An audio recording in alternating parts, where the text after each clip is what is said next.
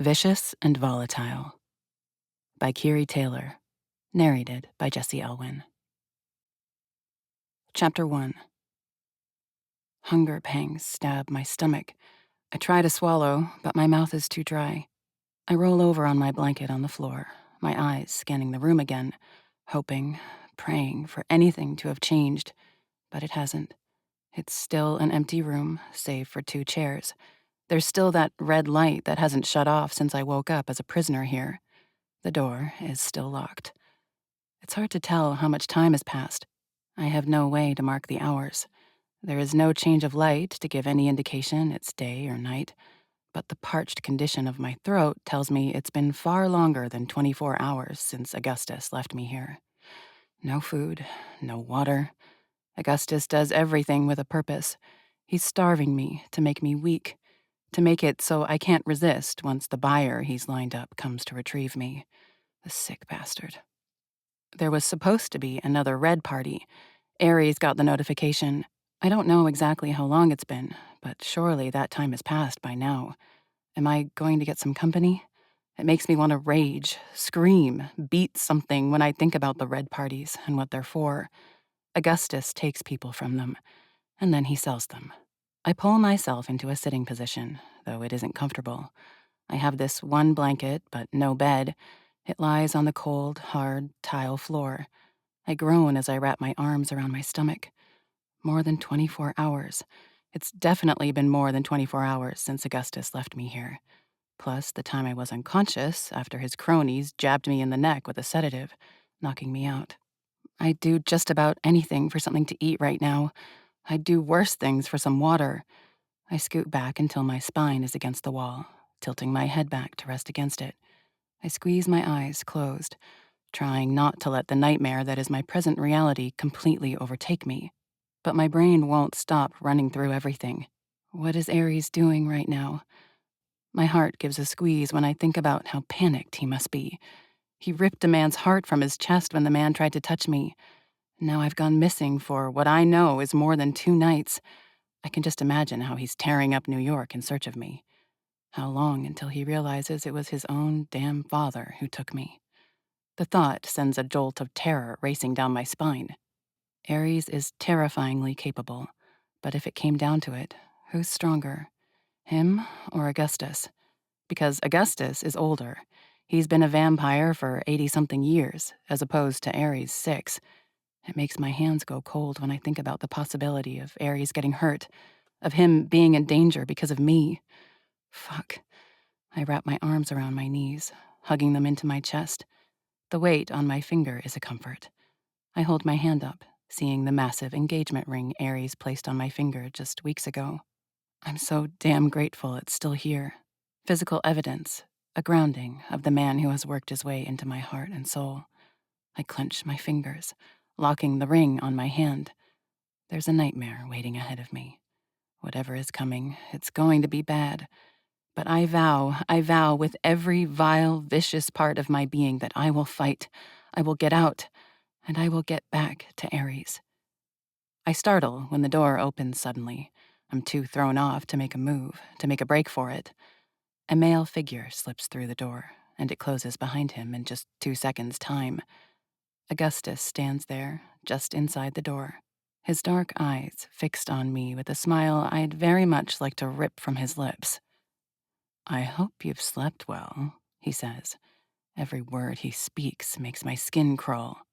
"I haven't," I say flatly. He smiles again at that. "Not to worry. I'm sure you'll have more comfortable, permanent arrangements once you get to your destination." "You should let me go," I say, my words a warning. "If you let me go now, Ares might forgive you. He might not rip your heart out through your throat. He might not pull your limbs from your body one at a time." "Mere weeks, Ms. Kincaid," Augustus says in a low tone. "You've meant something to my son for mere weeks. Yes, Ares will resent me for a while again. Will he figure out I was the one who took you? Most likely. I brought him up to be smart. Ares has cut me off before, but it's nothing in the grand scheme of an immortal life. Ares will come around, don't you worry." I'm so fucking tempted to tell Augustus that it was all a lie. Ares' return to Augustus earlier this month had nothing to do with forgiveness. Ares and I plotted against him from the night we met. Ares never forgave Augustus. You don't know your son nearly as well as you think you do, I say with venom. This is getting quite old, don't you think? Augustus says with a bored-sounding breath.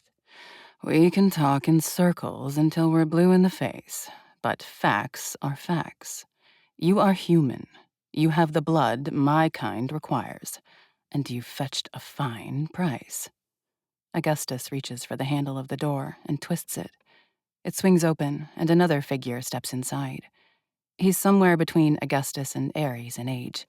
Looks wise, maybe mid-30s. His hair is darker and curly. His jaw covered in a thick but well-kept beard. He's average height and build. At first glance, I don't have any extra description for him. He's average-looking in every way. But there's something about his eyes. Fuck, they're dark. Augustus closes the door behind them yet again, and the look in his eyes when he stares back at me. The man is evil. There's no doubt in me about it. Hello, Lana, the newcomer says. His eyes scrape over every inch of me, his gaze hesitating on the ring on my finger.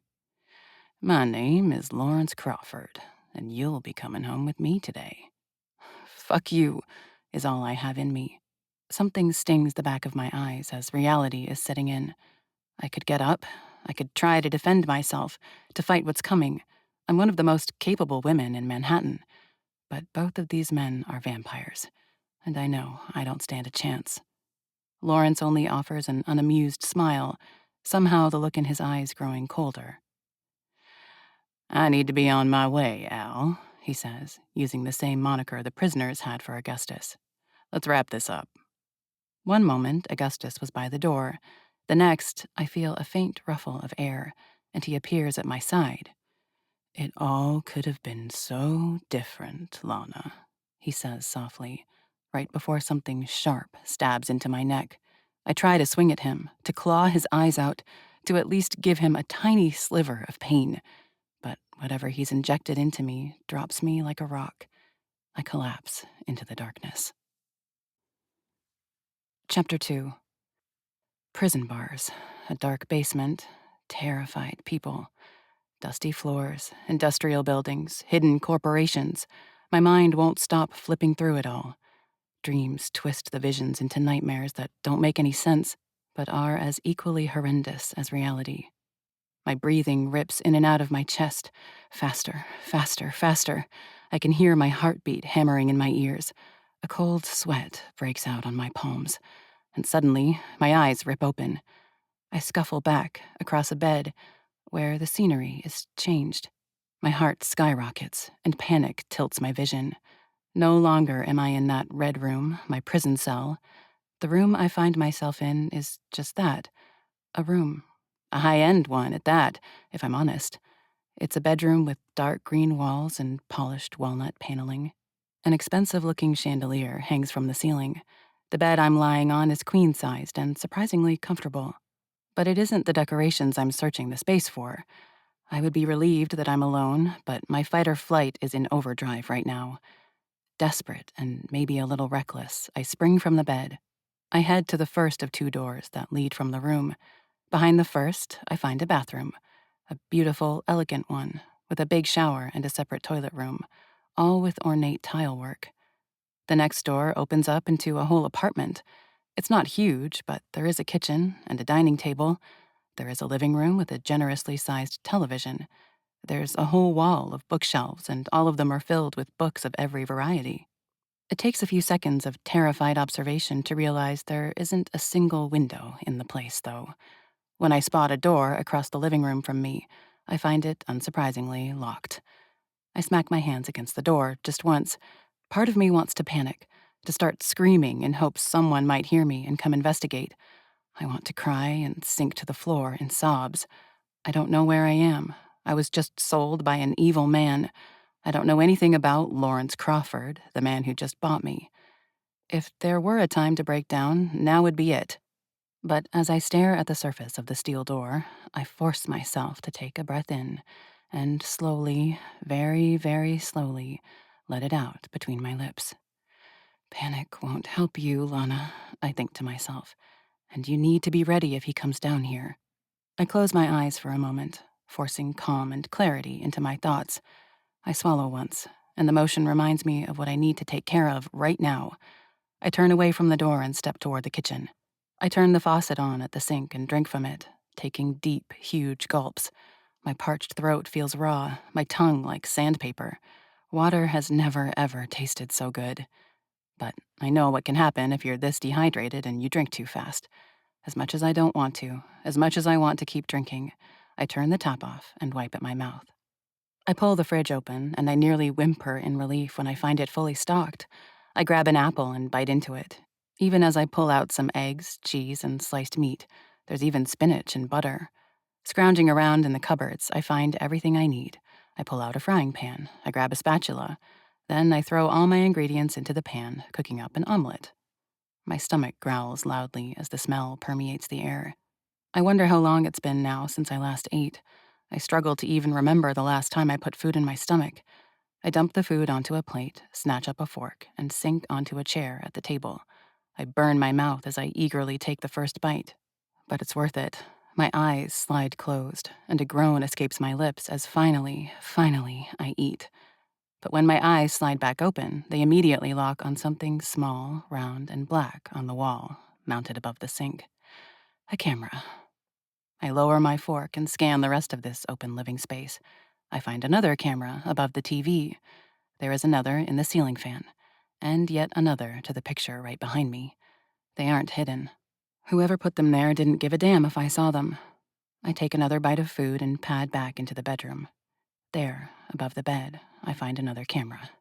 Disgust rolls my stomach at first, but as I look at it, I realize the angle wouldn't show anything more than the foot of the bed, as well as the door exiting the bedroom. I don't find any cameras in the bathroom, but I'm not going to trust there isn't a hidden one until I tear this place apart. Later.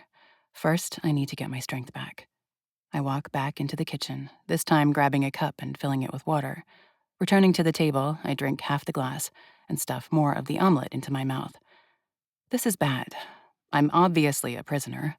The locked door proves it. The lack of windows a farther attestation. I feel like I have somewhat of an idea of what is to come. When I imagined what it would be like to be a vampire's prisoner, one who gets fed from, I imagined a dark, empty room. I imagined chains.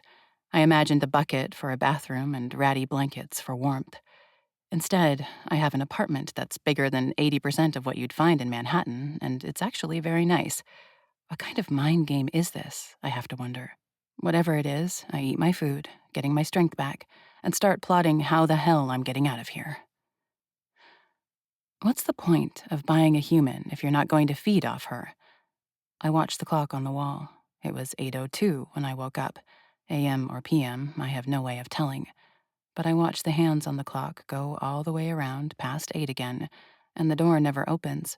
No one speaks through the cameras. I feed myself, fueling my body so I'm ready for whatever comes.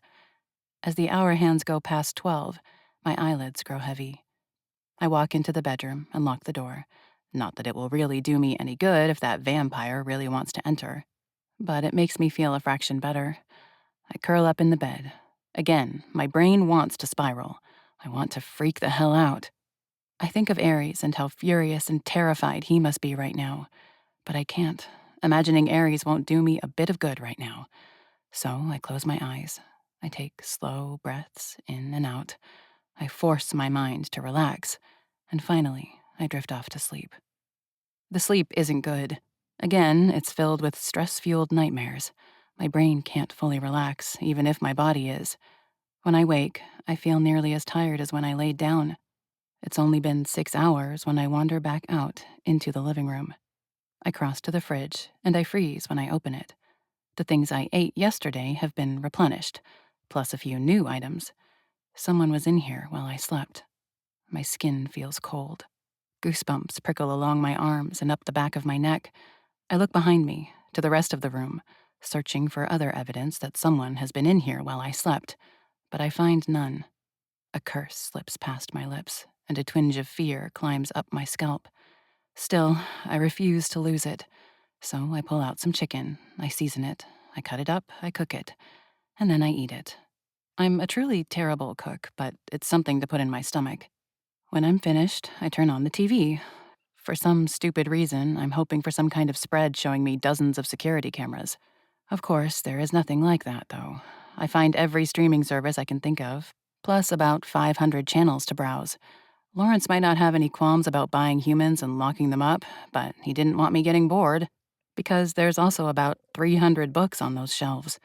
I pace the room, actually starting to feel angry that he hasn't come in here yet. I need to do something. At the very least, scream at him for doing something as shitty as buying a person. But the bastard remains absent. So I head into the bathroom. I don't know how long it's been since I showered, and my workout clothes I was supposed to go to work in are starting to feel gross. I comb through every square inch of the bathroom, searching for cameras. I find none, and hope Lawrence isn't a pervert as well as a vampire missing his moral compass. I peel my dirty clothes off, noting that the closet is stocked with basics. Nothing fancy, but enough. I won't be running around naked. I turn the water in the shower on, and within 5 seconds, it's hot. So, Lawrence Crawford is at least somewhat wealthy. I consider all the angles as I shower, washing my hair and my body. This place is nice. The finishes aren't cheap.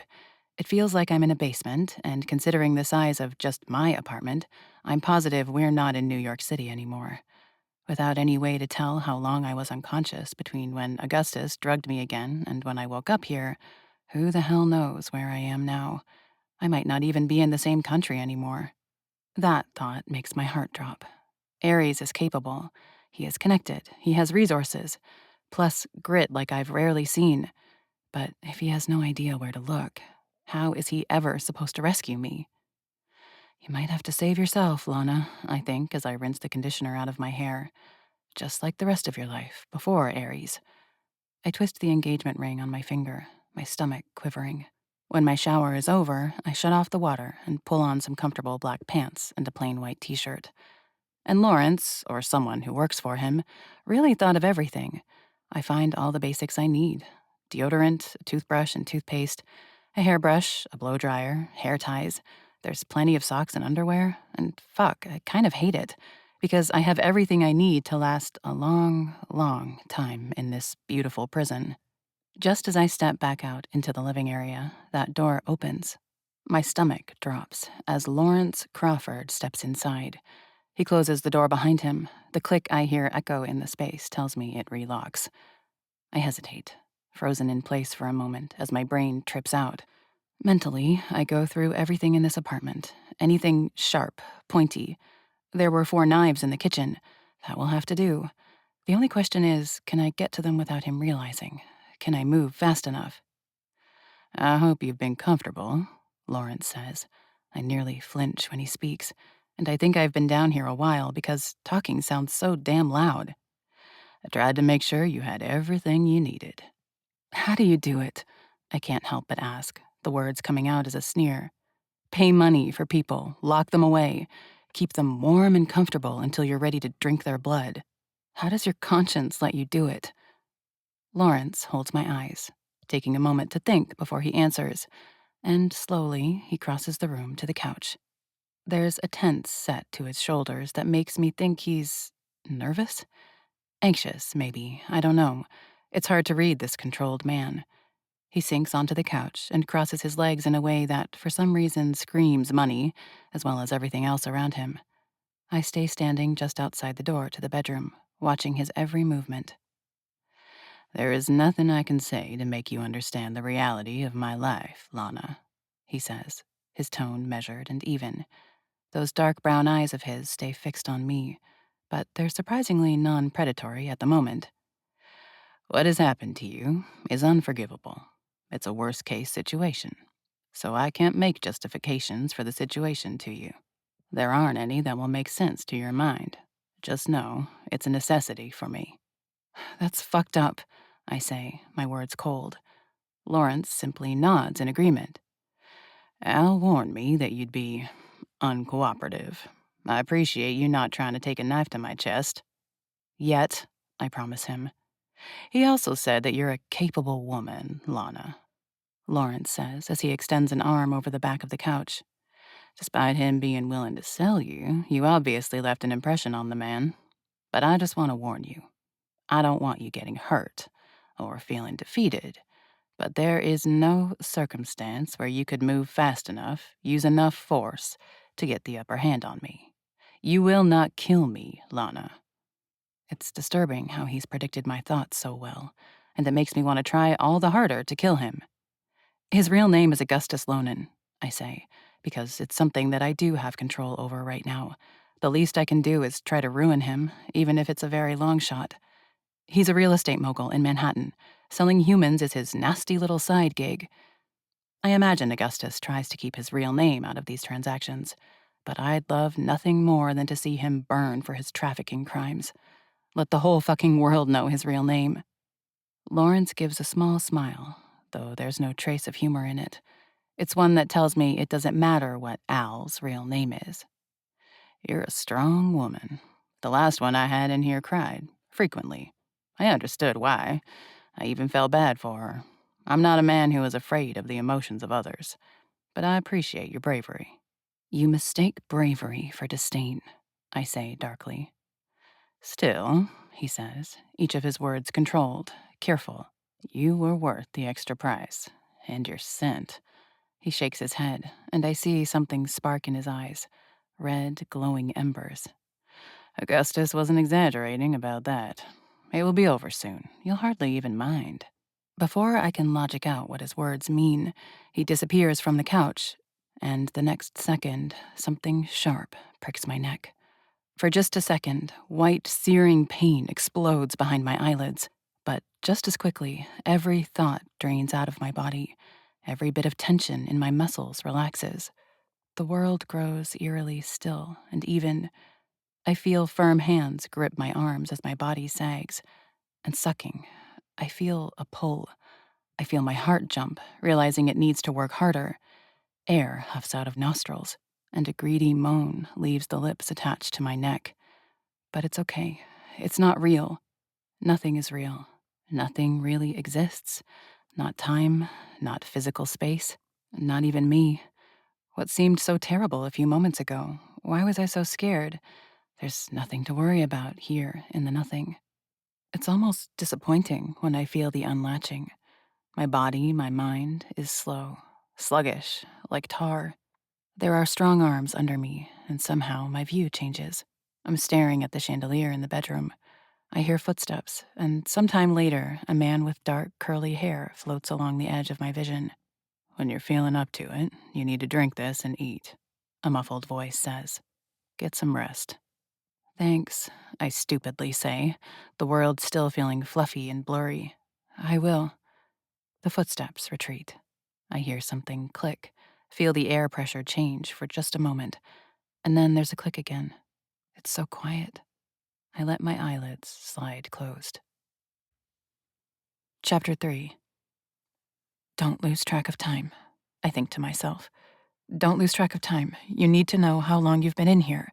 You need to know the days. You need to understand how frequently he's going to feed. If you lose track of time, you're going to lose your mind. 9:56. I've been down here for 4 days.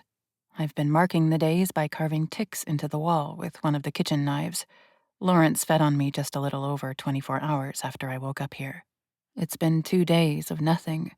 I'm mostly through the next day, and I'm about ready to lose my mind. I keep a knife on me at all times. I'll be more prepared next time Lawrence enters the apartment. He might have warned me that I'll never get to him, but I'm going to try. Every single time. At some point, I have to get the upper hand. I try to keep myself physically ready. I do jumping jacks, push-ups, crunches. I take a pillow from the bed and practice punches. I do everything I can to keep up my training. I've already fallen behind, considering the last month I've taken off work. But I've still got it. I focus on my protein intake. I might be small, but I won't be weak. I pace back and forth in the apartment like a caged animal. I can't focus on the TV. I can't make myself get any farther than a few pages in the books I have at my disposal. My brain is stuck on a loop, replaying the same things over and over. Stab Lawrence. Get the fuck out of here. But I can't stop worrying about Ares. What did Augustus do after he sold me? Has Ares figured it out yet that I've been taken by his father? He has to have, right? The timing is too tight. We discovered the awful truth when we found those 3 people in the basement of Augustus's warehouse. And then I was taken just 1 day later? Ares has to have drawn the conclusions. I have to believe he has. But fuck, who will win that altercation? Ares is a savage. I've seen it myself. The man radiates danger. But Augustus is heartless. Men without conscience are dangerous on a whole new level. Time feels relative now, but later, I'm standing in the bathroom, looking in the mirror, so I don't hear the door when it opens. Just suddenly, some light footsteps. My heart jumps into my throat. Fear and anxiety taking me in a chokehold. But I've been waiting for this, preparing. I slip the knife out from where I've hidden it in my pants. I step just behind the corner of my bedroom door, poised, ready. Out in the living room, I hear Lawrence let out a breath, something that sounds a little exasperated. As I strain my ears, I hear him cross to the living room. And then he, settles down on the couch? What is he doing? I peer around the doorframe, and sure enough, Lawrence is sitting on the couch, facing away from me. I step forward. 1 stride. 2. I raise my arm. When I'm directly behind him, I swing, keeping my aim true. Faster than I can see, Lawrence's hand wraps around my wrist. The knife is suddenly gone, and a loud thwack sound reverberates across the room. My eyes flick to it and find the knife buried in the wall to the handle. "Just sit, Lana," Lawrence says, his teeth slightly gritted. My eyes flare wide as I look down at him, my heart hammering 1,000 beats per minute. He looks annoyed, but not surprised. He hauls me around the couch and pushes me back into the chair next to him. I fall back into it with a huff, my fingers gripping the arms like my life depends on it. My breathing picks up, panic climbing my throat. I just tried to kill this vampire. I failed miserably. Now what? Lawrence looks at me with an annoyed expression, but once I'm seated, he backs away and retakes his position on the couch. He takes a deep breath, as if trying to calm himself. He doesn't seem angry or vengeful, simply exasperated. "You can keep trying all you like," he says, and I can tell he's exercising a lot of patience in this moment. "But you need to understand, I'm not joking when I tell you that you're never gonna gain the upper hand. I don't want you getting yourself hurt in the process." "I don't get you," I say aloud, shaking my head. "That's okay," he says, farther proving my statement. "Very few in my life have." I shake my head. Do you know how frustrating that is? Most everyone I've met in this world is pretty cut and clear. But you, a man who has bought me, I can't figure you out. It's more terrifying not knowing what to expect. There, how's that for honesty? "Have I harmed you yet?" he asks. It's hard to read his expression right now. He almost looks offended, but that's not quite it. Maybe it's boredom. No, indifference? "Besides biting into my neck?" I ask, venom dripping from my words. "Besides buying me and taking me from my fiancé and the life I've built?" He lets out a hard breath through his nostrils. "You're lucky it was me who purchased you," he says, his tone growing colder. "Your life could be much darker, much colder, much more unpleasant right now. Do you understand that?" I swallow once, because his words grow harder with each one spoken. And I know he's right. I'd imagined a tiny cell with no bathroom. I imagined something like Augustus's prisons beneath the warehouse. I nod. "Good," he says, and he seems like he's trying to calm or collect himself. He rubs his hand along the arm of the couch. "I consider myself an even-tempered man, Lana. It isn't my wish to make you live a life of terror or fear. I do need your services, but you deserve a life of ease in exchange." "Can I ask you a genuine question?" I say, trying to gain control over my emotions, trying to not be a fearful little girl trapped in this man's basement. "You can ask," he says. No promise that he will answer. "All of the vampires I've known just drink donated blood when they're thirsty, or they go to parties with willing participants, or they just grab someone off the streets," I say, gathering every ounce of calm I have. "Why aren't any of those options for you?" He considers my question for a moment. I see the gears turning behind his eyes. He doesn't seem offended by my asking. I'm well known in my town, he says, finally. I've lived here my entire life. Everyone, and I do mean everyone here, knows who I am. But they don't know what you are, I say, as things start clicking into place. Correct, Lawrence says with a small nod. My father was here and gone in just a few years. Wasn't from here. Didn't stay here. I didn't know what I would be until I died in a skiing accident when I was 37.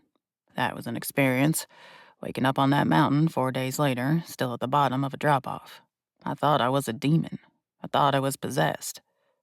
I shook my head, and I hate that I feel any amount of sympathy for this man, but that would be awful.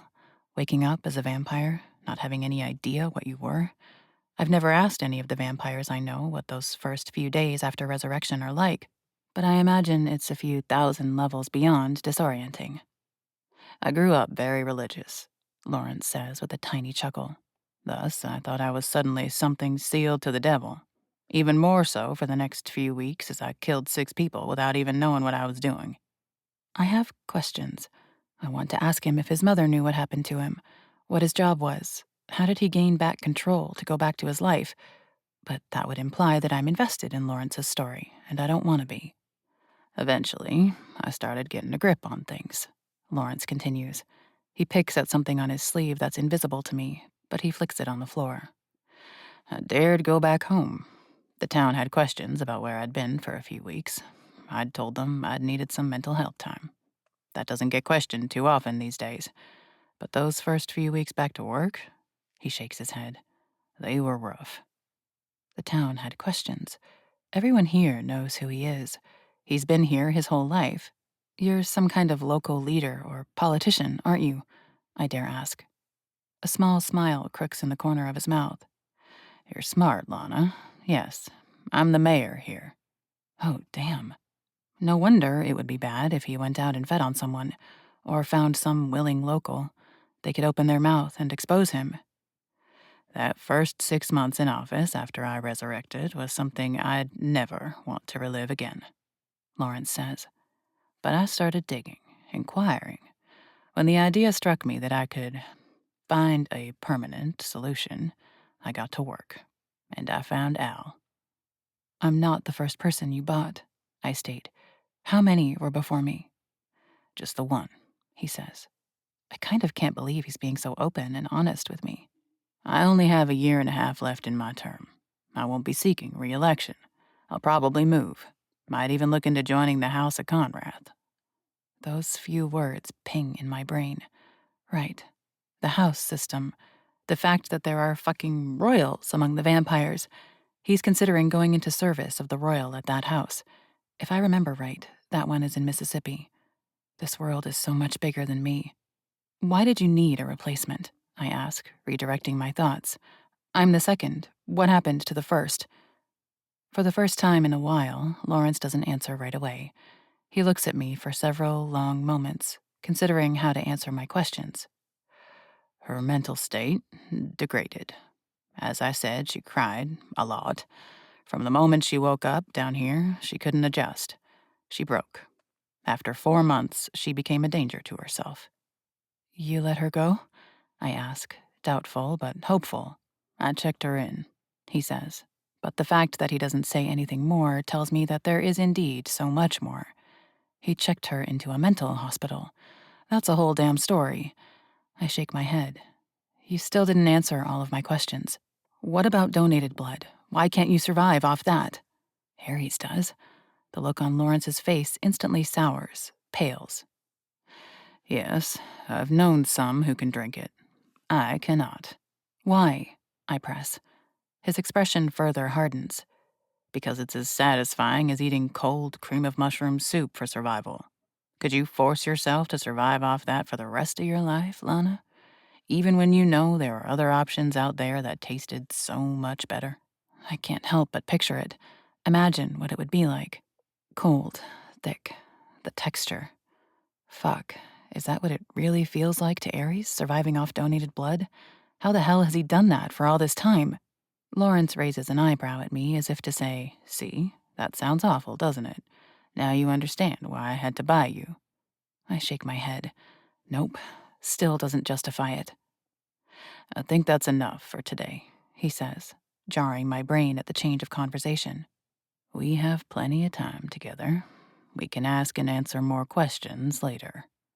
And suddenly, he's a blur. I don't get 1 second to react before sharp fangs pierce my neck. Then the numb creeps in. My whole body relaxes. My brain unwinds. There's that pulling, the sucking, the life being drained out of me. But it's okay. It doesn't hurt. I don't even mind. I let my eyes close. I let my body relax. And I slip into blissful nothingness. Chapter 4. His hand sliding up the middle of my back. That hand wrapping into my hair. The gentle pull it gives. The pressure between my legs. The heat of his body as he thrusts into me. My name whispered on his lips. A moan escapes me as I press back into him. But it's not enough. I'm not full enough. He's not touching me enough. I can't smell him enough. I can't see enough. With a groan of frustration, my eyes snap open. There isn't anyone around, but I still feel my face flush in embarrassment, recalling the dream I was just in the middle of and the role Ares played in it.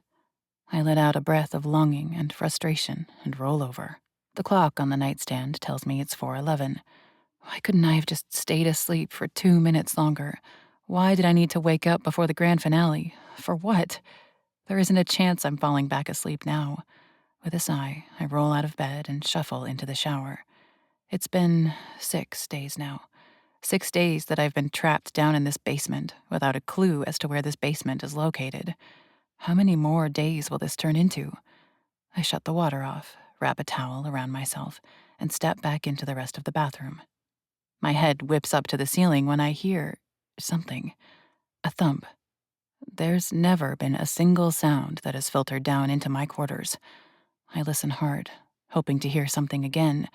I stand stark still, straining my ears. But there's nothing. Maybe Lawrence dropped something directly overhead, but it's done and over already. I pull some clothes from the closet.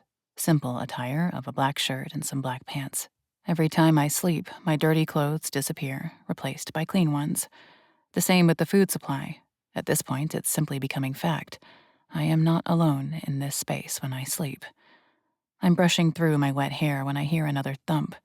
I freeze, listening, and it's followed by another thump, this one heavier sounding.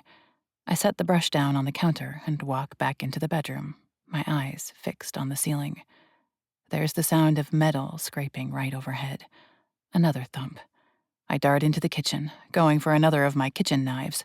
Lawrence has clearly displayed that I will not, in fact, get the upper hand on him. But I don't know what the hell is going on up there, and I'll be damned if I'm going to stay unarmed. 2 more thumps sound in succession, these above the dining area. And that sounded like a roar, maybe. My heart rate picks up. Something prickles along the back of my spine. Another thud, and something sounds like it buckles overhead. Scrambling footsteps vibrate the walls. There's another roar, this one deeper, more savage. The next sound is different. There's a definitive crunch, and then wet tearing. It's so quiet I hear my heart hammering in my ears. Then there's footsteps again. They echo as if they're in a staircase right outside the door Lawrence comes through. I square off with the door, knife poised. My thoughts are racing, combing through every bit of training I have, practicing 100 moves in a single second. There's a click. I watch as the doorknob twists, and then it swings inward. The god of war stands there, a dark shadow silhouetted in the doorframe. Dangling from his left hand is something round, with hair. Something wet drips from it. "Lana," Ares breathes as he steps forward into the light. From his hand, he drops Lawrence's head, which rolls across the wood floor, spilling red all over. Ares' eyes are brilliant red, the brightest I've ever seen them. Black veins spider out from them across his face. His fangs are extended, on display as he breathes hard, the sound feral. Red is splashed across every inch of him, smeared over his chin and mouth, coating everywhere on his hands, splattered over his chest, staining his shoes. Every inch of Ares is the god of war in this moment. Ares, I whisper, and without an ounce of hesitation in me, I rush forward, my arms wrapped behind his head, my mouth finding his, fangs and all. Those bloody hands wrap around my waist, pulling me close, almost too close. Ares nearly crushes the air from my lungs as he clings to me, as he kisses me with every desperate bone in his body. Lana, Ares breathes again, my name a covenant on his lips as they move with mine. His fingers tighten, sinking possessively into my skin. And it's not enough. I need more. I deepen the kiss, but I need to crawl into this man's skin and inhabit the same body, never to be torn apart again. His hand comes to the side of my neck, its size massive. Ares breaks the kiss, pressing his forehead against mine, his hazel eyes staring into mine. How did you find me? I ask, my mind spinning. I found the record, he says, his words angry, vengeful. The whole record, with everyone. It's fucking coded, though. Or I would have been here yesterday. Fuck, Lana, are you okay? He's staring into my eyes with terror and panic and pure adrenaline. I cover his hand with mine, my other fisting in his shirt. I nod. Yeah, I say, my voice shaking. I'm okay. He didn't... I shake my head, looking to the side, and it really hits me then. That is Lawrence, just his head, detached from his body. Lying there, the visage is impossible to deny. He didn't hurt me. Thank fuck, Ares says, missing the confusion. The conflict in my tone as I look at Lawrence's blood spilling all over the floor. Ares hugs me to him, burying his face in my neck. I squeeze my eyes closed, waiting for the world to darken, for it to spin. Blood. So much blood on the floor, on Ares. But it doesn't come. My vision doesn't tunnel. I don't feel like the world is tilting. Ever since my mother and sister were murdered, I see blood and I lose my damn mind. But this is the second time now where that hasn't happened. The other time involved Ares as well, the night of the Baron's ball, when Ares ripped a man's heart out, a man who had put his hand on me. It's different because with Ares, I am protected, safe. Take me home, I say, the words coming out shaky and a little emotional. Ares' hands come to either side of my face as he looks at me, taking me in, evaluating my state. This is a man who would do anything for me. There's no other way to put it, to interpret the look in his eyes. I can't deny it with a single cell of my body. Ares would move heaven and hell for me. He likely has already, to be standing in front of me right now. Let's go home, he says, pressing a kiss to my forehead. I feel like I should be turning and gathering my things. I've stayed here for 6 days, after all. Surely it's time to pack my bags after this trip and head home. But it was nothing like that. I was ripped away from my life, wearing workout clothes on my way to work. I was taken with nothing. I came here with nothing. I leave with nothing. Ares slips his hand into mine, and he steps for the stairs. For the first time, I walk through that locked door. We ascend a set of stairs, the hallway dark, but not dark enough. I see a massive amount of blood dripped onto the carpeted stairs, poured out of Lawrence as Ares carried his head down here. There's another door at the top of the stairs. It looks like someone taped a stick of dynamite to it and set it off. It's splintered across the room. We step into an office. It's neat, organized. It's decorated in the same green hues and dark wood my apartment was. Books line the shelves. But my stomach quivers when I see that Lawrence's computer monitors are still on. There, on the screen, is a grid of camera views. My apartment is on full display. Sick fuck, Ares growls. He grabs a splintered piece of the door, flipping it in his hand until he has the best grip on it, holding it like a baseball bat. And then he swings it through the air, where it collides with the monitors. They explode. Muttering curses, Ares tosses the scraps aside and stalks through the office. I note the blood sprayed all over the carpet. We exit out into a hall, and the amount of blood quadruples. It's splattered over that mirror. There's a pool of it on the floor. And there, lying against that wall, there is an entire arm. Nothing else, just an arm. My eyes slide down to Aries' hand, which is clasped firmly around mine. It's stained entirely with red. Further evidence of the violence Aries executed extends as we walk down the hall. The dry wall is buckled there. There's a red spatter spreading out from a round hole, as if Lawrence's skull cracked there. We exit into a living room, and there, lying behind the couch, I find a leg. More blood. The piano against that wall looks as if a wrecking ball dropped on top of it. My stomach turns. All my other organs tremble.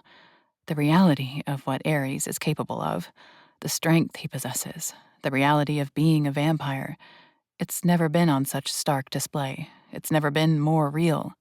Just need to take care of one last thing, Vengeance, Aries says as he tugs me through another doorway. We walk into a kitchen that makes my mouth drop open. The details, the finishes, the equipment. Lawrence didn't make this kind of money just being the mayor of some town. This kind of scale is generational wealth, but it's marred by the streaks of blood over the counter, the splatter against the windows, and then by the headless torso lying in the doorway to the dining room. Aries tore Lawrence to fucking pieces. As my stomach tries to revolt, I force myself to look away. Aries starts digging through cupboards, and maybe I'm a little stunned because I just stand there, feeling stiff and frozen instead of asking what he's looking for, instead of offering to help. But just 30 seconds into his search, he comes up with a candle, as well as a lighter.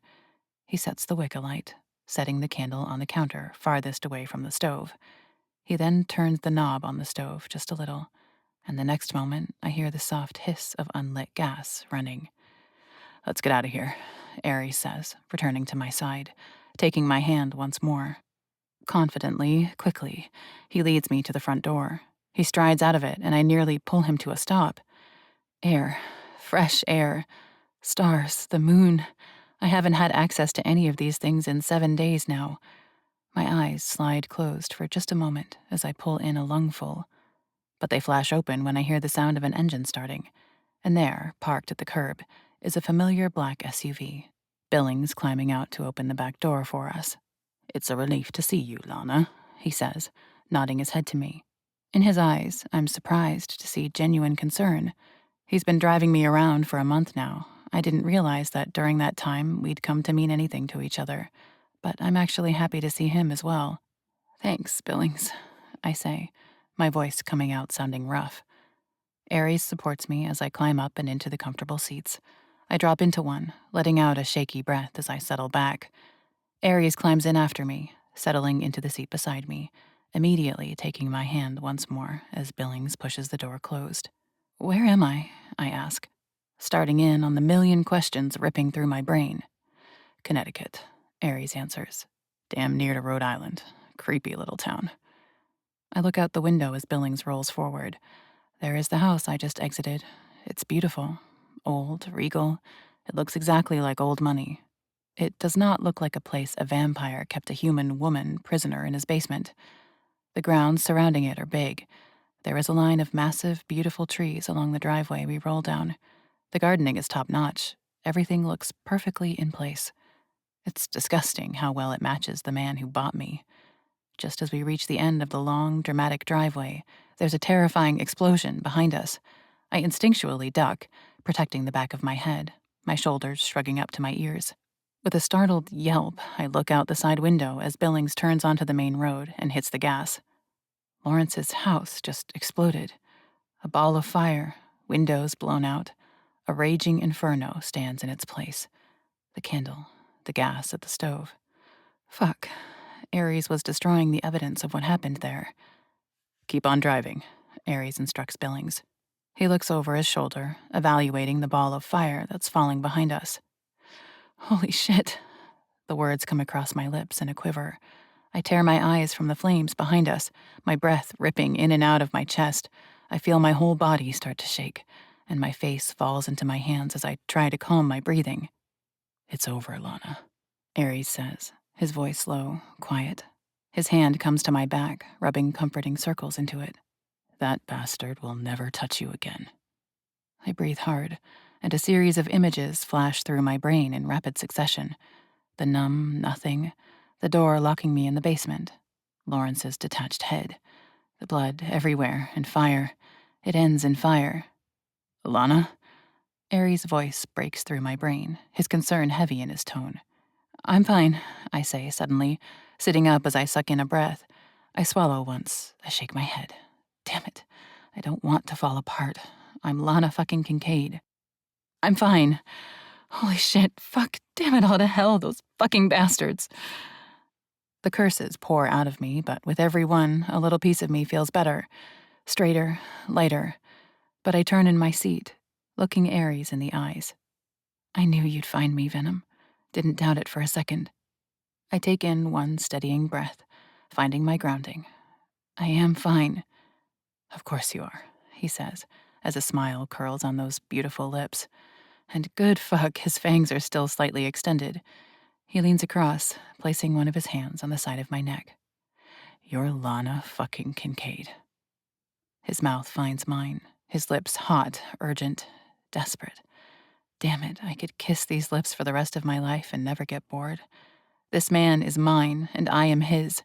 It may have only been 5 weeks since we came into each other's lives with the force of a typhoon, but after everything we've been through, after everything we've pulled off together, there is no going back, not ever. I bite his lower lip, and his lips curl into a smile beneath mine. He draws my own lip into his mouth, sucking, claiming, owning. The things you do to me, Vengeance. I'd rip apart this whole damn country if that's what it took. You know that, right? I nod, smiling. I do. Good, he says, the word sounding like a dangerous promise, one that sets my entire body on fire. I take a deep breath and sit back in my seat again.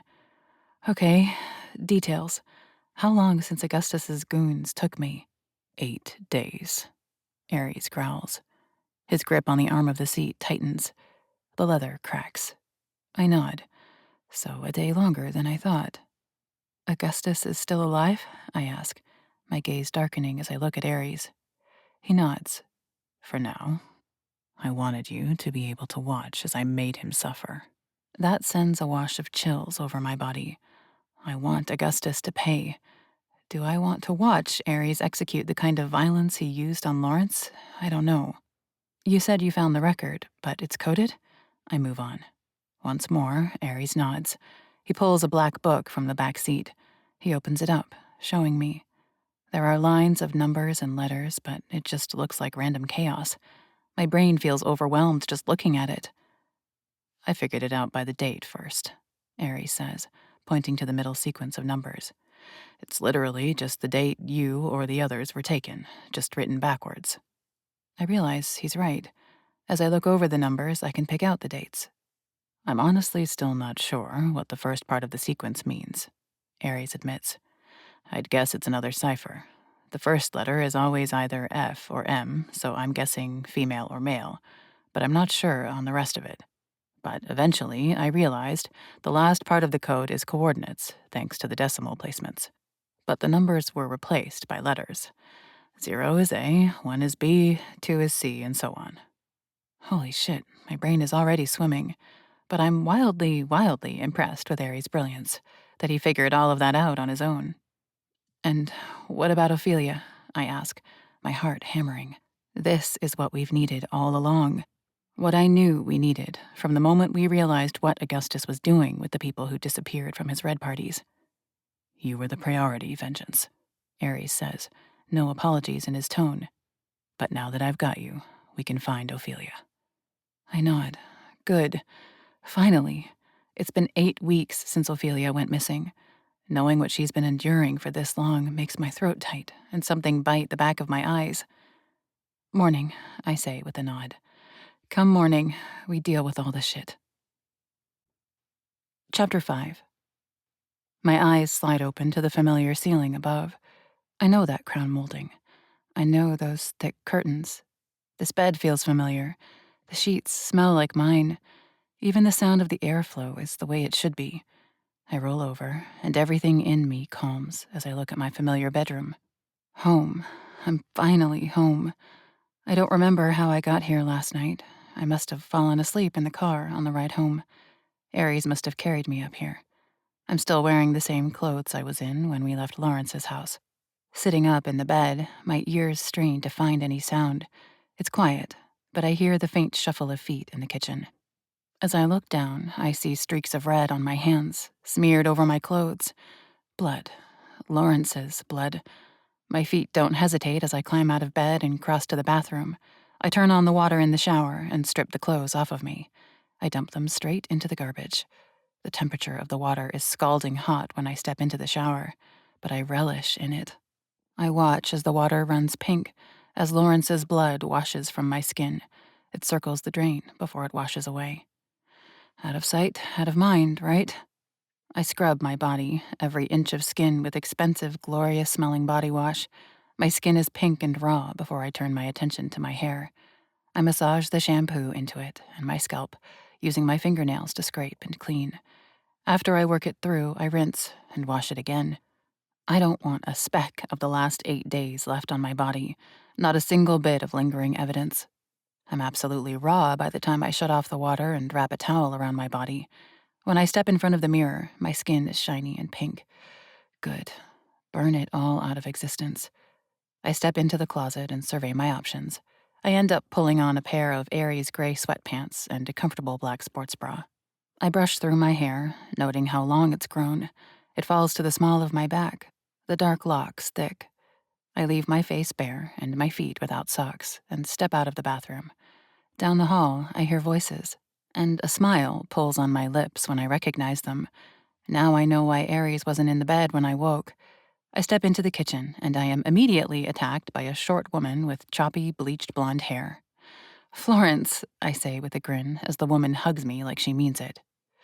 "I've been so damn worried," she says, sincerity in every word. "That fucker deserves to burn in hell for 1,000 lifetimes for what he did." I wrap my arms around her, appreciating the love and genuine concern. Over her shoulder, I see Clementine step forward, tears in her eyes as she wraps them around me as well, engulfing her wife, too, as she joins the group hug. "The evil of some men, I can't—" "I'm all right," I say, though the words come up my throat tight. Emotions make my eyes burn. But I'm not so sure that has anything to do with what's just happened, the hell I've been through. I think it has everything to do with these two amazing women, with the love I feel radiating from them, for me. "Of course you are," Florence says as she looks me in the eyes. "But no, you are absolutely fucking not. What Augustus did was indescribably inhumane and evil. It's okay if you want to rage, scream, or cry." "I'm sure it's coming," I say, pressing my face into the soft skin of her neck, our arms still tightly clinging to each other. "I think I might still be in a little bit of shock for now." "Of course," Clementine says as she brushes a hand over my hair. I meet her eyes. They're so soft, so damn understanding, and I realize just how lucky I am, how lucky Aries and I are. To have these two incredible women in our lives is a blessing. My stomach growls, and they both spring away from me. "You should eat," Clementine says, aiming me for the kitchen. And there, standing back and letting the women love on me, is Aries. He's in the kitchen, behind the island. He leans with his palms on the white countertop, his eyes fixed on us. There's something soft in his expression, something appreciative. I walk around the island, and I don't even hesitate because we have company. I wrap my arms behind his neck, rolling up onto the balls of my feet. Thankfully, he seems to understand the movement because his hands wrap behind my hips, and he hoists me right up off my feet. My legs wrap around his waist, and it's an incredible turn-on, feeling like I weigh nothing at all, supported completely by his large, tattooed hands on my hips. My mouth finds his. I let out a relieved breath as he kisses me. Home, safe, belonging. All those words roll through my brain as this man sears me with his lips. His tongue is divine, his taste everything I've been craving. Something stings the backs of my eyes. I'm in mental and emotional overload at our reunion.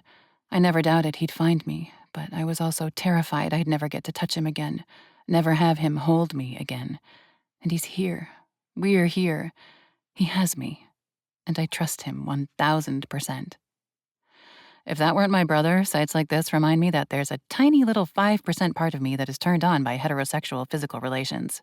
"Florence," Clementine says, low, her tone a warning, but also amused. "Thanks for ruining the moment," Aries growls as he breaks the kiss and glowers at his sister.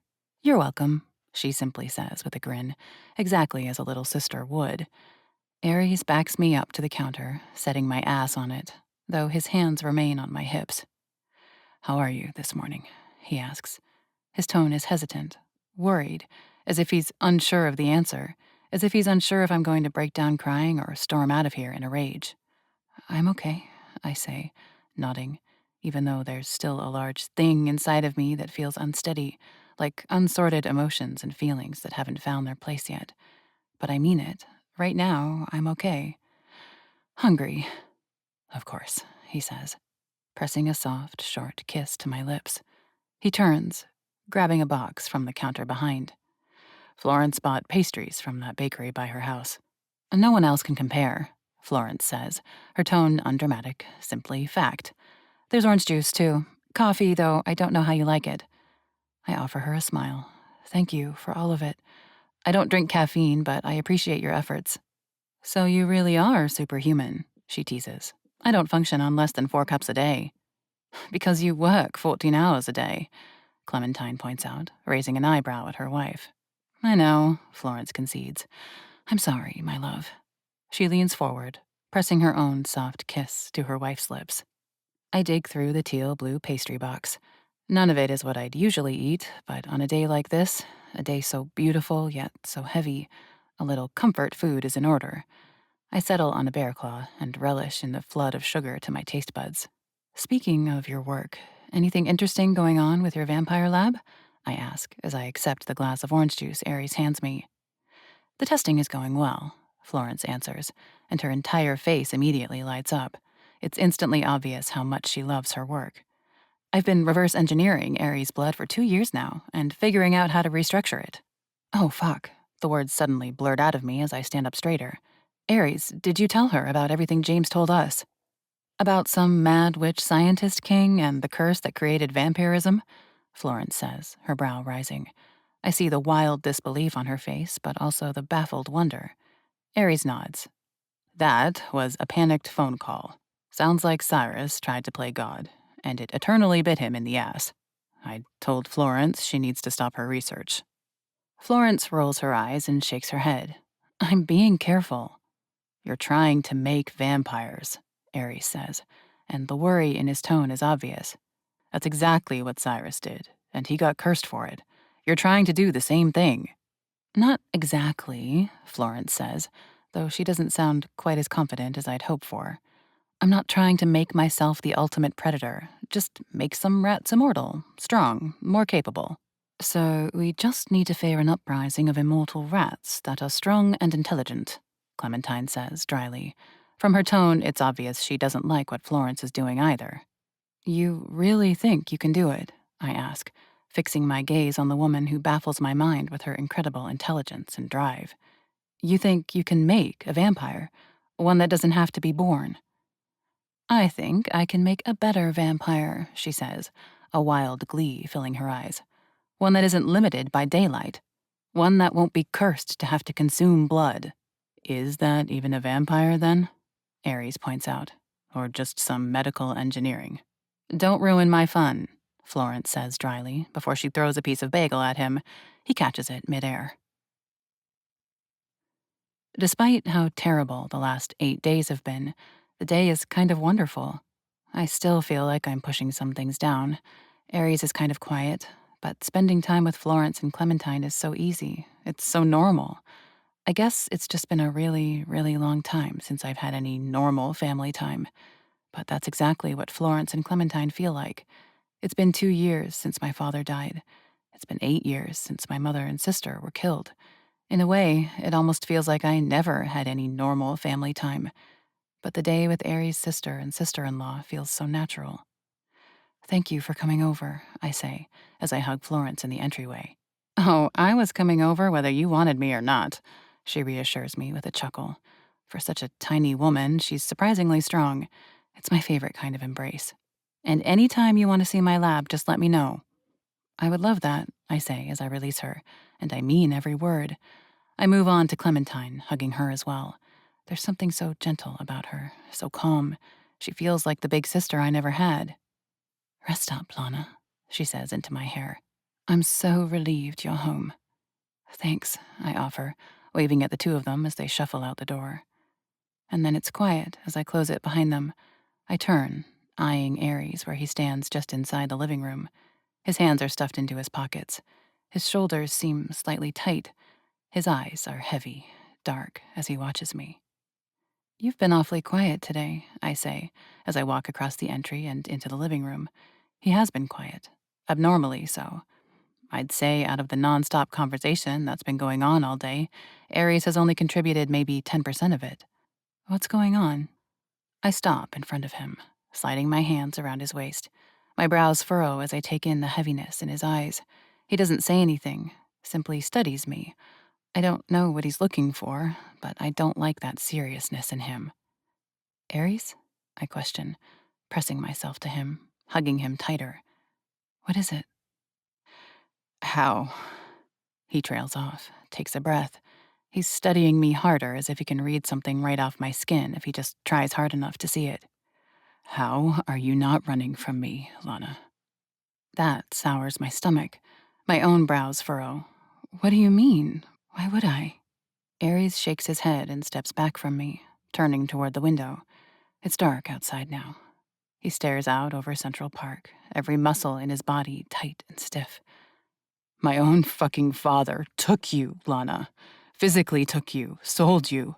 A vampire trapped you in a basement, planned to keep you forever, paid money for you, fed on you. My father. I am a vampire, and you're only in this world because I asked you to pretend to be my fiancé. You've been through hell because of me. He places his hands on the window, leaning into it. His breathing comes out harder, pained. No, agonized. How are you not leaving me, Lana? He says. His words are quiet, ragged, terrified. Oh, hell no. I cross the room. I stop when I'm standing directly behind Aries, only inches between our bodies. I'm in this world because someone I love was taken. I'm in this world because I stepped into it. I'm alive. I'm free. Because of you, Aries. He hangs his head, shaking it. He looks like he's tortured right now. Fuck, no. I grab his hips and pull him away from the window. Sliding my hands up his back, I grab his shoulders and make him turn around to face me. My hand slides up his chest until I caress his cheek. I've never seen him look so conflicted as he does when, slowly, his eyes rise up to meet mine. I'm not running, Aries, I say, pushing every ounce of conviction I have into the words. I am not fragile. I am not scared. I am not easily broken.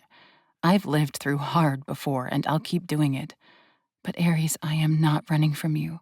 I am not leaving you, because I love you with every fiber of my fucking being. There are certain moments in life when we experience perfect clarity. Seeing Aries standing there, doubting us, feeling as if he isn't exactly what I need, is a moment that perfectly crystallizes the truth for me. I've been falling for him for weeks, but now, after going through hell, I know it. I love this man. The sun dawns within the man in my arms. The look in his eyes changes. They brighten, they widen. He stands taller. The flow of air into his lungs changes. His hands come up to caress either side of my face. You love me? He questions, the words coming out rough and breathy at the same time. A smile pulls on my lips. I cover his hands with my own. I nod. I love you, Aries. And the world focuses to one point, all of it funneling around us in a rush. Aries' mouth comes to mine, taking me hard, deep, eternally. His hands slip down to my hips, where he grabs me tightly, eliminating every bit of space between us. His breath comes out hard, feral almost. His tongue seeks out mine. His mouth is hot, desperate, his hands even more so. But he suddenly breaks it, pressing his forehead to mine. Those hazel eyes of his burn into mine with an intensity I've never seen before. I love you, Lana, he says, his words ragged. From, I swear, the first fucking moment. I love you so damn much I can't breathe, can't eat, can't think, can't remember who I am without you, and I don't want to go back. I'm fucking yours forever. My entire soul explodes, and it's the most incredible feeling I've ever experienced. Joy, acceptance, home, freedom, binding, nirvana. This is everything right here. I take his mouth again with violence. I am not gentle. I take Ares Hunt to be my eternal mate, my everything, my other half. I kiss him like the world is ending, and I want to go out unable to breathe from the exuberance. My hands come to the hem of his shirt, and I yank. I fling it from his body, and it hits the wall with a muted whack before falling limp to the floor. Greedily, I run my hands up his tattooed stomach, cresting at his impeccable chest. Fuck, I could touch this god every moment for the rest of my life, and it wouldn't be enough. Ares' fingers grip my sports bra, and he yanks it in 2 different directions, splitting it down the middle. A gasp escapes my lips as the cool air hits my breasts, and the next second, hot, wet lips close around my left nipple. My head tips back, another gasp escaping my lips. Ares' hand grips my other, his tattooed fingers closing tightly on my flesh. I lace my own fingers through his hair. I love his hair. I love his lips. I love the way they move on me. I love the heat of his breath against my skin. I love the way he touches me with possessiveness. I love that he isn't gentle with me, even though he's supernaturally strong. I love every inch of this man and every damn moment between us. Harry's hands slide down to the waistband of the sweats I'm wearing, his sweats, and the next moment, the sound of tearing fabric fills the air. Ares discards the shredded pants to the side. I look down, see the man on his knees before me.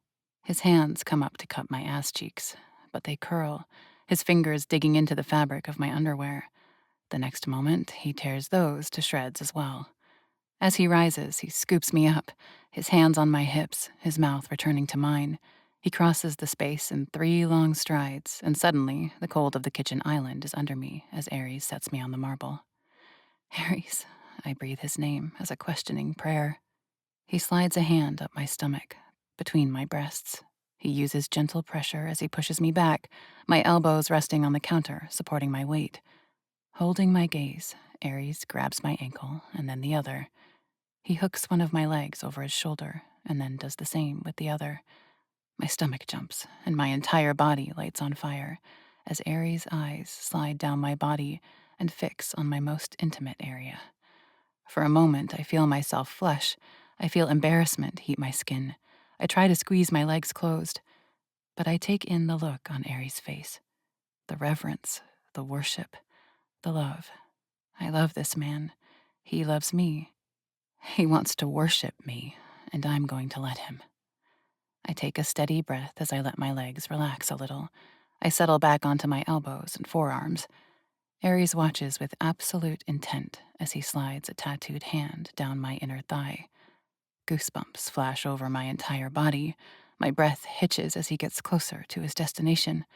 I can't help it when a sigh rushes over my lips, when those beautiful fingers slip over my mound, drag over my clit, and then down into my very wet folds. I watch Ares' face the entire time as he slides a finger into me. My breath comes in and out erratically.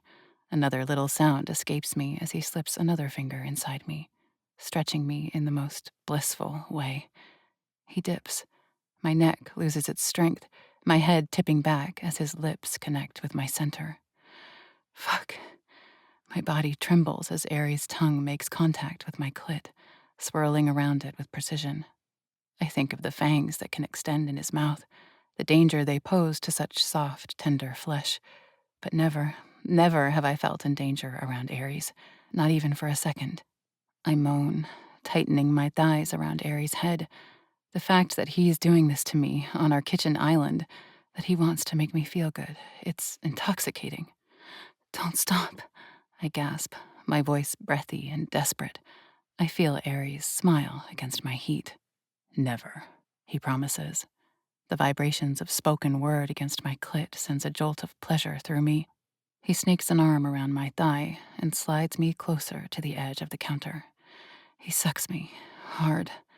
I fall flat on my back against the counter, my fingers lacing into my hair as a wild noise escapes my lips. Ares teases me with his tongue, dipping it inside me before returning to my clit, building a rhythm that has me writhing on the counter. His tongue makes a wide, flat pass from back to front before his mouth locks around my clit, and he gives a hard, pulling suck. Curses, praises pour from me mindlessly. Ares pumps those 2 fingers in and then out of me, curling in just the right way to hit that sacred spot deep within me. The breath rips in and out of my chest. My fingers tighten in my hair. My back arches off the counter. It's time. Let go, vengeance. Ares coaxes, even as he spreads his fingers into a wide V shape, stretching me farther. His words, his wicked tongue, his savage fingers, they all push me over the edge. The orgasm crashes through me like a tidal wave. My vision blurs, and I can't help but scream Ares' name as pleasure drowns me. Ares drags his tongue over my clit once more before locking his lips around it, sucking with a pulsing rhythm. I'm panting, nearly sobbing by the time climax begins to subside. I can hardly see straight when I open my eyes to see stars on the ceiling, but I don't get a second of reprieve. Ares drags me across the counter until I slip right off the edge of it and into his arms. His mouth comes to mine as he walks us through the penthouse. I taste myself on his lips, and it makes my brain spiral. His tongue is hot, desperate. His grip on me is possessive and feral. The door reverberates when Ares kicks it open, but he smoothly crosses to the bed, where he lowers me, his hand supporting my neck. I am not calm. I am not composed. I claw at his belt, desperate to get it undone. I'm frantic as I unbutton his jeans and finally shove them down to let the length of him spring free. Between us, I grip him, shivering at the rod of steel. Ares kicks his pants off the rest of the way and climbs on top of me like a lion on a hunt. Ares Hunt. Every letter of his name fits. There's the sound of a drawer sliding open and then tearing foil. Damn it. I was on birth control, but then Augustus ripped me out of my life. Now I'll be starting all over again. At least this time we have a condom. Ares climbs the length of my body, his hazel eyes fixing on mine. He kisses his way up my stomach, his hands caressing my sides. I bite my lower lip at the sight of him. This dark, tattooed god, worshipping my body. You're all I want to touch for the rest of my life, Lana, he says, as he crests over my shoulder, bringing his lips to my neck. I swallow just once. Fuck, the rest of his life. Ares is immortal. I am not. I think of Giovanni and his wife, the woman who looks old enough to be his mother now. That will be you someday, I think, and the very thought makes something sting at the back of my eyes. But I push the thoughts away. Be here now. I replace the thoughts. So I pull Ares' lips to mine. I sink into the kiss. My legs curl up to my chest, spreading as Ares positions himself between them. My lower belly quivers as his heat teases at my entry. I let out a breath as he sinks his weight forward, burying his cock inside me. Breathe. I have to breathe as I adjust to his size. Ares returns his attention to my throat, kissing and sucking at the tender flesh there. My fingers dig into his shoulders as he slides back. My grip on him tightens as he pushes inside once more. I trace my fingers over the intricate designs on his body as he moves inside me. There's an angel's wing. That's the hands of an ornate clock. There's a maze with no exit. The face of a gargoyle stretches up one side of his neck, an angel on the other side. Up the center of his throat is the handle of a sword, the length of it tracing down the center of his sternum, ending just before his belly button. Every inch of his torso, his back, his arms, his neck, his hands, is covered in ink. Ares invested a fortune into the art. Suddenly, I want to know the story and meaning behind every one. So far, I only know that the runes across his knuckles mean creator of my own fate. I need to know them all. But not right now. Not this moment. I sink back into the present as Ares slips a hand between us. Between my legs, his finger teases my clit. He squeezes it, then the pad of his middle finger circles it. It's a beautiful dance of want and love. Ares works me higher. I drag my fingernails over his back. I whisper his name. He prays to my flesh. I shatter with tears in my eyes at the beauty of it all. Ares roars his release as the feral god he is. Do you understand, Lana? Ares says as he returns from the bathroom with a warm, wetted washcloth, the condom disposed of. The way you've burrowed yourself into my soul. He kneels between my legs, his hands softly caressing my thighs, opening them. He cleans me, even though we used a condom, and I never knew aftercare could be a massive turn-on until I united with Ares. Do you understand that I'd light a match to the entire world and let it burn if you asked me to? Do you understand the power you hold over me? I reach for him, pulling him forward until he lays across my body, his head resting on my chest. He has to outweigh me by at least 70 pounds, but the weight is comforting. I lace my fingers through his hair, pressing a kiss to his loose curls. Do you understand that I'm ruined for anyone else? I say in return. There isn't anyone else, ever, for the rest of my life. It's always going to be you, Ares. He reaches up, tracing his fingers along those of my left hand. His fingertips trace the band that circles my finger. He takes my hand next, turning it slightly. There, he eyes the massive diamond he placed there. When it's the perfect day, the perfect time, there's going to be a real proposal, Vengeance, he says through the dim light. Mark my words. Adrenaline spikes in my blood. A smile curls on my lips.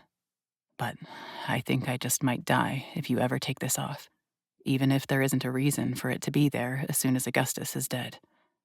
The conviction in his words, the deadly seriousness, is enough to cement his place in my soul. Someone would have to pry it off my cold, dead body, I say with my own grim certainty.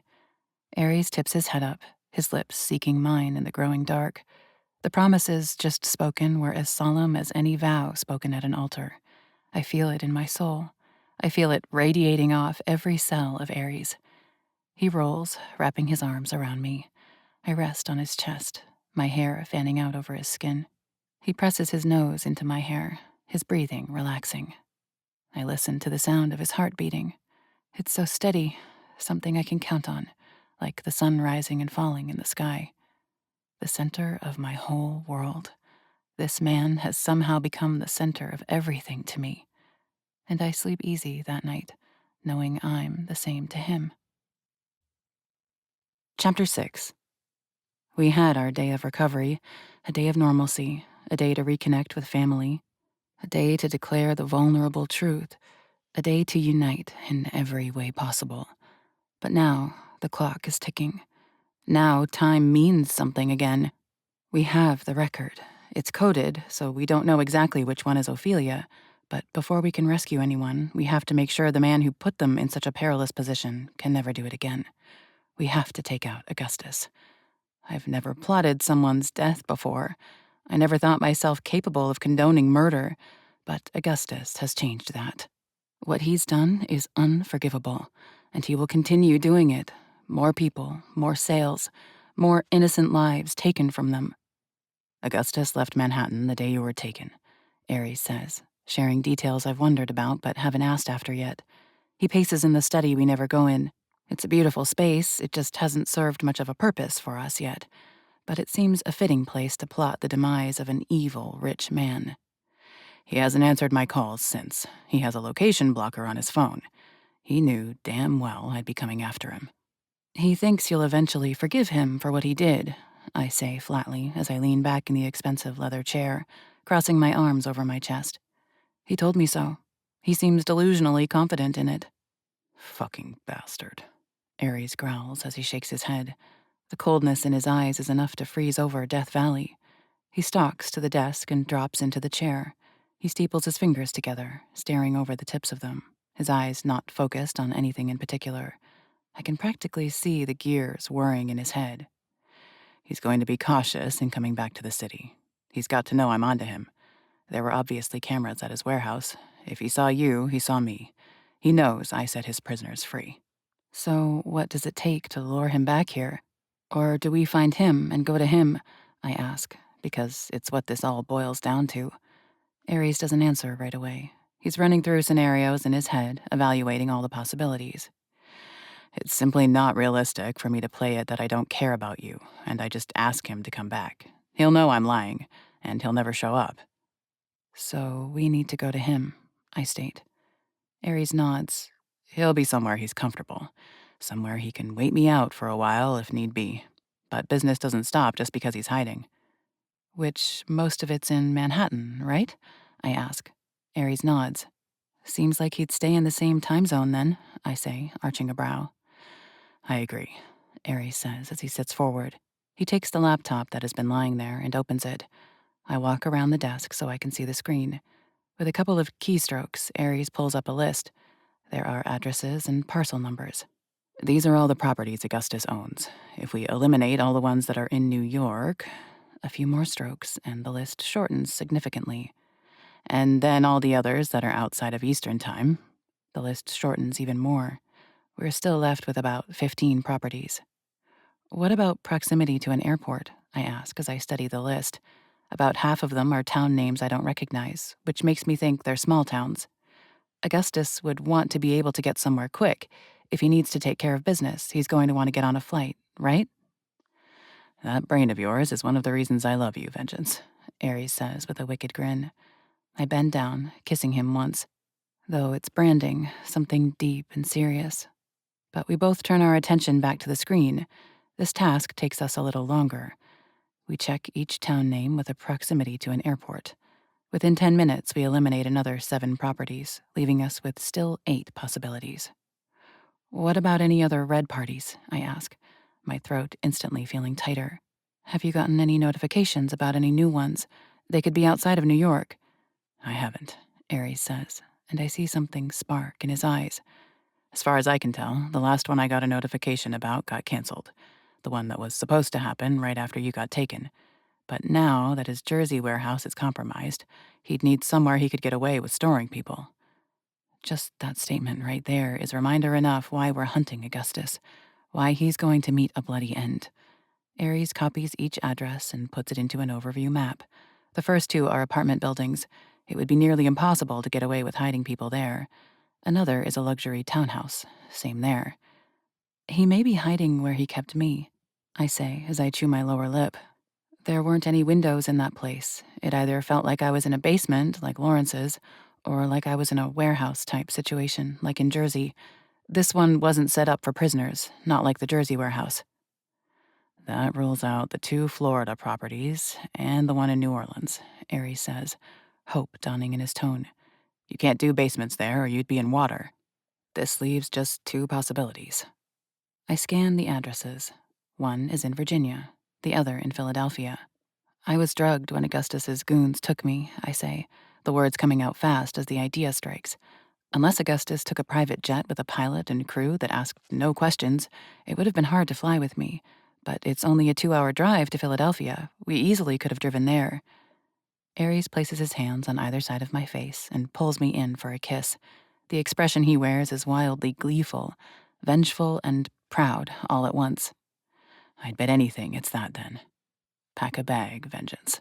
We're going to shed blood in Philadelphia. I expected Aries to pack a bag full of weapons. Daggers, stakes, guns, anything deadly and possibly illegal. But he packs nothing. I guess his fists and fangs are all the weapons he needs. He does, however, pack me plenty of weapons to defend myself. He makes sure the gun he gave me the night we met is loaded, that there are extra bullets. He makes sure I know how to load it. I don't know where the hell they've been hiding, but he produces a dozen wooden stakes. He even has a 10-inch long dagger. He places all that in a bag before handing it to me. I'm not going to let anyone get within biting distance of you, but you're damn capable, Vengeance. I can hardly explain what his faith in me does for my confidence. 20 minutes later, we walk out to the curb where a nondescript silver car pulls up. Charlie Adams? The driver asks as he climbs out. Yes, my other half answers as he pops the trunk and places our bags inside. The driver hands the keys to Aries and heads down into the subway entrance just outside our building. Charlie? I ask as I raise an eyebrow. We climb into the car and Aries takes off. There's been times when I couldn't use my actual name, Aries explains as he navigates through the light evening traffic. Charlie Adams is one of my least frequently used pseudonyms. What we're doing tonight, He shakes his head. I can't be Ares Hunt. I swallow once at that. Of course he can't. He's planning to slaughter someone tonight. He can't rent a car under his name just in case they somehow get linked. I don't ask any more questions as we race through the night. The air is heavy, thick. I try to play it out in my head, how this is all going to go, but I've never been part of something like this, so how could I ever picture it? The moon hangs low, casting an icy glow over the darkened woods as we pull down the secluded road leading to the address. We're just a little outside the city. It's almost suburban out here, except the properties have grown larger, the homes more spread out. When the GPS says we're a quarter mile from our destination, Ares pulls over into a utility access area. There isn't another soul around. Ares cuts the engine, then sudden silence as suffocating as the tension that's been building between us for the last 2 hours. His hands grip the steering wheel so tightly that I think it might snap. You okay? I question, wary about his reserved actions. His head turns sharply, his dark eyes piercing mine. I shouldn't have brought you along for this. What the hell was I thinking? I lift my chin, matching his intensity. Augustus took me, took my best friend. Trust me, I want to watch him suffer the consequences. I'm not leaving you. Not for this. Not ever. Ares' gaze softens for a fraction of a second, before hardening again. He exhales, the sound heavy, resigned. Stay close to me. Don't try to be a hero. I nod, even though we both know I'll do whatever it takes to have his back. We step out of the car and Ares pops the trunk. He digs through my weapons bag, handing me the gun and the leg holster that I also didn't know he had. He helps me fit it correctly, then straps a belt around my middle, one that fits the stakes and the dagger perfectly. You use every ounce of strength you got if it comes down to it, Ares says, obviously hating the taste of every word on his lips. If you use the gun, aim fucking true. I want to say that's never going to happen since I've never fired a gun in my life, but that's not going to help anything right now. So I simply nod. We turn down the road and set off through the trees. Ares moves like a predator, his movements quiet and calculated as we make our way through the woods. And finally, faint lights filter through the leaves, and a mansion comes into view. The faint sound of footsteps crunching on gravel reaches my ears, and Ares holds up a hand to stop me. There are guards, he whispers, his voice so low it's almost inaudible. I strain my eyes and catch a glimpse of movement near the mansion's perimeter. 2 men, armed but clearly not expecting trouble. Ares motions for me to stay put, and before I can protest, he's gone, a blur of shadow and speed. What happens next is a silent display of brutality. Ares takes them down without a sound, his strength and precision terrifyingly efficient. One moment the guards are standing, the next they're crumpled on the ground, unmoving, each of them lacking a head now. He steps back into view, his expression unreadable, and gestures for me to follow. I intentionally don't look down at them as we walk past. My heart pounds as we approach the mansion. The closer we get, the heavier the air feels. I recall that red room, the one I woke up in, the one where Augustus told me I was about to be sold, the one he held me as prisoner in. Everything in me screams that this is the same place. This house is a mausoleum of secrets and sins, and at its center is the man who tried to destroy both me and Ares. Ares leads the way to a side entrance through a garden. He places a hand on the door, tilting his head slightly as if listening. His stillness unnerves me. He looks like a statue carved from pure tension. I don't hear anyone else inside, Ares reports. He obviously wasn't expecting us to find him. I nod, my heart rate doubling as Ares pushes the door open. Inside, the hallway is dimly lit, the infrequent bulbs casting eerie shadows along the walls. The air is stale, heavy, and smells faintly metallic. My pulse quickens as I step in behind him, my sneakers nearly silent against the concrete floor.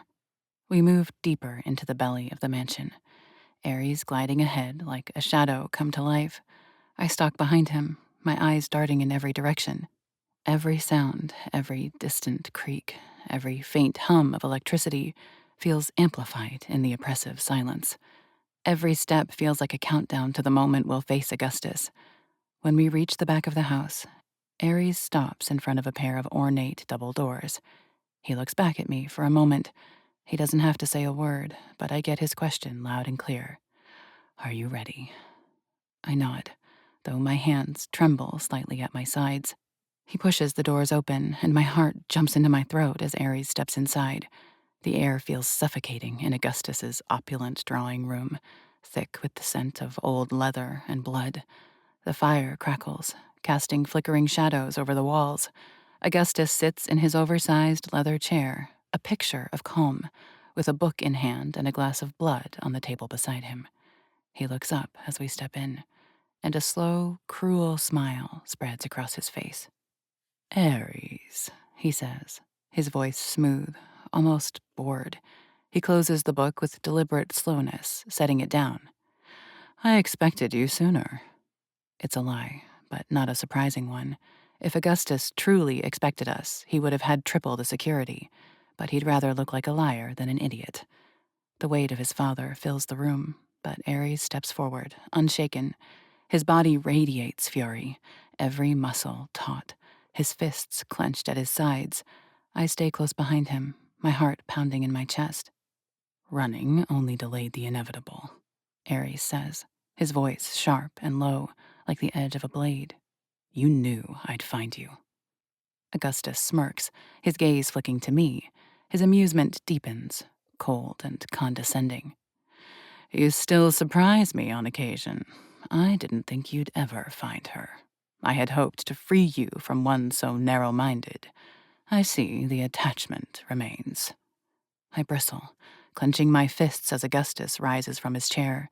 He's tall, imposing, his every movement deliberate and commanding. Ares takes a step closer, his voice a deadly growl. Say another word about her, and I'll end this before you can finish. Augustus moves before I can blink, a blur of speed as he lunges. Ares meets him halfway, and the impact is thunderous, shaking the walls. The two of them collide in a vicious clash of strength and rage, faster and more violent than I can track. They're a blur of fangs and fists, slamming into furniture and shattering glass. Augustus fights with ruthless precision, but Ares is fueled by something deeper, something wild and unrelenting. Every blow lands with a sound that makes me flinch. I stand frozen for a moment, my mind racing. The fight is brutal, but then Augustus's eyes flick to me, and I see his intention a split second too late. He lunges at me. His hand wraps around my throat, lifting me off the ground as easily as if I weighed nothing. He flings me around, placing me between him and Ares. This is why falling in love is foolish, son, he snarls, his fangs bared. A primordial snarl from Ares fills the air. I don't panic. Instead, my vision turns red. Just as I feel sharp fangs prick my neck, I reach for the belt on my waist, and I yank out one of the stakes. With everything I have in me, I swing it back, burying the wood deep into Augustus's lower gut.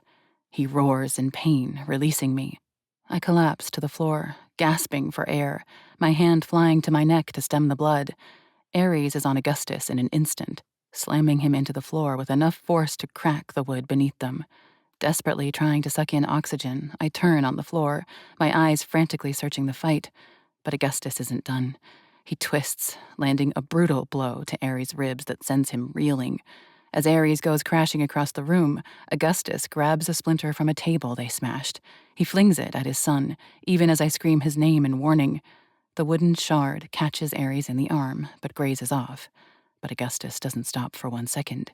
With a savage roar, he collides with Ares, landing atop him, his hand wrapped around his son's throat, pressing down with the weight of decades of cruelty. You're nothing, Augustus hisses, his voice venomous. All these years, I thought I could beat your mother's ridiculous valor out of you. Guess it's time to focus on another heir.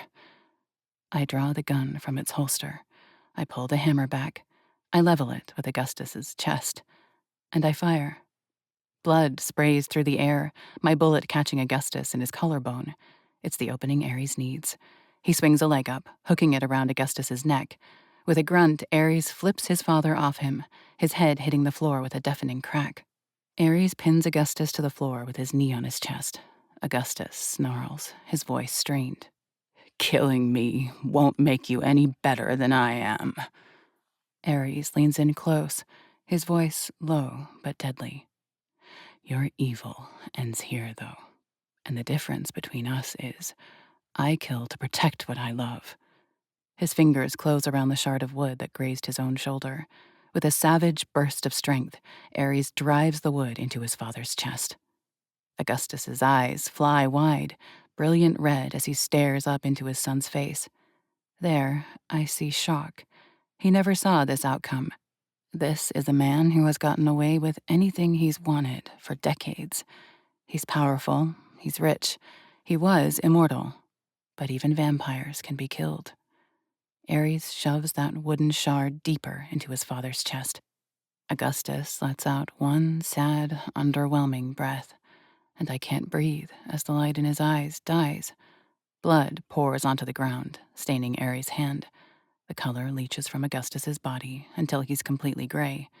He lies there on the ground, still, silent, dead. Silence falls. The only sound is my ragged breathing. Father, trafficker, billionaire, asshole, dead. Ares staggers back, collapsing into a nearby chair. Blood streaks his face, coats his hand. His chest heaves. The haunted look in his eyes propels me. I crawl to him on my hands and knees. Ares. I breathe his name as I pull myself up with his chair, my hands trembling as I reach for his face, wiping away the blood. It's over, I whisper, my voice barely audible. His dark eyes meet mine, and for the first time I see the weight he's carried for so long lift, if only a little. It's over, he echoes. There's a body lying on the ground. There's blood everywhere. It looks like a small bomb went off in this study. But despite all of it, I feel free. The world is down one evil man. Ares seems to shake out of his stupor. He blinks 3 times and turns to face me, and panic suddenly lights in his eyes. Are you okay? He asks, gently reaching for me. He turns my head to the side, taking in the shallow puncture marks in my neck and the redness from Augustus's grip. Fuck, that bastard bit you. It's not the first time, I say with venom as I eye his dead body. What? Ares asks in a horrified hiss. When he first took me, I say, shaking my head. It doesn't matter now anyway. You made him pay for it. Should have made it a lot slower, he snarls as his eyes go back to his father. Ares tugs one of those stakes from my belt. With a quick flick, it sings through the air before it strikes Augustus under the chin, burying itself up into his jaw. I place a hand on Ares' cheek, bringing his gaze back to mine. I'm okay, though. I'm sure I'll be bruised in a few hours, but no permanent damage. Did you realize you're bleeding? He curses as he follows my gaze, looking down at his shoulder. He tugs at his sleeve, revealing the scratch there, though it was significantly deeper just a few moments ago. It'll be healed in a few minutes. Fuck, vengeance. His eyes are a little wild when he looks at me. I can't believe that you were here. Great shot, by the way. And it's all so insane. It's all been so chaotic, so dangerous that a little huff of a laugh escapes my lips. Ares takes my hand and raises it to his lips, pressing a kiss to my palm. Thank you, Vengeance. For what? I ask, my brows furrowing. For everything, he says, as he laces his fingers into my hair, staring into my eyes. For persisting, even when things got dark. I lean forward, pressing my lips to his. Despite the carnage around us, the destruction, I feel calm. Here in this man's arms, I feel calm, as if everything is right in the world. How about we clean this up and get the hell out of here? I suggest.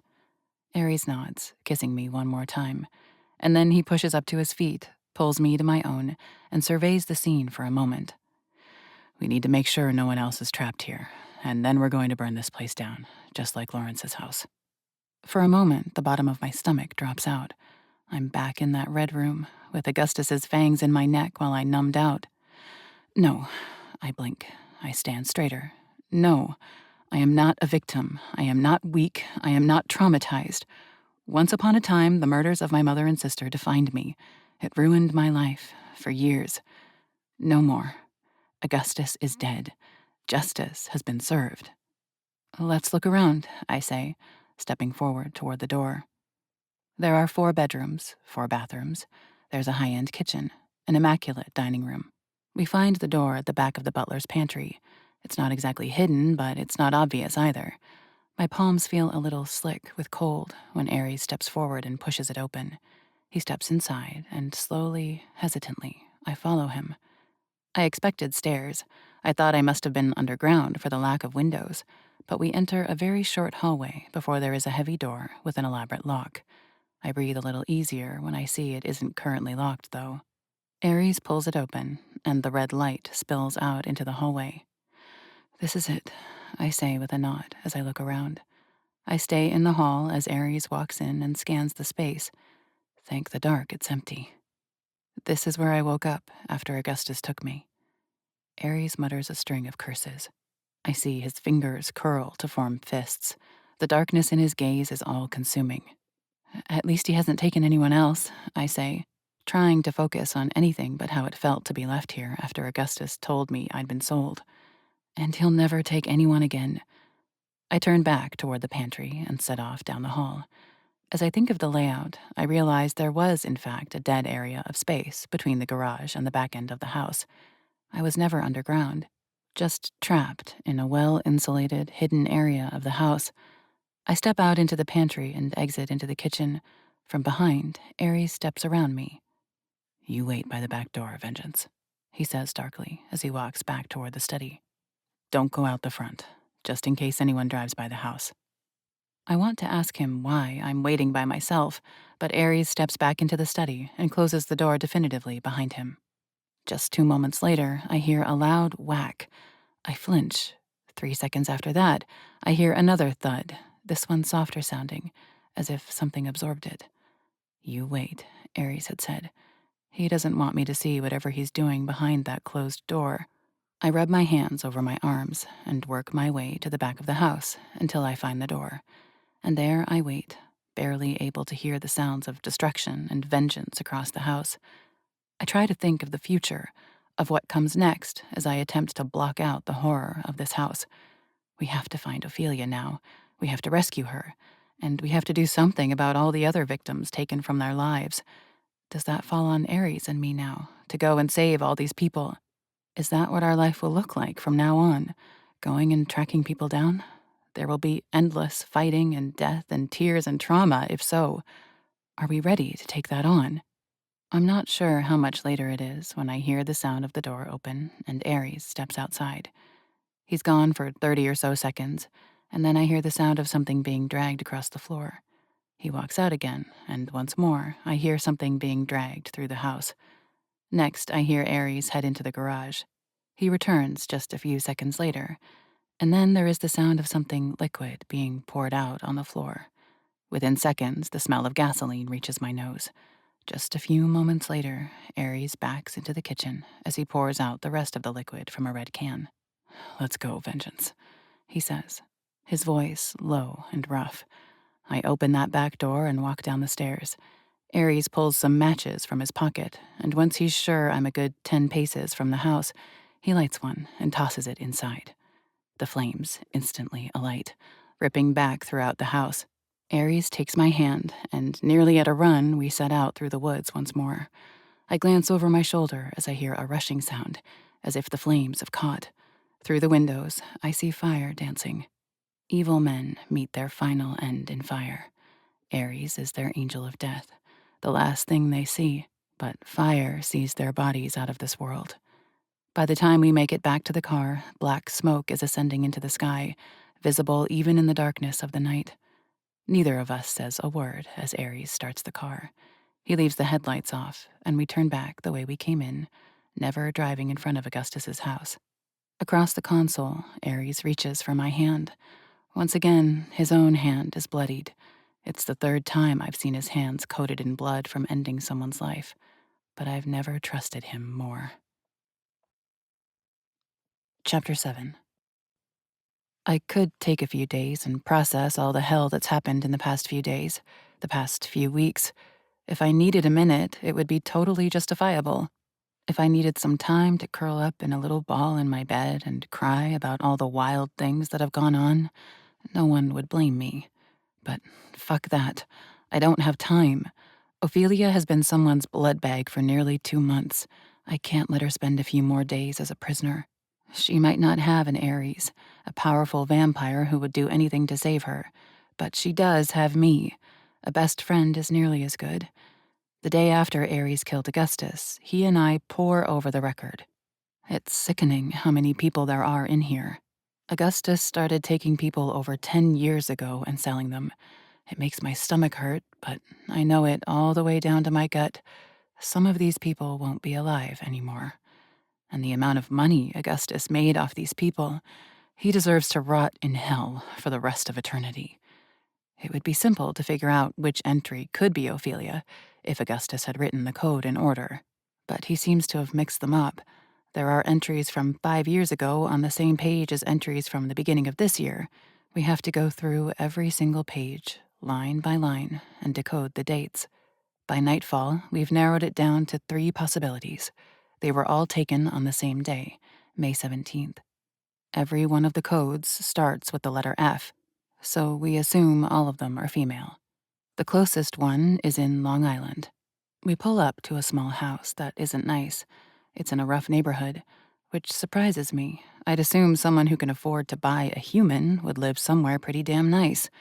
Guess not. Stay here, please, Vengeance, Ares says as we park down the street 2 houses and across the road. I want to argue.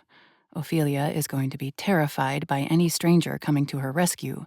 I'd like to be the first person she sees, but I've witnessed enough death and gore in the last few days to last me a minute. Okay, I agree quietly. Ares climbs out of the car, still unarmed. He's dressed in all black, every inch of him looking the avenging angel he is. He checks the street, both directions, as he crosses it, checking for witnesses. But it's quiet here. He walks right up to the house. He tests the door, and when he finds it unlocked, he lets himself right in. I sit back in my seat, biting at my thumbnail. Nerves are crawling through me at an unbelievable rate. We don't know anything about the vampire who bought this person, who could be Ophelia. They could be nothing to worry about, but what if they're bigger than Ares, older, more powerful? Hell, what if there's more than one of them sharing this poor soul? I think back to Ares' fight with Augustus, when I had his back. I shot Augustus, allowing Ares to get the advantage. He's in there right now, alone. Ares has probably been in there for 5 minutes when I put my hand on the handle and am about to push it open, when the front door of that house opens again. My breath catches in my throat, and I still. Ares walks out of the house first. He looks as clean as when he walked in there. Right behind him is a young woman. She's small, tiny almost. Her hair is blonde, her clothes ragged. She's not Ophelia. But still, my heart just about explodes in relief as she cautiously looks up and down the street. She looks like she's considering running, but doesn't. She follows Ares across the road, straight out to our car. Ares pulls open the back passenger door for her, and she climbs in. The smell of her is overwhelming the moment she gets in, as if she hasn't showered in months. And as my stomach turns over, I realize that's entirely possible. "Hi," I say as I turn in my seat. "I'm Diana." Ares and I already agreed we wouldn't use our actual names. It wouldn't do us any good in what is likely to be highly emotional situations.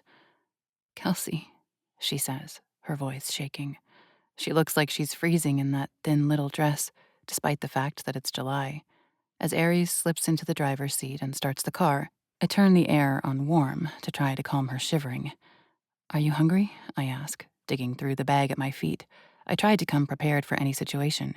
"Thirsty?" "Thirsty," she says with a nod. I grab a bottle of water and hand it back to her. She twists the lid open and downs half of it in one go. Ares puts the car into drive, and we set down the road. I want to ask details. I want to know what happened inside that house. Where is Kelsey's buyer? What did Ares do? How are his hands so clean? But Kelsey has likely been through enough trauma. It won't help anything if I ask the details in front of her. "I know what you've just been through isn't okay, Kelsey," Ares says as he keeps his eyes fixed on the road ahead. And trust me when I say I feel like the biggest asshole in the world when I say all of this. But considering the details, and considering they've been taken care of, and there is no farther justice that can be dealt, I hope you understand that it would be best for you if you didn't go to the police with what's happened. Everything in me sinks at his words. It isn't fair. Us asking her to keep this quiet isn't okay. She deserves to tell her story. Victims who are silenced is one of the worst forms of justice. None. But Aries is right. Kelsey is quiet for a long moment. She takes another long draw from her water bottle. I feel nervous with every passing second that she doesn't say anything, waiting for her to tell Aries off, or open the window and scream, or anything. She'd be justified in it all. I don't have anyone to tell anyway, she finally says, her voice small, quiet. And who would ever believe me? The same words were spoken when Aries and I freed the people at the warehouse just 2 weeks ago. And ultimately, I think this is what the victim's silence will come down to. Who would ever believe them? I'm sorry, Aries says, and his tone says the truth of it. It shouldn't be this way. I wish it wasn't, but it's over now. The man who was responsible for all of this is dead. He can't do this to anyone else. Good, Kelsey says, and I'm relieved how sure her tone is, how angry it is. She's still got some spark. The vampire who bought her didn't bleed all of the fight out of her. Where do you want us to take you? I ask, anxious to help her move on with her life. What month is it? She asks, a look of dread on her face. July, I answer her, knowing this isn't going to be great. She swears. I'm sure they've evicted me by now, she says. She looks out the window and wipes at an angry tear. My place is notorious for kicking people out quick. 2 months without paying? There's no way they haven't dumped my stuff already. You live in New York? Aries asks, looking at her in the rearview mirror. She nods. Aries pulls his phone from his pocket and hands it to me. Can you get James on the phone? I nod and go to Aries' contacts. It only takes me a moment to find the name James St. Clair. I hit call and put it on speaker, extending it to Aries. Hello? James answers, his tone relaxed. Hey, can you get keys for the property on 6th and meet me there in an hour? Aries asks without any conversational fluff. Sure, see you in an hour, James says without question, and they end the conversation. It's an awkward ride back into the city. We don't know this woman, but we do know the worst experience of her life. What are you supposed to say in a situation like this, where the woman was kept prisoner and fed on for 2 months? I'm relieved when we drive through the heart of the city. It's 1 a.m. when Aries pulls over at the curb. There on the sidewalk is James. Thanks for bringing these down, Aries says as he walks up, taking the keys James offers. Everything good? James asks. He's eyeing Kelsey as she climbs out of the back seat, looking underfed, overly tired, and unwashed. Some shit to get sorted, Aries says vaguely. How many empty units we got in this building besides this one? He raises the keys in his hand. Only 1 other, James reports. But 2 of them will have move-outs at the end of the month, so those ones will open up. Don't make any new contracts for them, Aries says as he walks up to the stairs. I might need them. You got it, James says, still eyeing the 3 of us. He's dying to ask questions, but he knows better than to dig into his boss's personal business, even if they're both vampires. Aries opens the door, ushering me and Kelsey inside. I hear him call goodbye to James, and the door shuts. 3rd floor, Aries instructs, nodding his head to the stairs. Kelsey looks confused as she follows after me, but I've already put it together. Valiant. One of the reasons I fell in love with Aries Hunt. We walk down to the door that reads 3C, and Aries unlocks it. He steps inside, squinting against the light as he flicks the switch on. It's a modest apartment. It's furnished simply but comfortably. It's clean. You can stay here until you can get your life reclaimed, Aries says as he looks around. I wonder if he's ever actually stepped foot in the place. I'd guess not. Aries has a whole team that manages things for him. I own the place. No one will be bothering you here. The look in Kelsey's eyes is suspicious at first, and I don't blame her. Who rescues you and then offers you a free place to live while you get back on your feet? But as she studies Aries, sees that he's serious, the look in her eyes brightens. Really? Aries nods. Don't plan to stay forever. There are others out there, just like you, and they're going to need help too. So keep that in mind. But Yeah, stay here while you look for a job and find you a new place to live. He reaches into his back pocket and pulls out his wallet. From it, he pulls what has to be nearly $2,000 in cash.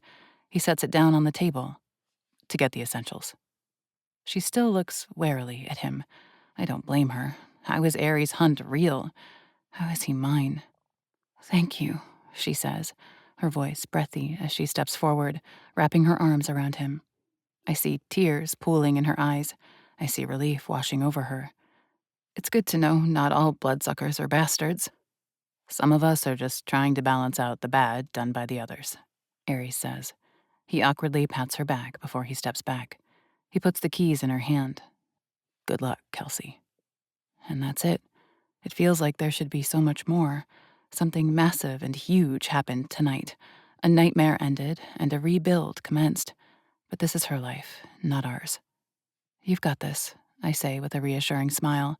She waves goodbye, and we both step back out into the hall, pulling the door closed behind us. You're amazing, you know that? I say as I slip my hand into his. What you just did for that woman. Aries offers me a small smile, one that doesn't reach his eyes. It's kind of sad. It's just karma, vengeance. It's going to take a whole lot more to outweigh what Augustus did. Aries, what Augustus did is not your responsibility, I say, as I reach up and brush his hair off his forehead. I stare into those hazel eyes, and I see guilt there. I see the weight on his shoulders.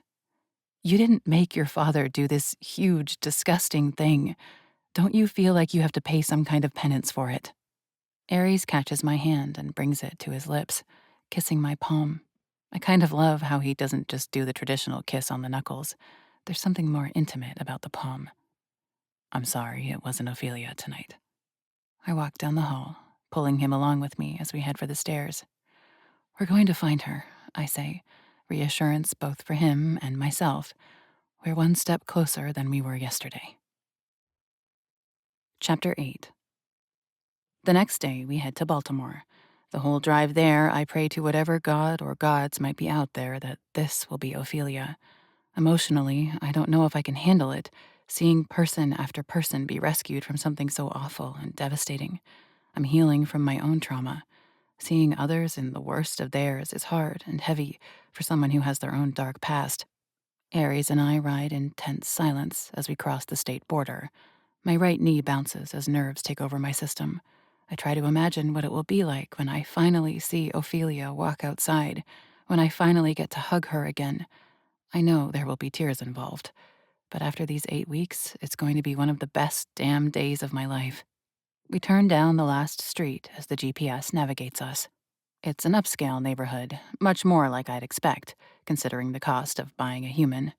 It feels a lot more like Lawrence's house than the one we found Kelsey at. Aries is getting bolder. He parks in the empty driveway. He pulls his ball cap down farther on his head, obscuring his face.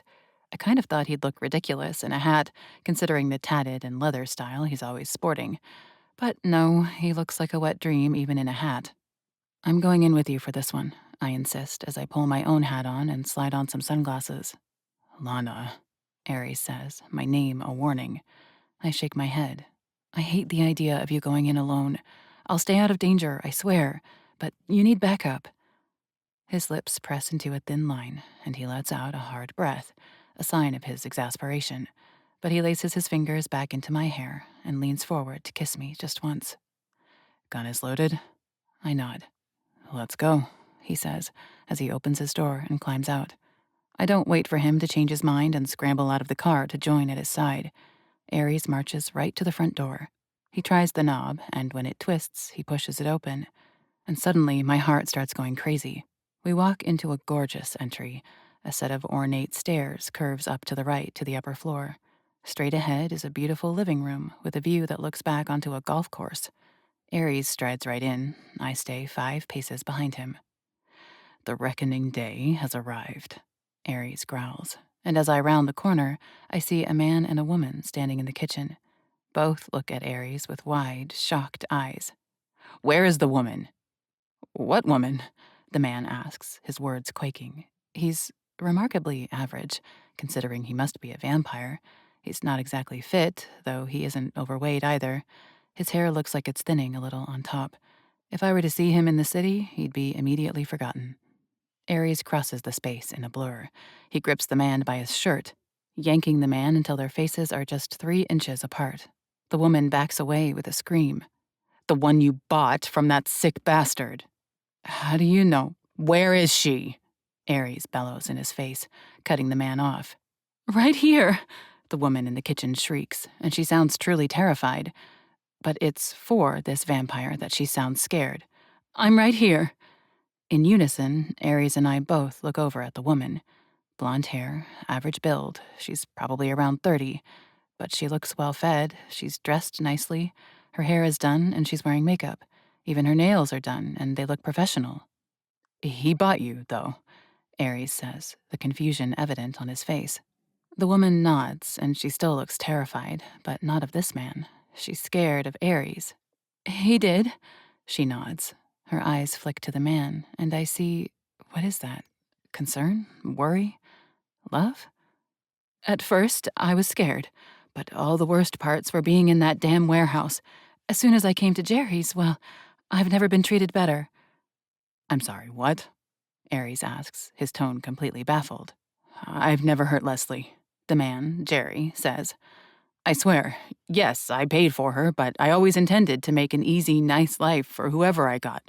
Trust me, I didn't want to have to do that, buy someone like they weren't human, but hunting someone down or stealing blood that the hospitals need just felt as bad."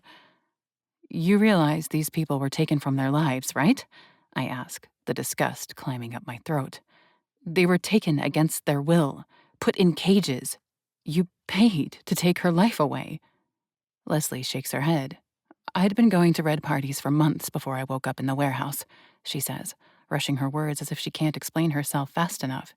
"The first time I experienced the bite, it was the first time I forgot about the shit that was my life. So I kept going back. Red parties were the highlight of my month." "You were trying to get taken?" Ares asks in disgust. Leslie shakes her head. "No, honestly, I didn't realize that was what the parties were really for. Though I guess I shouldn't be surprised. Most people who go to those parties have pretty bad lives. There's a reason they're chasing the bite. I wanted an escape, even for just a few minutes. But I didn't mean to get taken. Waking up in that cell was the most terrifying day of my life, trust me. But then I woke up here, with Jerry." She looks over at him, and damn, I can't deny it. That's love in her eyes. Ares looks back at Jerry, really looks at him. Down, up again. He stares at Jerry with intensity. It's kind of hard to believe Jerry is a vampire. He's just so average. I can't really imagine a man less intimidating looking. I see the conflict in his eyes. Ares came here to serve justice. The man did purchase a person. Ares' mission is to bring justice to someone who would do such a heinous thing. But it's kind of hard to call this heinous. "Please, don't hurt him," Leslie begs, her voice quiet. "I could leave. I could walk out that door any time, but I don't. I won't. I happily offer him my blood. My life here with Jerry, I've never been happier. So please don't hurt him." Ares suddenly lets Jerry go, backing up a step, his hands still poised in the air, with a little look of disgust on his face, laced with dazed confusion. I don't blame him. This took a turn for the bizarre. I never, ever would have expected this twist. Is this what Stockholm Syndrome looks like? That doesn't feel quite right, but it's the closest I can come up with to explain what's going on. "Thank you," Leslie says, in emotional relief as she rushes to Jerry's side. He loops his arms around her, and she buries her face in his neck. Holy hell, I think this is real. Jerry loves this woman. Leslie loves the man who bought her. How do you serve justice in a situation like this? Or is this just a very complicated, unexpected love story? "I think we should go," I say to Ares, even though the words feel wrong. Not wrong, just wildly unexpected. Ares glances back at me, and I see it in his eyes. He's looking to me for answers. Are there any? He truly doesn't know what to do, and he's seeking my opinion as a woman and a human. "Let's go," I say with a nod. Ares blinks twice and looks back at the couple. "This is really what you want?" he asks hesitantly. Because I can get you out of here, right now. I can take you back to New York. You could go back to your life, right now. Leslie meets Aries' eyes and shakes her head. I wouldn't go back to that life. Ever. I'm exactly where I want to be. Aries blinks again, slowly. He shakes his head in disbelief. Then his eyes slide to Jerry. You ever do something like this again, I will know, and I won't let it go again. I understand, Jerry says with a nod, and by the look in his eyes, I think he really does.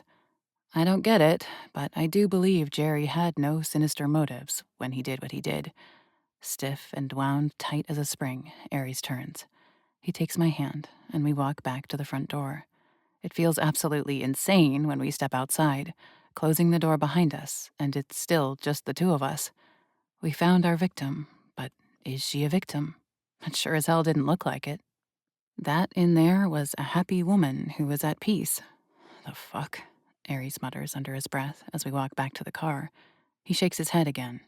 We're doing the right thing? He asks as we stop at my door. I shrug, and then I shake my head. I think so. It didn't look like she was lying. And why would she? It's kind of hard to fake the look in her eyes. Aries nods, though he still looks like he's having a hard time accepting it. But he takes my advice and opens my car door. I slip into the passenger seat and buckle up. A moment later, Aries drops into the driver's seat. He just sits there for 30 solid seconds, staring in the direction of the front door, as if debating if he should storm back inside and finish what he had tried to start. But finally, he presses the start button on the car. He keeps staring at the door for another 10 seconds, and then he puts it into reverse and backs out of the driveway. We pull down the road. We found our person. It feels damn wrong to leave them, but you have to respect people's wishes. Chapter 9. I study Aries' sleeping form through the dark.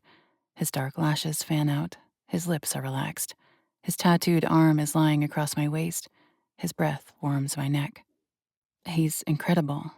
This is a man who has come out of some pretty heavy, bad circumstances and stands as a genuinely good man. How many billionaires would drop everything to rescue trafficked humans? How many of them would risk their safety to help them? How many of them would use their own money, their own real estate, to help them reset in life? Sometimes I marvel at how we ever came into each other's lives, all because my best friend went missing, all because I went looking for her at a party where vampires fed on people, all because he intervened before I could get myself taken, just like Ophelia. All because he made me an insane proposition. It might have been fake for a while, but somehow, Aries Hunt has become the very best, most important part of my life. I'd do wicked, morally gray things for this man, and it's everything that I know he'd do the same for me. But where do we go from here? What's next? What is our life together? I try not to think about it, but damn, sometimes I have to. The fact that this man I love is immortal. I am not. And that's nothing said about our more immediate future. I feel like there is so much uncertainty. What are you worrying about? I startle a little at Aries' scratchy voice. I didn't realize you were awake, I say, my eyes searching through the dark until I find his. What's on your mind, Vengeance? He asks again. He reaches a hand up, caresses the side of my face. I lift a hand, covering his with my own. The future. About all the uncertain things ahead, and we have a lot to figure out. We do. Aries agrees, which I'm relieved to hear. The worst thing would have been if he'd simply asked, like what? I don't want to spend the next few years chasing down Augustus's victims, but I also can't live with myself just ignoring them once we've found Ophelia. I start, and it's like a dam breaks. Augustus is dead now, and that's going to have ramifications. How are the barons going to react? What is it going to mean for your future? And I feel like we're in this weird honeymoon phase of being together now, but we never really decided on living with each other on these terms. And then there's the fact that I can't stop thinking about the fact that you're going to live forever, and I am definitely not. I take in a hard breath, realizing that my heart is suddenly about to hammer out of my chest. Aries pulls my hand to him, kissing my knuckles. It's a lot, and there are a lot of uncertainties. Trust me when I say I've thought about a lot of these things too. But we're Lana and fucking Aries. We get through impossible shit. Together. I take a deep breath, calming my runaway nerves, and nod. He's right. For the first time in so long, I don't have to figure everything out on my own. For years now, it's just been me. No one was coming to help. But I'm not alone anymore. We can get through it all later, I say, sorting through it all in my brain. I have to take it one thing at a time. Today, we have to go find Ophelia. Today, we find Ophelia, Aries says, staring into my eyes with confidence, which calms my nerves just a bit. I lean forward, pressing my lips to his. He tastes like home and peace and storm clouds. This man is everything. We climb out of bed and we both dress. I grab a protein drink and down it in the kitchen, while Aries grabs a bag of donated blood and sucks it down in the same way. 30 minutes after waking, we walk outside and find Billings waiting at the curb. It's a 20-minute drive to LaGuardia Airport, but I find when we arrive that we don't head to the main portion of the airport. We roll right between buildings, and Billings stops the car in front of a small, sleek jet. "What is this?" I ask, my brows furrowing as we climb out of the SUV. "We don't know how Ophelia is going to be," Aries says as he takes my hand. "I thought a little privacy would be helpful today." "Sometimes I forget that you're insanely wealthy," I say, even as my stomach clenches in an uncomfortable way. "Still feels as weird as day one." Aries just chuckles and steps forward, talking briefly with the waiting pilot before we climb the stairs. "Damn," I say, and I can't help the impressed tone of my voice. The interior is luxurious, with soft white leather seats that look comfortable enough to sleep in, and it's so clean I feel guilty wearing shoes inside. But I walk down the center and take one of those comfortable chairs. The final record that could possibly be Ophelia is located in Michigan. I know nothing about Michigan, other than that it's shaped like a mitten and is surrounded by Great Lakes. The place we're headed is about half an hour from the airport. 8 weeks. Ophelia has been missing for 8 weeks. I was only gone for 8 days. I let my eyes slide closed as I imagine what she might have been through. So far, I've seen or experienced 3 very different outcomes. Myself as a prisoner underground, but kept comfortable. Kelsey, who was damn near starved to death and not given access to a shower for months. And Leslie, who was treated so well she went and fell in love with her buyer. What conditions will we find Ophelia in? I watch out the window as we take off. I've only been on a plane twice in my life before this. I feel spoiled that my third trip is on a private jet. My stomach is on edge with nerves, but within seconds, the flight is off the ground, our takeoff smooth as butter. The flight is so easy and so smooth, it seems too soon when the pilot announces that we will be landing shortly. I look out the window, watching as the endless landscape of humanity passes below us. Twilight is taking over, the sun casting red fire on the clouds at the horizon. And then we're touching down, the landing as smooth as the takeoff. Just 3 minutes later, the door opens, and Aries and I climb out of the aircraft. There, waiting in front of us, is another nondescript rental car. We slide inside, and Aries gets the car started. I plug the coordinates we pulled from the record into the GPS. It announces we will arrive in 32 minutes. Aries pulls out onto the road, and we're on our way. Only, as we approach within a quarter mile of our destination, I'm extremely confused. We're passing along the side of a graveyard. I don't see any houses around at all. "What do you think this is?" I ask as we close in on our destination, the GPS stating it's on the left in 100 feet. There's definitely no house. "I'd say there was a mistake with the record, but so far that hasn't been the case," Aries says. He puts the car into park when it's announced that we've arrived. It's at the opening in the fence that circles the graveyard. I scan the area, though I can't see much considering the sun set 20 minutes ago. "Maybe we should just get out and look around," I say. "Maybe there's something we can't see from here." It seems impossible. The land is pretty flat, but I don't know what other options we have. Aries climbs out of the car, and I check that my gun is secured in place.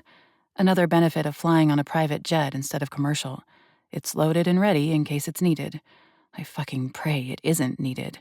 The air is definitely silent as we walk past the fence and enter the cemetery. There aren't any houses within sight, and the last I saw was a half-mile back. No signs of life here. The graveyard is full, I note. There are very few open patches of grass, and most of the tombstones are slightly weather-worn. I start paying attention as we walk. And even though it's hard to see, I note that I'm not reading death dates any later than the 1950s. There is an expected array of tombstones, flat ones, flush with the ground, the classic standing tombstone, a few obelisk monuments. At the far back, I even see a few huge, looming family mausoleums. I don't understand, I say as I turn in a circle, scanning the entire place. There's no groundskeeper quarters, there isn't a funeral home here, I don't even see a shed. We get to the middle of the space, each of us scanning the empty yet filled space. Suddenly, Ares stops in his tracks, holding out a hand to me. I immediately stop, my heart rate spiking. I feel too blind as I look around. I can barely see anything at all. I'm listening for the sound of footsteps running away or an evil overlord breathing loudly. Anything. I hear something, Ares says softly, his eyes lifting toward the back of the cemetery. I can't really tell what it is. I don't know how he can hear anything. To my ears, it's absolutely silent. But Ares steps forward, his feet confident with direction. He aims for the back. Hammer, hammer, hammer. My heart is going crazy. Adrenaline is rushing through my veins. Ares is laser focused as he moves between the headstones. As he gets closer, it becomes obvious where he's headed. It's one of the mausoleums. It's huge. Honestly, it's bigger than plenty of New York apartments. Ornate pillars hold up the roof, angels and roses decorating the structure. Above the door, it reads, Obermann. What is it? I breathe, fear turning the palms of my hands cold. Ares shakes his head, a warning against speaking. Feet silent as the graves around us, he closes in on the stone building. My adrenaline spikes as he places a hand on the lever of the door, and he pushes it open. The hinges must be oiled. The door doesn't make a sound. I catch up to Ares, just 2 steps behind him. There are 3 beautiful stained glass windows, one straight ahead and one to our left and right. Beneath each window is a built-in stone bench, except that they aren't benches. There are plaques on each of them, an obvious tell of the people who have been laid to rest there. But none of that draws my attention first. It's the stone crypt in the center of the space. The lid is open, and I see stairs descending inside of it. There is a dim light glowing down below. Chills wash over my entire body. I feel cold, despite the fact that it's July. No. No, no, no, no. Please, no. There's a faint sound down below. Just a slight, dragging sound. And then I hear swallowing. Ares disappears in a blink, a primordial snarl ripping from his lips. In a scramble, I clamber down the steps, my hands fumbling for the gun, only I don't get a chance to pull it. Ares collides with a woman, and as he does, she unlatches from another woman. Auburn hair, slight build. Ophelia! Her name rips from my lips as I dart across the small space. I wrap my arms around her just before she completely collapses to the ground. She stares up at the ceiling, blinking just once, and doesn't say anything. Who the hell are you? The woman snarls as she shoves off the wall, stalking toward Ares. Her eyes are brilliant red, and Ophelia's blood drips from her still elongated fangs. She looks like she's around 30 years old, not much older than Ares. She's beautiful, put together. She wears expensive-looking clothing. The Reckoner. Ares growls back. You purchased this woman. What sick person buys an unsuspecting human? Oh, please, the woman says. Like you've never taken a taste of that girl right there? She smells like a French pastry shop. Not even one prick, Ares says in a vile sneer. The woman shakes her head, clearly not believing Ares, but the look in her eyes darkens. You're not taking her. I paid a fortune to have a supply whenever I need. Wrong answer. Ares snaps, and he launches himself at the woman. Ophelia? I ask, looking away from the savage fight between the 2 vampires. I clutch my best friend, lowering both of us to the ground. She's taller than I am, and I'm having a hard time holding her upright. Ophelia, I repeat, desperately searching her face. She's staring up at the ceiling, her body unmoving, but she's breathing. A small, tiny moan flutters over her lips. She's just still numbed from the bite. You're okay, I reassure her, tightening my arms around her as I hold her in my lap. "You're okay. We're going to get out of here." My eyes return to the fight happening in a blur around us. The woman shoves Ares against the wall, and the entire space shudders, dust dropping from the ceiling and walls. Terror rolls my stomach as she goes in for his neck. Everything happens so fast, my brain and eyes can hardly keep up. I only get 1 second to feel panic before Ares shoves off the wall, and with one massive hand, he wraps it around her throat, throwing her back. Her feet fly off the floor. The sound is thunderous as he pins her to the dirt beneath us. With raging, glowing eyes, he roars in her face. Across the room, I yank a stake from my belt. I toss it through the air. Ares catches it without even looking. With one smooth, swift movement, he strikes his arm down. The wooden stake buries into her chest. Her eyes fly wide open. A gasp rips from her throat. But it's wet, broken sounding. Just 2 moments later, her arms fall at her sides, limp. She breathes her last breath. And it's something I'll never get used to, the speed at which a vampire's body grows gray with death. Every ounce of her color leaches from her body. Fuck. That was so messy, even if there wasn't any blood. There was no way to sneak up on her, to use the true element of surprise. It was just a rough and tumble fight. "Lana?" Ophelia's thready voice pulls my gaze back down to her. She stares up at me with tired eyes, her lids barely staying open. "Ophelia," I gasp, tightening my arms around her. I've got you. It's over." You you came for me?" she asks. She sounds confused, or maybe even a little reverent. "Of course," I say, pushing every ounce of sincerity into my voice. "You're my girl. I'm so sorry it took so damn long. I tried. I've been looking."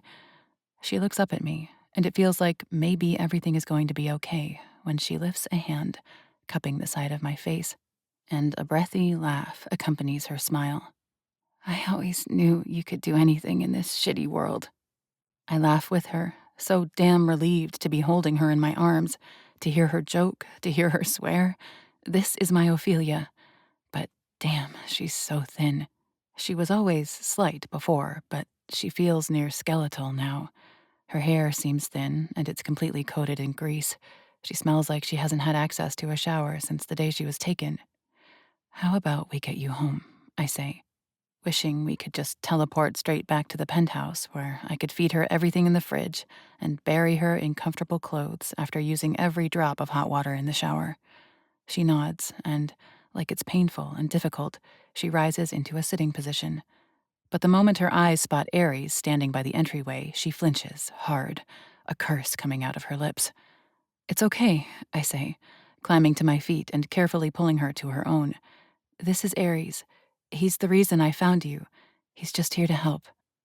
Ophelia eyes Ares doubtfully, and I can see by the narrowed look she's trying to figure out what he is.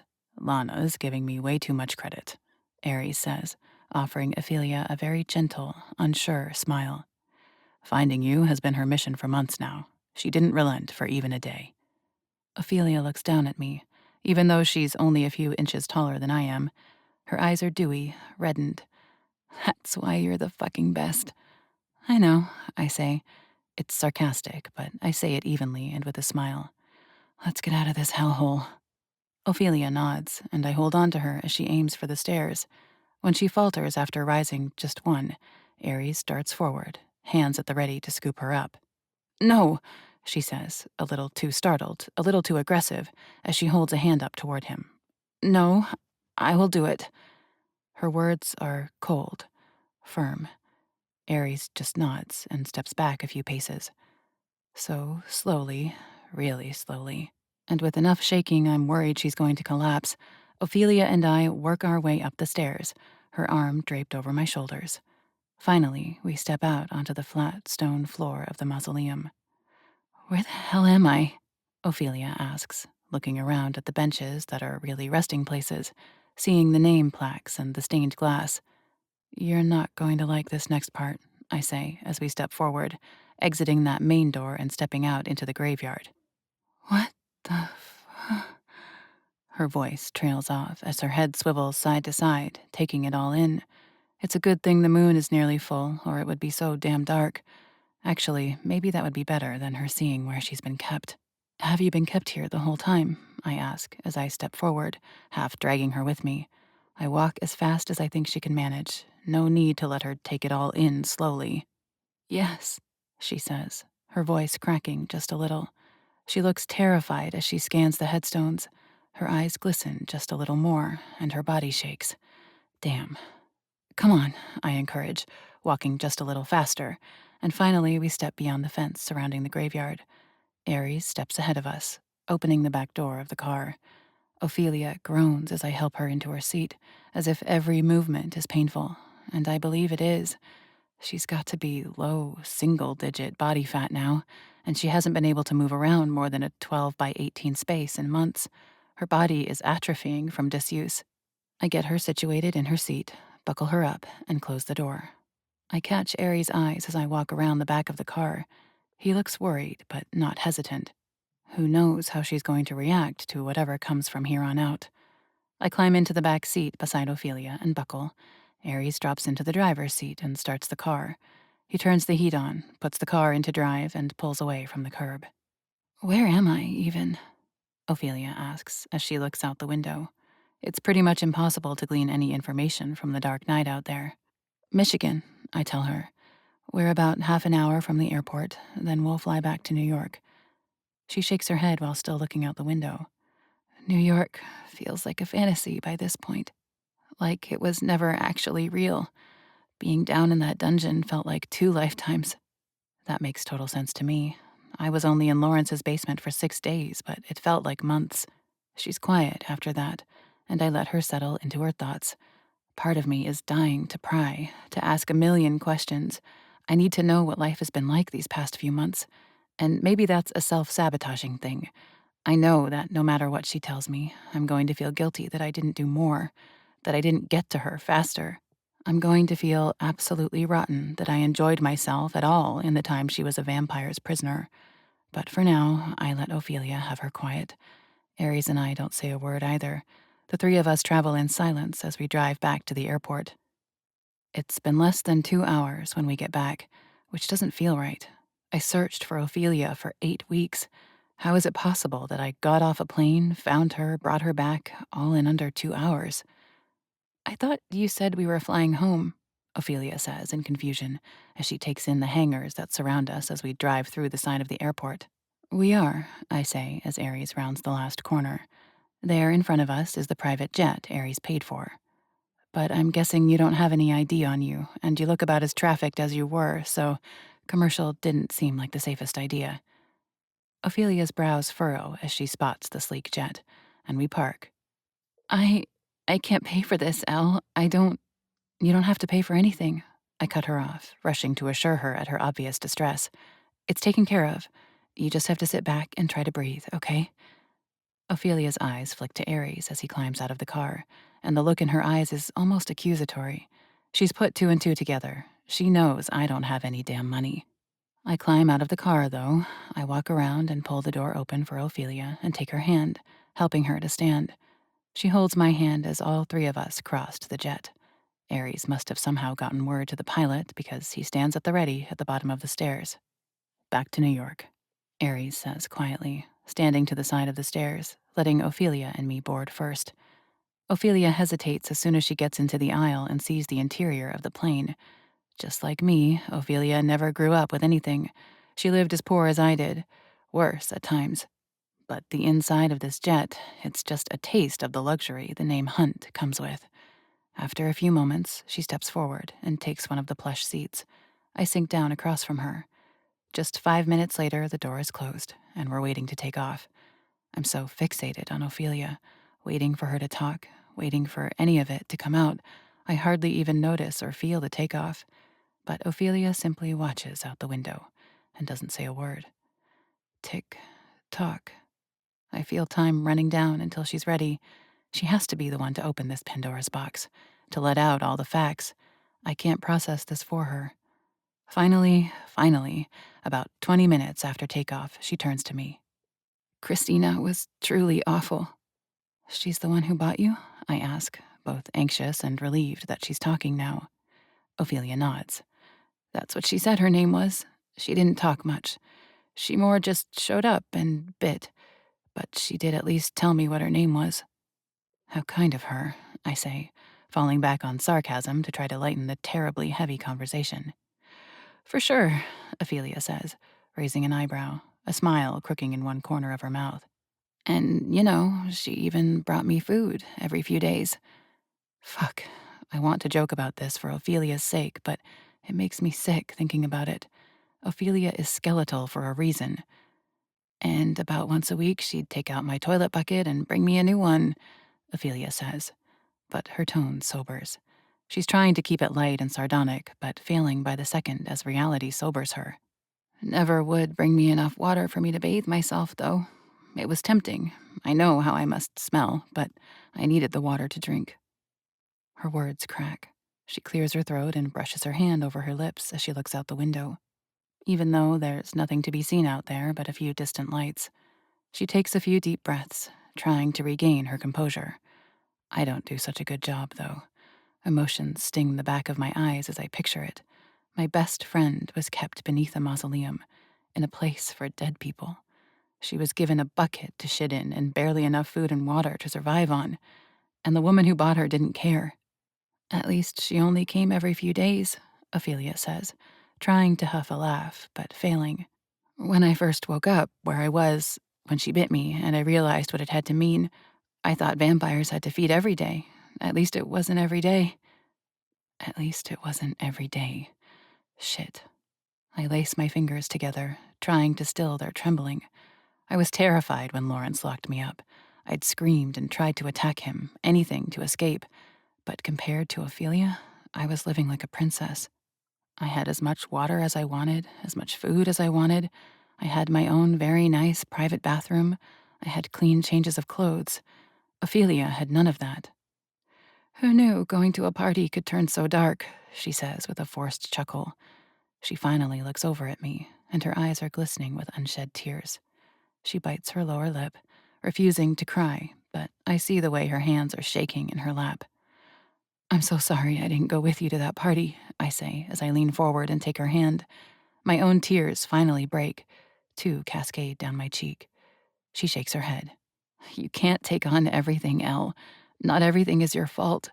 Sometimes the world is just a shitty place. That stings, but is a relief at the same time. I have blamed myself this whole time.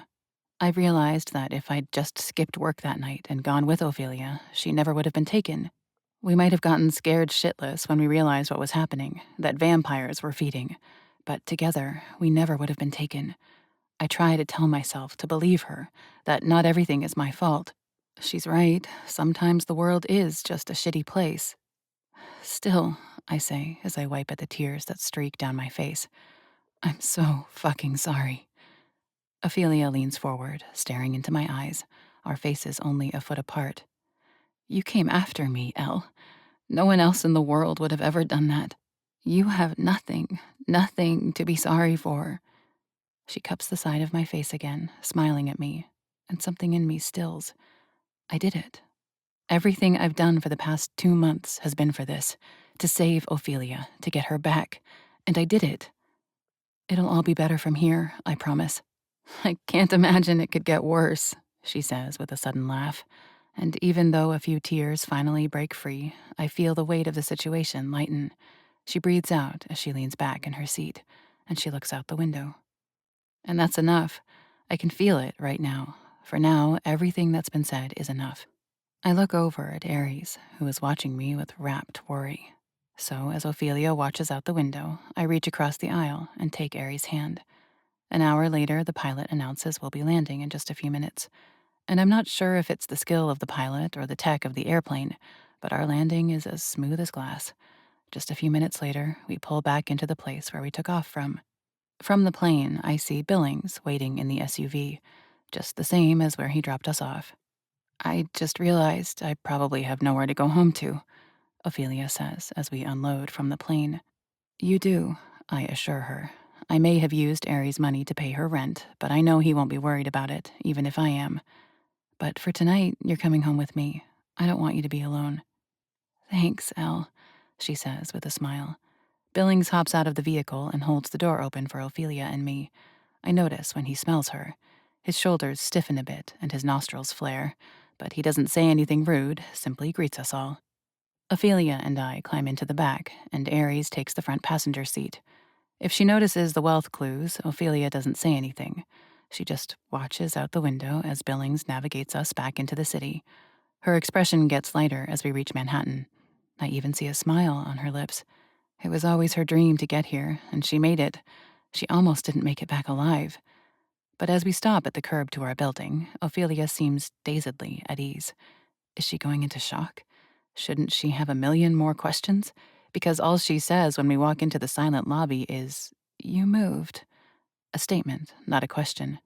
She needs sleep and food. I'm sure with some rest and refueling, she's going to come back to reality and try to figure out what the hell is going on. But for tonight, I put some food in front of Ophelia once we get back into the penthouse. She picks at a few meager bites and says she's done, so I direct her down the hall to one of the guest bedrooms. "I'll bring you some clothes to sleep in," I tell her as she looks around the room, not really realizing that there's no fucking way I should be able to afford a place that looks like this. There's towels in the bathroom, shower, sleep. We'll figure life out again in the morning, okay? "'Kay," she says, her tone sounding tired. She shuffles toward the bathroom and, without another word, disappears into it. I turn back to the hall, meeting Aries' eyes. I raise my brows, and he silently follows me to our bedroom. "Does she seem a little in shock?" Aries asks as he folds his arms over his chest and leans in the doorway while I search the closet for something comfortable. "Oh yeah," I say as I grab some sweatpants and a soft shirt.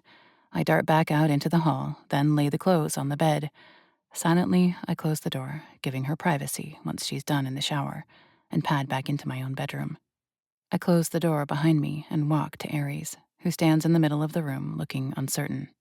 "I don't know what tomorrow is going to bring," I say as I wrap my arms around his waist.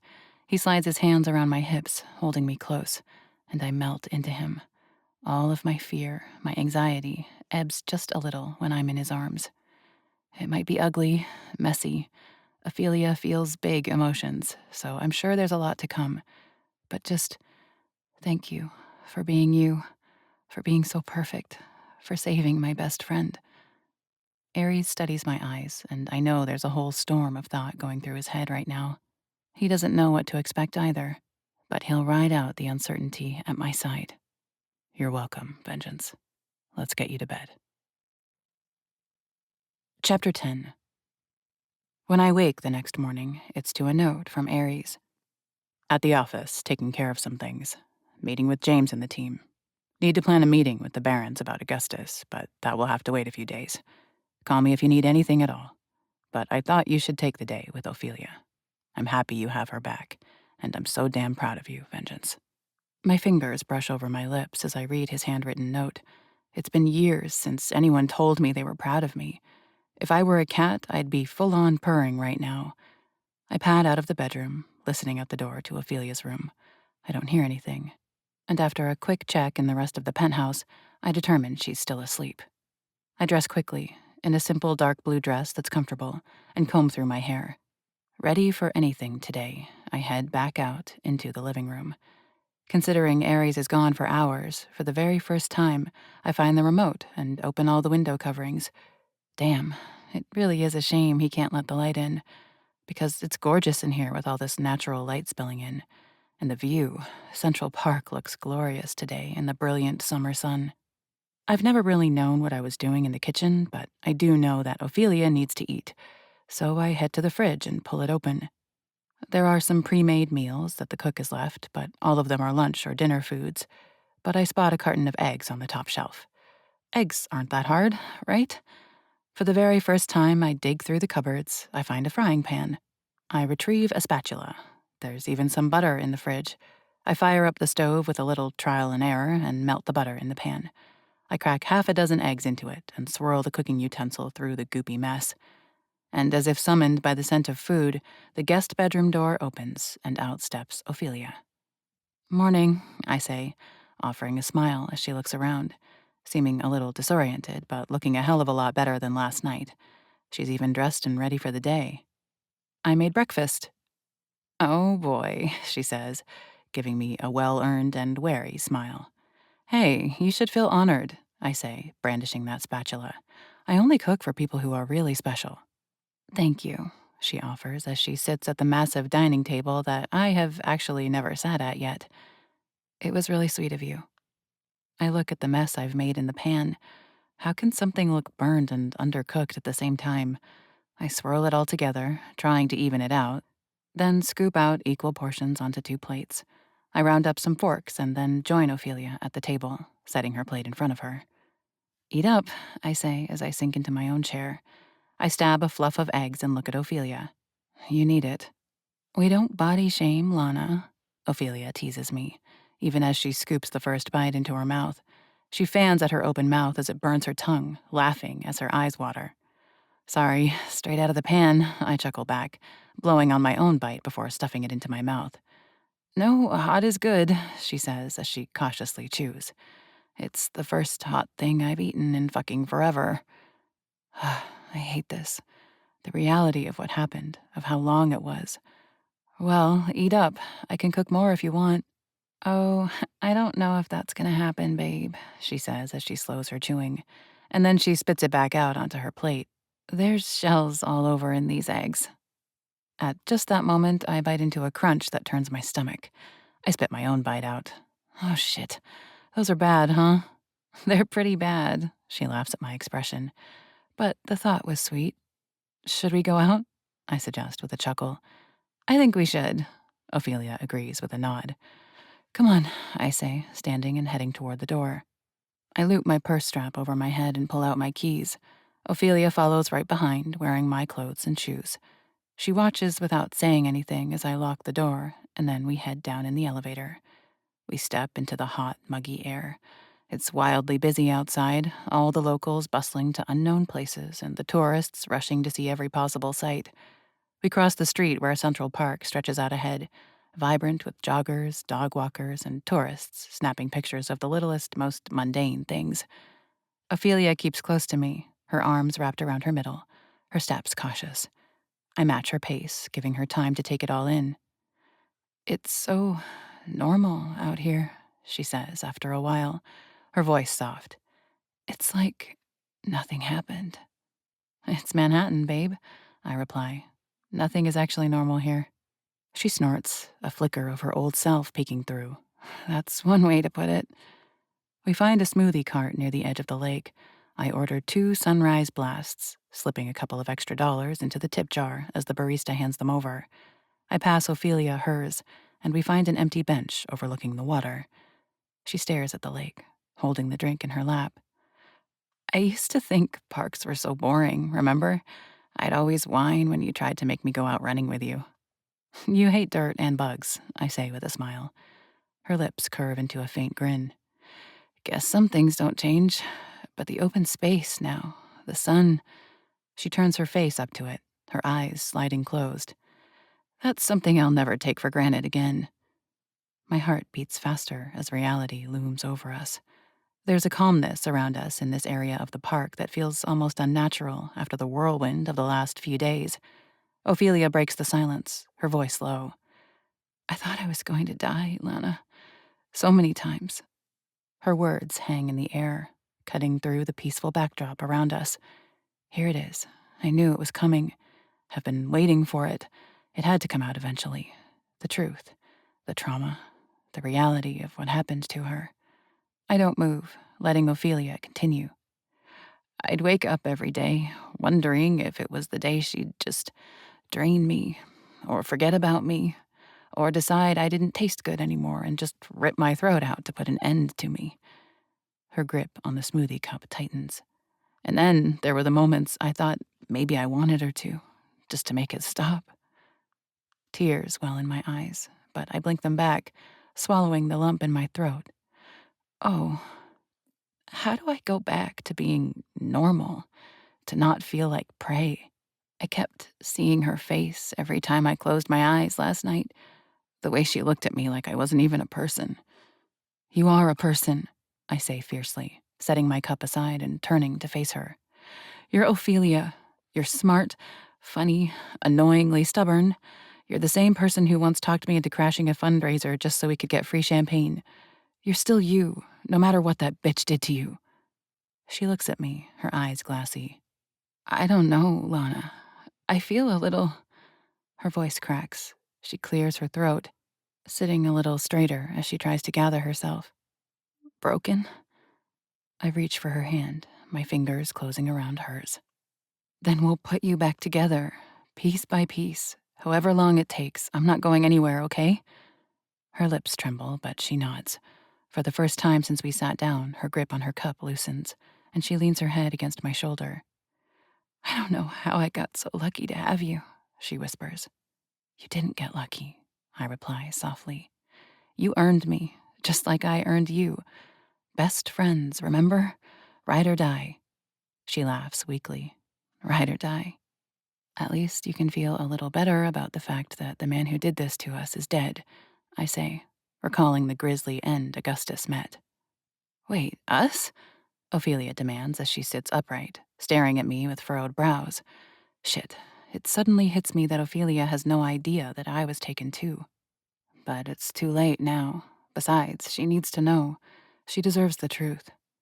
I nod. I was investigating, poking at every possibility. When I discovered the warehouse, when I found the people that had been taken, Augustus saw me on his cameras. He had his guys jump me, take me. "Fuck, Lana," Ophelia says. She's pale white. "You got sold to a vampire too?" I swallow once. I nod. His name was Lawrence, and he wasn't a good man, but he also made sure I had food and water. Ophelia curses again, studying my face. "How long?" "8 days is all," I answer truthfully. "Aries found me, rescued me 6 days ago.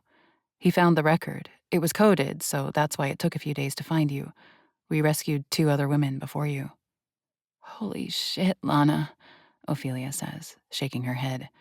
"I always knew you were the toughest fucking person in this city. Here you are, walking around like being trafficked isn't the most traumatizing, dehumanizing thing that can happen to a person." I take her hand and shake my head. "It's not like it was fun," I tell her, my voice firm. "But it was only for 8 days, not 8 weeks. And besides, it's not a trauma competition." She shakes her head again, studying me, and finally she looks away, her gaze going over the lake, but not really seeing anything. As if we weren't fucked up enough before. "What doesn't kill you makes you stronger, right?" I joke. "And sometimes gives you unhealthy coping mechanisms." Ophelia laughs, shaking her head at the ridiculousness of it all. "This is why I love you," she says as she leans into me. "You get me in ways no one else ever will." "I've got you, babe," I say, laying my head on her shoulder this time. Once we've caught our breath, so to speak, and downed those overpriced smoothies, Ophelia declares she needs to do a little retail therapy. I'm hesitant to agree. After being locked away in isolation for 2 months, taking on New York might be overwhelming, but maybe doing something normal will be just what she needs. The streets of Manhattan are alive with their usual buzz, and Ophelia walks beside me with her arms crossed, her head held high. She's still wearing the clothes she borrowed from me and a pair of sunglasses she picked up at the first boutique we stopped at. Like armor against the world. For hours, we browse racks of clothes, wander through department stores, and even stop at a cafe for overpriced lattes. I don't typically drink caffeine, but Ophelia has been an addict as long as I've known her, and all of this must be working. Ophelia acts like her usual self, making snarky comments about outrageous price tags, joking about us buying matching outfits like we're 12. But I'm watching her closely, looking for signs that it's all too much. The bright lights of the stores, the crowds, the noise. It would overwhelm anyone, let alone someone who's been through what she has. But Ophelia keeps it together, her walls firmly in place. Only once does her hand tighten around mine when a man accidentally bumps into her. I don't say anything, just give her hand a reassuring squeeze. By the time the sun starts to set, our arms are full of shopping bags, and Ophelia seems more relaxed than she did this morning. "Today wasn't so bad," she says as we step back into the penthouse, dropping the bags by the door. "You did great," I reply, meaning it. "Should we order some dinner?" Ophelia waves a hand through the air dramatically as she plops onto the couch. "Obviously, and watch a truly terrible movie while we eat. But first, I do need to ask you something. There's a shift in her tone. Serious, cautious. I have a bad feeling that I already know where this is going. Aries, she says, her voice careful. What's his deal? Why is he helping you? The question hangs in the air between us, heavy and unavoidable. I take a deep breath, choosing my words carefully. I know how my best friend is. I know she's been hurt by a man before, and her likelihood of understanding is slim. Aries is complicated. He's not what you think he is. He's not like Christina. Her expression hardens. He's still a vampire, though, isn't he? Yes, I admit, but he's also the reason I found you. He's the reason we're sitting here right now talking. I trust him, oh, so I need you to trust me on this. Ophelia doesn't respond right away, her gaze fixed on the skyline outside the window. Finally, she sighs, her shoulders sagging just slightly. Well, let's order dinner then, shall we? Okay, what the fuck? I know this can't be it. Ophelia isn't one to just let things go. The woman I've known would be asking a million questions. Maybe this is still a trauma response. She can only take so much at a time, so baby steps, I tell myself. After I call in our delivery for food, I take a second to use the bathroom. With privacy for a few moments, I take out my phone and text Aries. Ophelia is doing pretty good, but she feels a little fragile. I hate to ask it, but is there any chance you could give us the night? His reply comes through just moments later. Whatever you need, Vengeance. I need to see Florence and Clementine anyway. Thank you. There's about a million reasons why I love you. This is one of them. I smile at the words. It's the first time I've ever typed them out and sent them to someone. My stomach feels all fluttery, but that feeling is nothing compared to when he replies. Fuck. Those are now my 3 favorite words, Lana. Being able to read them anytime I want from you, I love you. Endlessly. My legs nearly kick, and a squeal is barely contained behind my lips, but I maintain my composure so Ophelia doesn't overhear me. Instead, I finish my business in the bathroom and walk back out into the living room. And the rest of the night is blissfully normal. Takeout, ice cream, a cheesy movie, laughing with my best friend until tears are rolling down both our faces. Maybe there is still a chance at normal after all. Chapter 11. The morning light filters through the penthouse windows, painting the living room in muted gold. I'm sitting at the kitchen island, a glass of water growing warm between my hands. I've been awake for over an hour. I feel like I'm in this weird limbo of waiting. I don't know what to do with my life right now. Like Ophelia said, what is normal now? How do I find it again? I don't know what the hell this day is going to bring, but there's a heavy sense of unease in the pit of my stomach. When a door finally opens, it's like a crack of thunder in the silence. Ophelia steps out, her frame still too thin, her skin still too pale. But her eyes are sharper today, clearer. She's coming back to herself. She's dressed, her hair brushed. Morning, she says, her voice raspier than usual as she shuffles to the coffee pot that's never been used until today. Morning, I reply, trying to sound casual. My stomach twists as I watch her pour herself a cup and take that first sip. She leans against the counter, studying me over the rim of her mug. You've been up a while, she observes. I shrug. You know me, I'm always an early riser. She hums noncommittally, her gaze flicking around the penthouse. Her eyes linger on the modern art hanging on the walls, the polished marble floors, and the ridiculous chandelier above the dining table. I can see the gears turning in her head, the cracks forming in the fragile place we've managed to hold onto since yesterday. It feels like she's finally taking the surroundings in. She's finally processing that this is really not where I used to live. This place, she starts, her tone almost offhand. You live here. I swallow once. Here it comes. I do. It's a little different from your old apartment. That almost sounds like an accusation, and I note that her eyes scrape over my clothes. They're an obvious upgrade from my old wardrobe, and then her eyes flick to the shopping bags, still on the dining table. There's no way I would have been able to afford all that before. I force a smile, taking a sip of my now room temperature water to buy myself a second to think.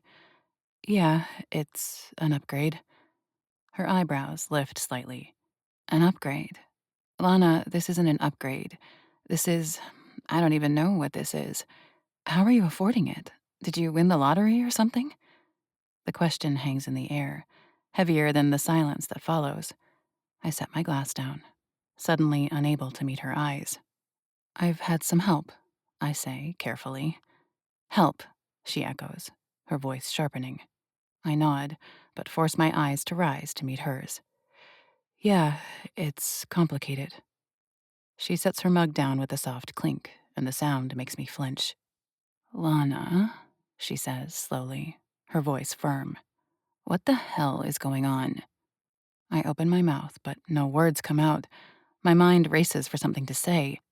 I feel something large gaining momentum, and I don't like how dark it feels. But before I can respond, the front door swings open. The moment I hear the door, my heart leaps into my throat. Aries steps inside, his presence commanding the room as always. He's dressed casually, black jeans, a black t-shirt. But there's nothing casual about the wary tension that follows him in like a shadow. And, oh shit, this isn't going to go well. I just know it. Because he's wearing those custom sunglasses when he walks in, and it's really not all that bright. Immediately, I grab the remote on the counter and press the button. The shades close automatically, leaving us in dim light. My eyes flick over to Ophelia as Aries removes his sunglasses. She's watching him like a hawk. Aries' eyes land on me first, softening slightly before flicking to Ophelia. He hesitates, sensing the unease hanging in the air, but he recovers quickly, offering her a polite nod. Good morning, he says, his voice smooth but cautious.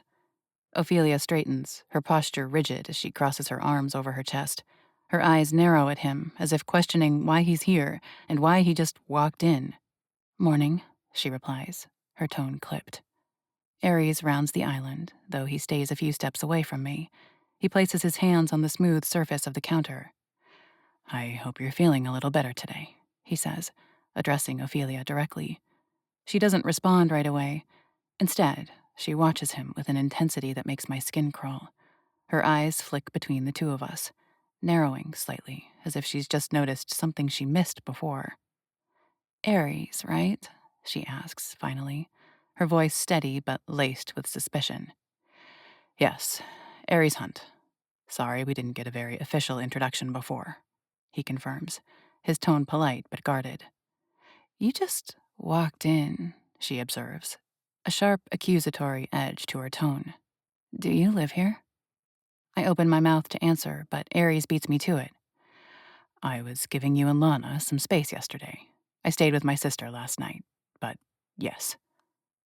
Ophelia's eyes snap to me, and I see the moment everything starts to click for her. Her gaze darts to the way Aries is standing in proximity to me, the way his body shifts slightly in my direction, protective even now. Then she looks at me, really looks, and I can see the questions burning behind her eyes. Lana, she says slowly, her voice low and disbelieving. What's fucking going on here? My throat tightens, and I can feel Aries' gaze on me, steady and supportive, but it doesn't make this any easier. Ophelia, I start, my voice barely above a whisper. A lot has happened in the past 2 months. Her face hardens, and she takes a step back, shaking her head. What are you saying? And just like that, the fragile peace has shattered. Ophelia stares at me like she's seeing a stranger. The air between us feels heavy, thick with unspoken accusations. You're with him, she says, her voice a raw whisper. I flinch, but before I can respond, she keeps going, her words tumbling out in disbelief. This is his place. You've never had this kind of money your whole life, but the private jet when you brought me home. The personal driver. Shit, your new clothes. Fuck. She's breathing hard, her eyes a little panicked. It's all him. Lana, tell me I'm wrong. Tell me this isn't what it looks like. Tell me you didn't give up your apartment to move in with this guy. I glance at Aries, who's standing a few feet away, silent but tense. He's watching me, waiting for me to take the lead.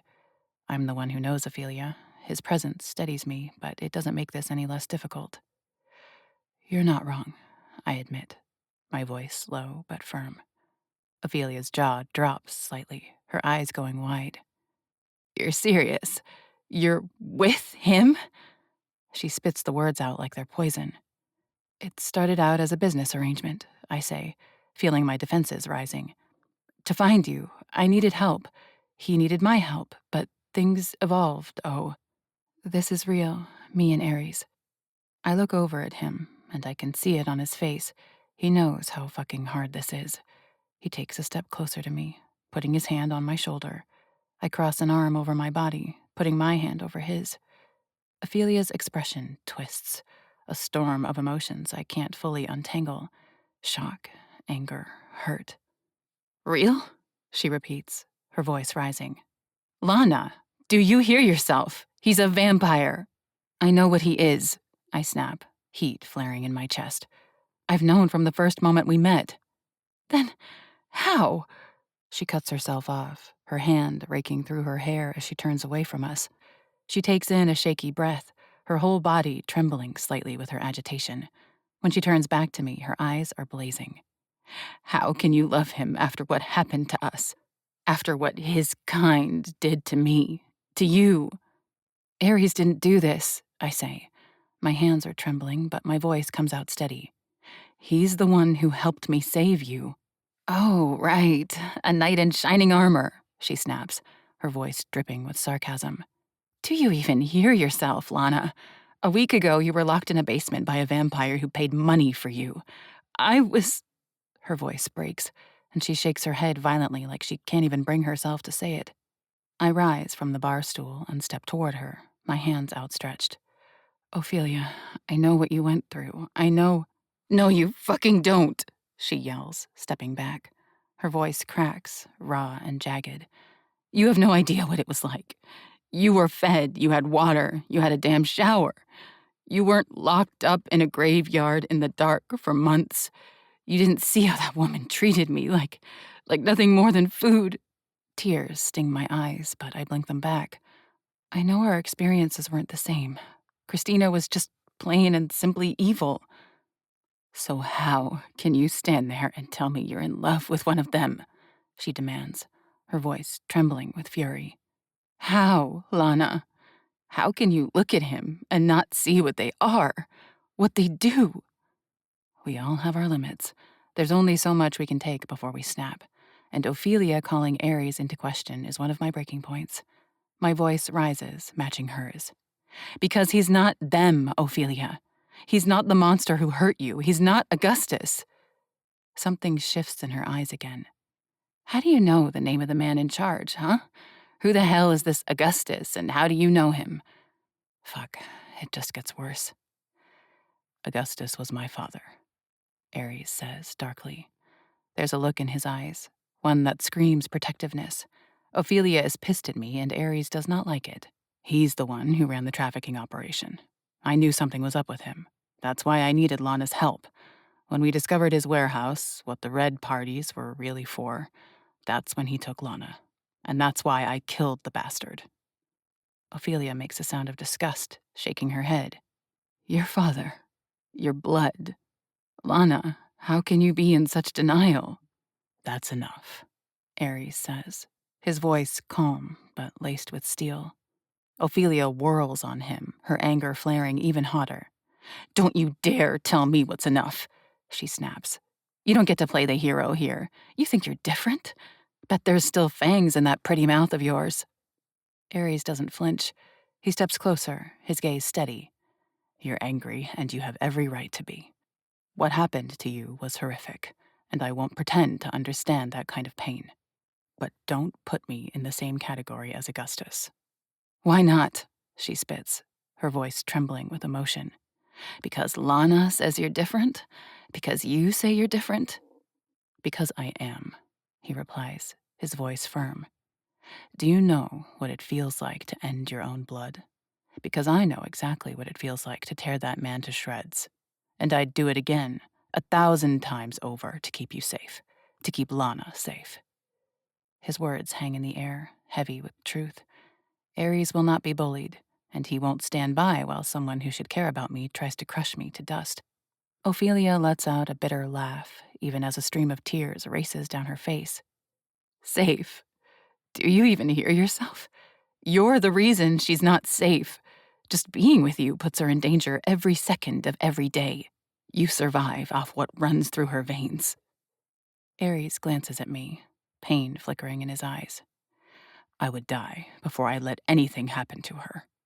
"Something already did happen to her," she spits out with a disgusted smile. "You're doing a great job." The sarcasm is acidic gas filling the room. "Stop," I say, my voice shaking.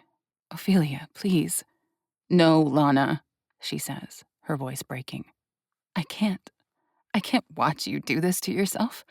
I can't watch you throw your life away for him." "Ophelia, open your damn eyes," I practically scream. This has all gone so fucking sideways. Do I look like someone who's been tricked? Do I look like I'm out of my mind? You can't judge someone you don't know, and I'm trying to help you see. "Help me see what?" she asks calmly, coldly, stepping closer, her fury radiating off her in waves. "That you're not the person I thought you were? Because I don't know who the hell this person standing in front of me is. You know exactly what they did to me, what they did to you. And you're going to stand there and tell me you have feelings for one of them." She shakes her head, disgust on her lips. "I just see someone who's betrayed me in the worst possible way.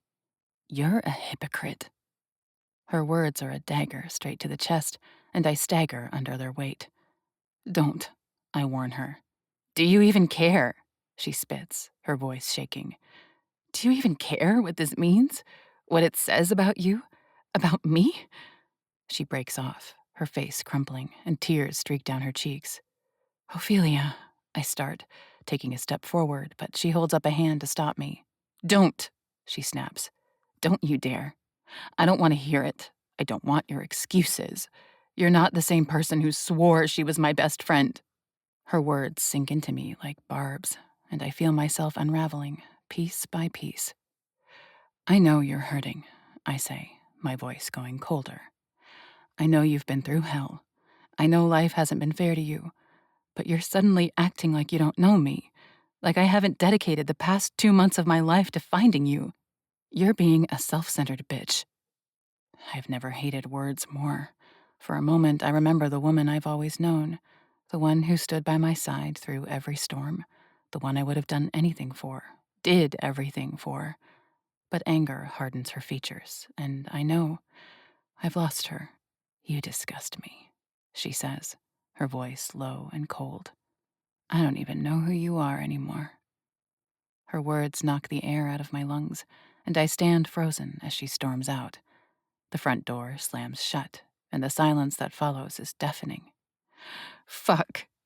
The curse fires from my mouth, emotional, angry, bitter, shocked, hurt. Aries' arms are suddenly around me. My vision blurs as tears sting my eyes. I look up at Aries' face, barely registering the angry anguish there. "Lana," he whispers, his voice thick with guilt. "I'm sorry. I never wanted. This isn't your fault." I cut him off as my own anger tightens in my chest. How did that go so sideways? How the hell did we get here? How?" "She was just surprised." Aries tries to reason, tries to make it better. "Just give her some time to process it. She's raw.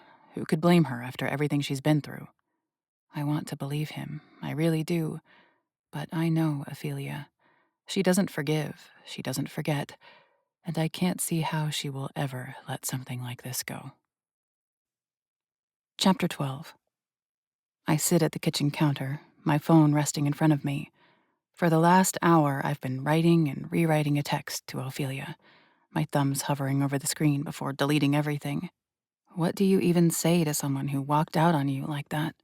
Someone who looked at you with betrayal carved into their features. Someone you'd die for. Someone I did just about die for, but who spat your love back in your face. I settle on the simplest thing I can think of. "Can we meet and talk? I'm sorry for how things unraveled. I should have explained quicker. Please, oh." I hit send before I can overthink it any more than I already have. Then I stare at the screen, waiting for the tiny dots that mean she's replying. They don't come. Aries walks in from the bedroom and leans against the counter across from me. He doesn't say anything, but his presence wraps around me like a security blanket. She's not going to answer, I admit, my voice thin. She might, he says, but the set of his jaw tells me he doesn't really believe that. Hours pass, and nothing changes. By the time the sun disappears behind the skyscrapers, I've lost count of how many times I've checked my phone. The silence from Ophelia is deafening. She needs time, Aries says gently that evening. He's been on the phone half the day, taking care of things, as usual. But he's been there for me the whole day, worry in his eyes. His hand rests on my knee, grounding me. I bite my lip, staring out the window at the glittering lights of Manhattan. Aries, what if she... I bite my lower lip. I don't want to voice what I've really been worrying about all day, but the possibility feels more likely by the moment. What if she tries to expose you, as a retaliation? She's so bitter, and she knows enough to cause damage. Aries doesn't flinch, but his eyes darken. If she does, we'll deal with it. But honestly, I'm not sure who she would even report me to. The police? For what documentable crime? I'm not really sure what damage she could do to me, and that's not just me being arrogant. I worry my lip again, my eyes falling to the floor. Her turning against Aries and trying to hurt him would be worse than all the shit she said to me. Aries' hand comes to my jaw, bringing my eyes back to his. There's such compassion there. Let's not assume the worst yet. Ophelia doesn't answer my calls or texts the next day either, and the worry gnawing at my stomach grows worse. Finally, it reaches the point that I jump to my feet. Aries? I call out, my voice shaky. He emerges from the study, his sharp gaze softening when it lands on me. What's wrong? I bite my lip, debating whether to say it out loud. I think we need to get eyes on Ophelia, see what she's doing. I can't relax, can't think about anything else. I need to know what she's going to do now. Let's go, he says simply and grabs his keys. Finally, a tiny bit of a smile pulls on my lips. This is just one of the reasons I love him. There's no hesitation. He doesn't say he's too busy. He just immediately steps up, always at my side. By the time we leave the penthouse, the sun is blazing hot overhead. I feel bad. Aries might have his sunshades on, but it's making even me squint. He's going to have a massive migraine by the end of the day. I definitely never expected to be tailing my best friend through Manhattan, I mutter, as we walk down the street. Aries glances down at me, his expression unreadable. You're worried about her. That's not a bad thing. I'm worried about what she might do, I admit. We step out into the bustling street, the chaos of the city swirling around us. The air smells faintly of exhaust and freshly mowed grass from Central Park. Aries' presence beside me feels steady and solid as we weave through the crowd, heading toward Ophelia's neighborhood. It's one of the first times Aries and I have truly walked anywhere. Normally, Billings would drive us around, or we'd take Aries' motorcycle, but neither of those options are particularly discreet. Ophelia's apartment is way, way better than my old apartment. Not only did she have a better paying job as a paralegal, but she'd somehow sweet-talked her landlord into a killer deal. That seemed to happen with her on the regular. I still marvel at how she pulled this place off as we approach her building. We don't even have to wait, because as we step in view of her front door, she strides out, her hair pulled back into a low ponytail. She's dressed like she's going to work, smart black work pants, a red blouse, shoes that say she's serious business. I've seen her wear this outfit a dozen times. We follow her at a careful distance as she walks down the street. My nerves are on edge, every step a tightrope walk between relief that she at least appears somewhat normal and dread over what might happen next. She's heading downtown, Aries murmurs. Hopefully job hunting, I observe, considering her work attire. It doesn't take long to confirm my guess. She stops at a tall glass building, one of the many law firms scattered across the city. She disappears inside, and Aries and I wait across the street, blending into the crowd. I watch the door, my stomach churning with a mix of emotions. Part of me is relieved that she's doing something normal, something productive, but another part of me wonders if this is her way of moving on. From everything, including me.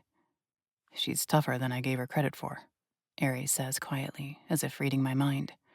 I glance up at him, his sharp features softened by the golden glow of the blazing sun. What do you mean? He takes a breath, looking around, always alert. She just was so reactive the other night.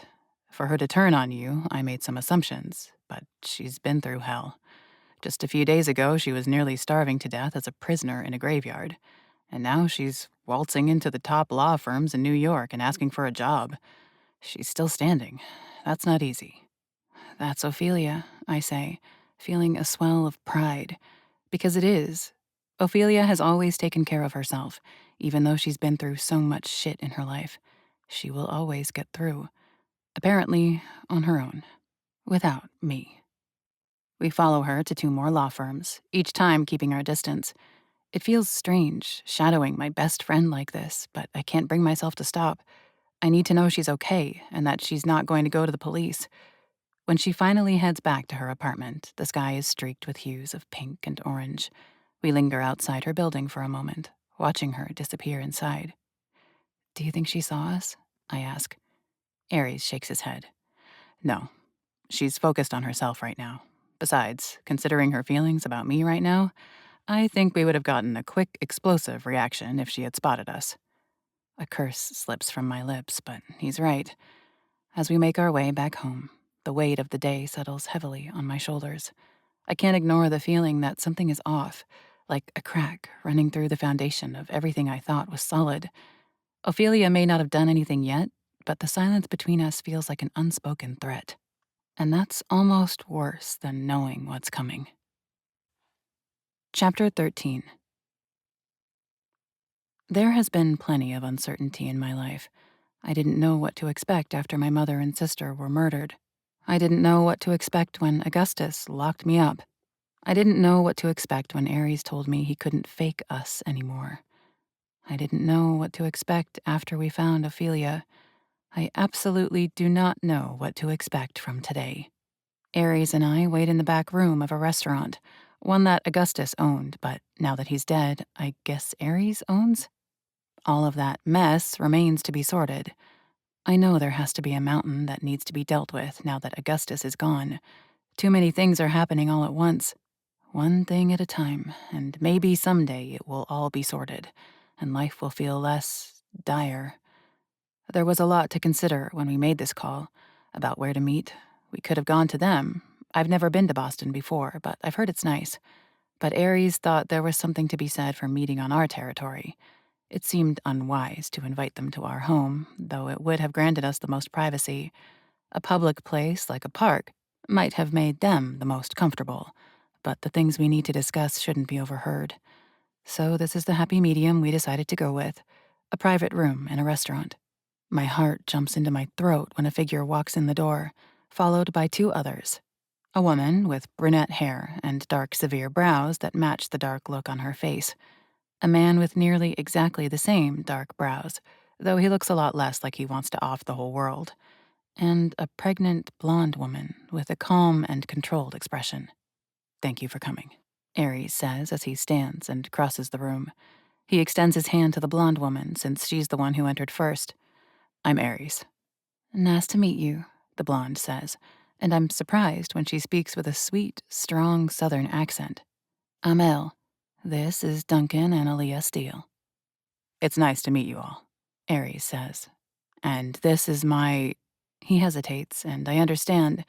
A few weeks ago, he would have called me his fiancé, because that was the fake title. But now there's no more reason to pretend, though I still wear the ring, every day. But is girlfriend the right label? Other half, Lana. That'll work. Nice to meet you, I say, stepping forward and shaking Elle's hand, then Duncan's, and finally Aaliyah's. Wow, Aaliyah says, her eyes fixed on me. You have some supernatural control if you can sleep in the same bed as this one. She smells fucking divine. I blush instantly. She's not the first or even the second vampire to tell me I smell good. Really? Duncan says, looking at his cousin with annoyed disbelief. You can't just go and tell people they smell like something you want to eat.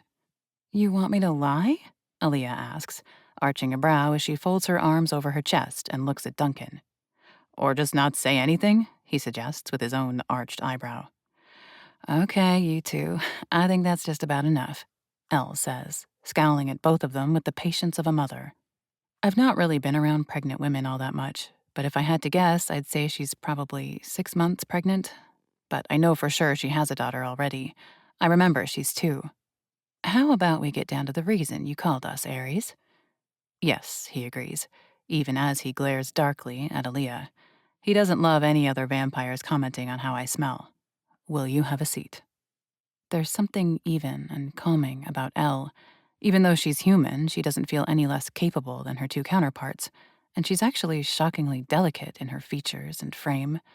But she doesn't hesitate as she pulls out a chair at the table and sinks down into it. As I take the seat across from her and get a closer look, I realize why she doesn't seem fragile. She's wearing a light blue tank top. It's flattering and certainly appropriate for the weather, but it leaves all the flesh of her arms exposed, all her scars exposed. There are a dozen bite marks there.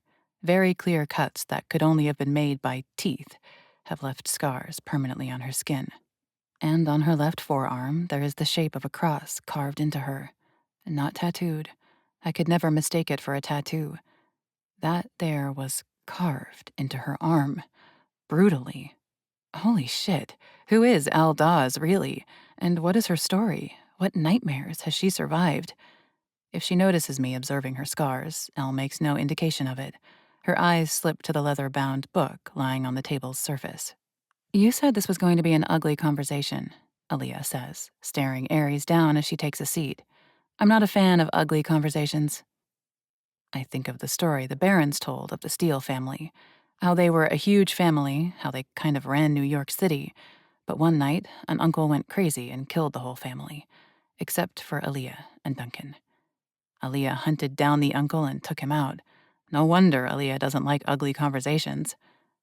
Look, the revelation of the house system and the fact that there are vampire royals is very new to me, Ares says honestly. It kind of surprises me that he's admitting this. He doesn't like looking out of the loop. But, from my understanding, it's a house's job to keep everyone in line, to take care of problems related to vampires. What kind of problem are we talking about, Ares? Elle asks. She doesn't sound ruffled, only prepared. I think I aspire to be her someday. Ares places his hand on the book and slides it in front of him. His eyes linger on its surface, a look of disgust in them. My father wasn't a good man. He was powerful, he was rich, and I thought I knew exactly how he got rich. But last month, I found out that I only knew part of his operation. Ares' eyes slide over to me. It's the whole reason we met. I hate everything about what Augustus did, but without his trafficking operation, there's no way Ares and I would have ever found each other. My best friend went missing in the middle of May, I say, taking the lead on the parts that I triggered. She'd gone to this party. It took me a bit, but I found another of those parties 2 weeks later. That's when I found out it was a party for vampires to feed on people. Damn it, Duncan curses, shaking his head. Ares and I teamed up because he knew it was his father's company hosting the parties. I press on. He knew something was up, but not what. 3 weeks ago, we looked into one of his real estate purchases that didn't make any sense. We found people locked up in cells in the basement. People who had gone to these parties. You fucking kidding me? Aaliyah says. Finally, she seems a little taken off guard. She looks disgusted. Elle's face pales. Ares shakes his head. He was selling these people to other vampires. Duncan's eyes flare red, and I hear the wooden arm of his chair crack as he squeezes it. He was trafficking people, Elle says, her voice hoarse, and I see a chip in her calm expression just a little bit. Ares nods. When we uncovered my father's operation, he knew Lana and I had been there. He took Lana. He sold her to a vampire in Connecticut. Elle's eyes flick to meet mine. Across the table, she reaches for my hand. There's something a little haunted in her eyes. Something that tells me of the horrors of her own past. Something that makes me think she knows what it's like to be a vampire's prisoner. I remember then what James told me about Elle's daughter and how she came to be. The former royal in charge of this area took Elle. He inseminated her against her will, forcing Elle to conceive his royal child. Elle knows exactly what it's like to be a vampire's prisoner. Holy shit, this woman is a marvel. Ares found me 8 days later. I force myself to continue. My throat feels tight. I'm not usually one who likes to be touched by strangers, but there's something incredibly comforting in Elle's touch. He took care of the man who bought me. Then he brought me home. How'd he find you? Aaliyah asks. Finally, she seems invested in the conversation, as if she now understands why we're here. There was a record, Aries says. He flips the book open to a random page. It's coded. It took me a while to figure it out, but I did. Since I brought Lana home, we've rescued 3 other women, but there are dozens more. In total, I've counted 82 transactions that have happened. Shit, I've never looked through the record. I never counted. I'd expected 20 or so. That number alone is horrific, enough to make me feel very unguilty for the end Augustus met. But 82? Fuck. So you're saying there are still 78 people out there who are prisoners to vampires? Duncan asks. He looks a little green. Aries nods. And the sick bastard that did all this is your father? Aaliyah asks, an accusing sneer creeping into her tone. Was, Aries says coldly. He stares back at Aaliyah with unflinching nerve. He's not going to let her talk down to him. I killed him the day after I brought Lana home. That statement hangs heavy in the air for a few moments. Being a parent doesn't automatically make you a good person, Al says, her voice a little hoarse-sounding. When I look at her, there's a darkness in her eyes that wasn't there before. Again, who the hell is Elle Dawes, and what is her story? I wish I had her for 3 whole days so I could ask her all the details, so she could tell me everything about her from start to finish. No, Aries says, the coldness in his voice matching Elle's. It doesn't. Is there anyone else involved in this operation? Aaliyah says, moving past the heavy moment shared between Aries and Elle. Anyone who might continue it? Aries shakes his head. He had a couple of guys who worked for him, but neither of them are smart enough to continue this on their own. I've been watching them. One has already left Manhattan. The other doesn't seem to know what to do with himself for the moment. I'd like a name, Aaliyah says, calmly, coldly. Toby Masters. Aries condemns his father's employee without hesitation. She doesn't write it down. She simply nods. Aries looks from her to Duncan and then to Elle. I don't have the manpower to go location to location rescuing these people, he says. His fingers slide over the pages of the book. But none of these people deserve to be in the situation they're in. We have resources, Elle says. I love her already. She's direct, to the point. There's no bullshit with her. But she isn't hard, not like I am, not like Aaliyah is. Our situation with our house is unique. Our royal might not be ready to take her rightful place, but we still have the full backing of King Cyrus. I can round up the help we need. King. That word came out of her mouth like it was nothing, like she was simply talking about a mayor or the head pastor of the church down the road. She's also said things like royal and house, rightful place. We might both be human women wrapped up in the lives of vampires, but Elle and I live very, very different lives. Aries' eyes fall to the record. I see a moment of hesitance there. Can he give up this control? He doesn't know these people. He's only so recently learned that there is another organization out there, outside of the Barrens, that deals with the affairs of vampires. But something in me is sure he's taken pictures of all these pages, or made a copy of each one. Aries pushes the book across the table toward Elle. She accepts it, pulling it in front of her. Her eyes scan the pages, taking in the information, but she closes the book and holds it to her chest. And I know we've done the right thing. She will take this seriously. With her house, she will track down all those people and set them free. This is the cipher, Aries says, sliding a piece of paper across to her as well. On it is the explanation about the dates, the coordinates, that the first letter indicates male or female. He explains that he never figured out what the rest of the letters mean. Thank you, Aries, Elle says as she accepts it as well.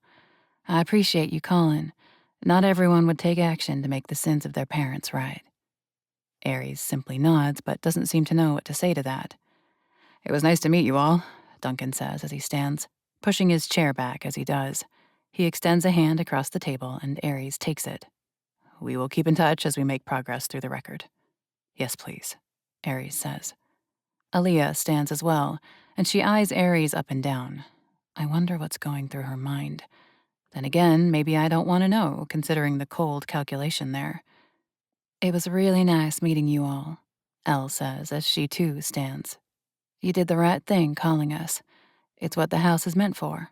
I hope we can get together again sometime. Maybe you can come to the House of Marshall's Christmas party this year. I'd like that, I say, surprising myself, but it sounds nice and wildly fascinating. Aaliyah and Duncan head out the door, but Elle lingers. She looks up at me with those blue eyes, and I see something there. Evaluation, sympathy, consideration. You should take my number, Lana, she finally says.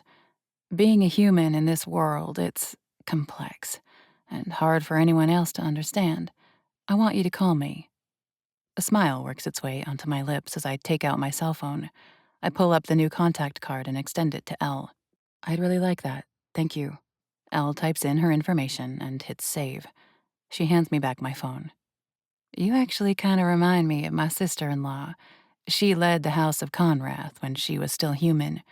Tough as nails and incredibly smart. But don't let this world make you hard, Lana. The danger that always comes with the royals, the born, even the bitten, it can get to a person. I can tell there's some serious history there. I can tell there's pain and darkness, and my fascination with her world, her story, grows deeper. I'll do my best, I promise her, truly wanting to keep it. She offers a warm smile. For a second, she looks like she's debating giving me a hug, but something tells me she's not much of a hugger either. Take care, Elle says as she turns and follows after Duncan and Aaliyah. Chapter 14. My brain is still spinning by the time we take the elevator up to the 8th floor. It's 1 in the morning, but I'm not the least bit tired. My sleep schedule is non-existent anymore, not that I'd have it any other way. By this point, my body has just learned to sleep whenever my head hits the pillow. I feel nearly electric with the meeting we just had. Another human that is so woven into this world of fangs and blood. 2 other vampires who come from their own dark legacies, now leading a worldwide organization of vampires, some of them royalty. The keys jingle as Ares unlocks the door. He pushes it open for me, letting me enter first. That was kind of incredible, I admit, as I set my purse on the island and wander into the living room. I sort of feel like I don't know what to do with myself right now. I have all this built-up energy and wonder in my blood. I mean, the Barons are very impressive, but there was just something different about them. And Elle. As Aries' eyes meet mine, a smile pulls on his lips, and I flush a little. Okay, maybe it's a little embarrassing how much I want to be like her. Aries chuckles and crosses the space to take my hands. It's understandable. She does seem pretty badass. I think that's an understatement, I say, even as a smile forms on my own face. I wrap my arms behind his neck. Tonight was just... I shake my head. It felt damn incredible. I'm having a hard time finding words for it. I know for me, it's a relief, Ares admits. I see it in his eyes that he's not necessarily happy to confess the words. What, that we gave them the record? I clarify, my brows furrowing. Ares nods. That we passed off the responsibility of finding all those people. This heavy part of me still feels like I have to make up for what Augustus did. I shake my head and lean my forehead against his. You have made up for what he did. Ares, you didn't have to do anything, but you did. You saved me, you saved Kelsey, you saved Ophelia. It's done, Ares. It's not your responsibility anymore. He lets out a breath, and his shoulders actually relax. He squeezes his eyes closed, and then he nods. I know. It just might take me a second to settle into the relief. I lean back just slightly, looking into his eyes. And now that we've got that out of the way, I think we might have just a little brain room to figure a few other things out. He holds my gaze, and supportively, he nods. I take his hand in mine and lead us to the couch. Ares sinks into the cushions, and I sit sideways, propping my feet up in his lap. How about we talk about the immediate future, I say, trying to sort through it all in my head. What needs to happen in the next week? Ares grabs my foot and rubs his thumbs into the arch of it. I nearly moan with how good it feels. I need to speak to the Barons. I have to deal with the repercussions of Augustus's death. He starts. I have to let his executing attorney know. I'm sure his will is a mess. You think there will be one? I ask out of curiosity. The man clearly expected to live forever. He just might have been that arrogant, Aries says, cocking his head just a little before he shakes it. But he was a damn successful businessman for a reason. I'd be surprised if he didn't have his affairs in order, just in case. How the hell does a greedy, evil vampire will out his fortune? The man has 9 children, most of them by different mothers, but he wasn't a part of any of their lives besides Aries. So I have a feeling that's going to occupy a lot of my time in the next few weeks, maybe even months, Aries says, somewhat begrudgingly. Depending on what the will says, I might need to expand my team. James is competent in managing the properties, but there's suddenly the potential that there will be a whole lot more. Unless Augustus was vindictive enough to remove Ares from his will when he released his humans from that warehouse. Not that Ares cares about the money or the real estate. He's damn fine on his own.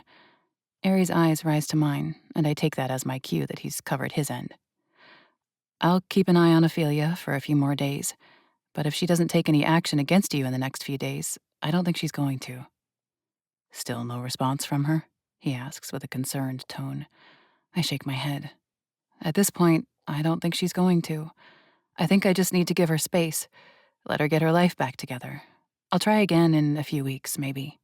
I hate this feeling, like everything has changed, that she and I will never be the same again. There was over a year and a half of her being my person, and it's suddenly over, all because I fell in love with the man who helped me rescue her. Ares squeezes my foot, a gesture of support. I bite my lower lip, worrying it, unsure how to vocalize what else is on my mind. It doesn't feel like me, but I feel this new version of me rising up. I'm not afraid of her, but she is different from what I saw for myself. I'm dying to know what has you abusing those beautiful lips, Vengeance, Ares says. I blush as I look up at him, and it's a marvel to me that he can read me so well. It's only been a month and a half, even though it feels like we've been together years after everything we've been through together. I don't really know how to put this part, I say, choosing honesty. It just feels so different. I feel myself changing, and it's just jarring. His brows furrow, a slight look of worry creeping into his eyes. I shake my head. Nothing about you or us. It's me. I've worked so hard the last few years. I've struggled. I went through some rough shit after my dad died, and Tate stole the gym from me. It was all I wanted for so damn long. But now, once more, I shake my head. It feels so strange to be confessing this truth out loud. But it feels good. It feels like I'm finally getting honest with myself. I'm not sure I fit in that tiny little world anymore, I confess. Ares holds my gaze the entire time, taking in every word with rapt attention. I loved my job. I felt like what I was doing was important. But those couple of days that I went back before Augustus took me, I could hardly focus. All I could think about was you and your world, and how it feels like it's become my world. Ares, it doesn't make any sense because I'm human, and I'm always going to be human, but I don't feel like I fit in my old life anymore. Ares grabs my left ankle and pulls, which shifts me up, and then he pulls that ankle over him, putting me in a position where my knees are on either side of his hips, me sitting in his lap. You were made for this world, Lana, he says as he stares into my eyes. His words are low, a little dangerous. They're seductive, and the look in his eyes, it lights me on fire. No one else could walk into this dangerous life like you did and step on top of it like a fucking queen. Give it a year, and you'll make every baron kneel at your feet. Ares, I breathe, his name a questioning warning. The things this man does for my confidence, my heart, the fire igniting between my legs. Tell me what it is you want, Lana, Ares says softly, dangerously. I want to stay in this world with you, all the time. I finally voice my thoughts.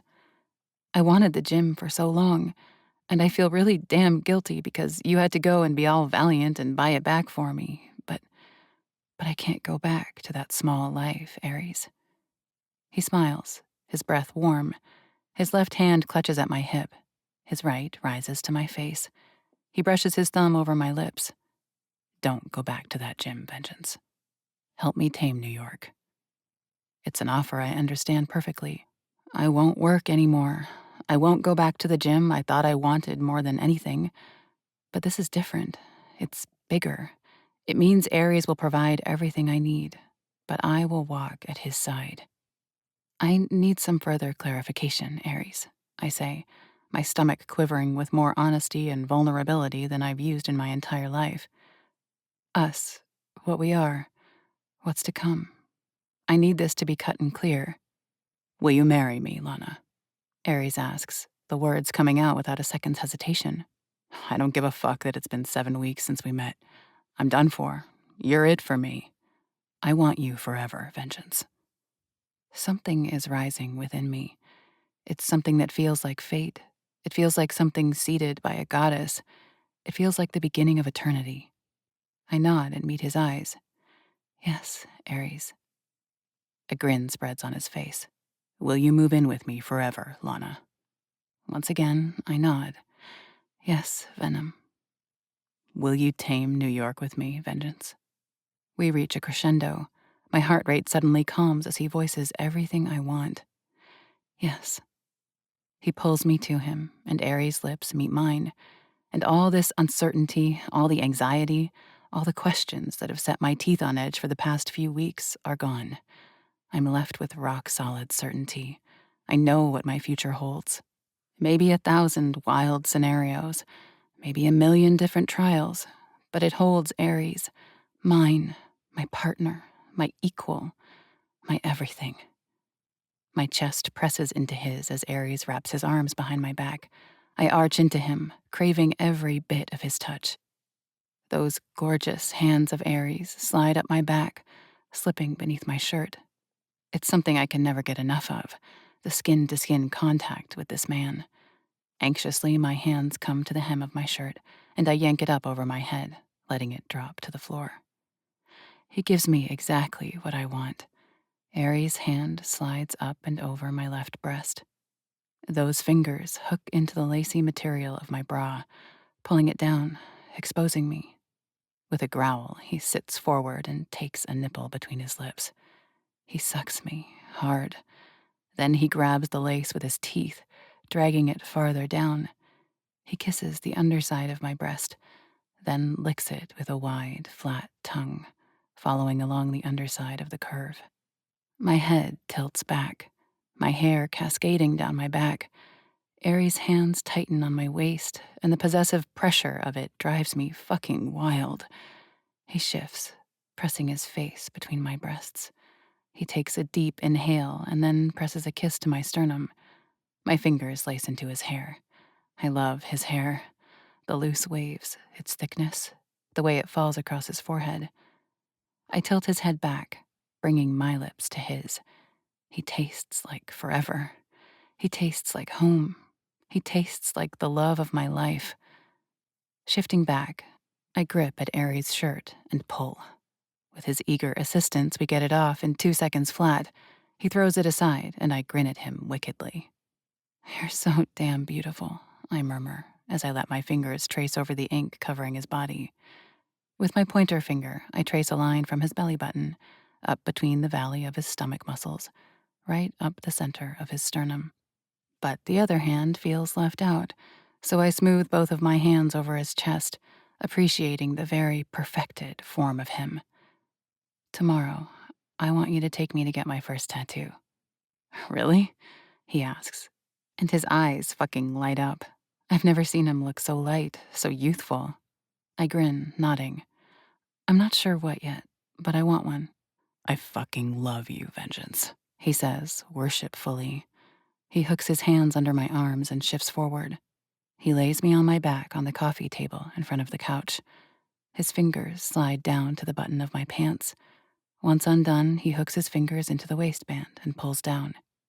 And where, once upon a time, I would have felt nervous or self-conscious about him seeing every inch of me exposed, I'm just giddy with excitement. Ares runs his palm down the inside of my thighs, his eyes darkening as they fix on my center. He whispers a curse and a prayer. But I need to touch him more than I need to be revered in this moment. I rock forward until I'm sitting, ignoring Aries' noise of displeasure. I unbutton his pants and hold his gaze as I tug them down. The length of him springs free. I climb to my knees, kneeling on the coffee table. Between us, I fist him, stroking his length. Aries lets out a groan, his head tipping back. I nearly whimper. The sight of him is so beautiful. I lean forward, pressing a kiss to his sternum. He smells so damn good. He's always smelled so damn good. It's like everything about this man was designed to draw me in, to tempt me in every way possible. I've never had a type. I've barely been truly attracted to anyone in my life. Guess that was just because I hadn't laid eyes on Aries' hunt yet. I smooth both of my hands up his body as I rise up on my knees. Aries looks down at me, the heat in his eyes telling me he likes the sight he sees. He slips his hands around my waist, then over my ass. He gives both cheeks a hard squeeze. Hard enough there's a danger I'll be bruised come morning. But I want more. In a movement that's almost too fast for me to process, Aries repositions me, spinning me around until I'm facing away from him, on my hands and knees.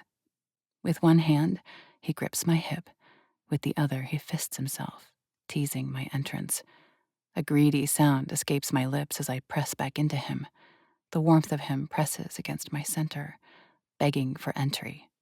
Please, Aries, I beg, unable to bear our separation a moment longer. But instead of pressing inside of me, Aries cups me. That big, beautiful hand of his caresses me, stroking softly over my folds, my entrance, my clit. A moan leaves my lips, skin to skin, the best damn feeling in the world. You're wet, Vengeance, Aries whispers, this tone low, dangerous, seductive. Please, Aries, I beg again. His touch shifts, and as he slides his hand down my center, he slips one finger inside me. The feeling is exquisite, but I want more, so much more. I press my hips back into him, and he rewards me with another finger. I hum at the pressure.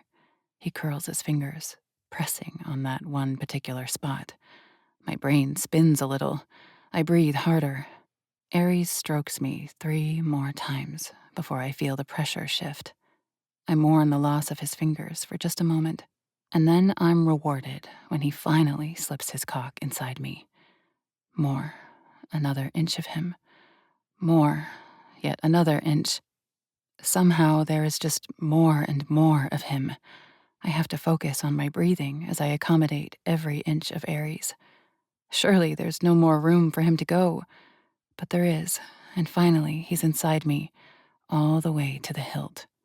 Oh, nirvana, Vengeance, Aries moans, and it's the sexiest sound I've ever heard when I hear the quivering desperation of his voice, as if he's using everything inside him to hold back, to not lose it instantly. Give me more venom, I say, and I am not polite. Aries slides back before he slams forward again. Yes, oh fuck yes. I didn't realize I said the words out loud, but I must have, because Aries takes the encouragement and slides out before slamming back inside me again. Shit, the impact of it. Every part of my body explodes with satisfaction every time he slams into me. I'm pretty sure more sounds are pouring from me. I'm not quiet. The neighbors can probably hear me. Hell, half of Central Park can probably hear me. But I can't even think right now. I'm purely feeling. Aries grips my hip with one hand, but the other roams. It cups my breast. It slides around my throat, though he doesn't use pressure. It trails down my stomach and finds its home between my legs. A worshipping curse slips from my lips as Aries rubs the pad of his finger up and down over my clit. He has no trouble finding just the right spot. There is no fiddling around, no searching. He knows exactly where I need him most. I widen my stance on my knees, opening a little more, giving him easier access to the center of me. He growls an approving sound, increasing the pressure on my clit. I feel my wetness growing by the moment. Another gasp rips from my lips as he hammers into me again. Fuck, Aries. You feel so good. Oh, the inhuman sounds this man makes. They will undo me. Just 2 moments later, after a particularly hard thrust, I hear the cracking of wood, and for a moment I lurch forward and toward the ground, but Ares catches me just before I can face plant to the floor as the coffee table gives out. Strong arms wrap around my middle, and he spins us. As the coffee table collapses, Ares moves to the side, splaying me on my back on the floor. We've been separated for maybe 2 seconds before he spears inside me again. I'm barely taken out of the moment. It all happens so quickly. My eyes roll back in my head as Ares shifts his angle, his body rubbing over me. He buries his face in my neck, kissing, lapping, pulling at my flesh. And for a tiny fraction, just a moment, I want to feel his fangs sink into my skin. I want to feel claimed, possessed, but I know the nothingness that takes over with the bite. And I'm so damn close. My hands wrap around Ares, my nails scraping his back. The huff of air from him is approval. I scrape him harder, digging in, pulling him harder against me. And as he shifts, just a little, he gives more pressure to the core of me. I fall over the cliff. It rockets from my core, through my heart, over my arms, down to my toes.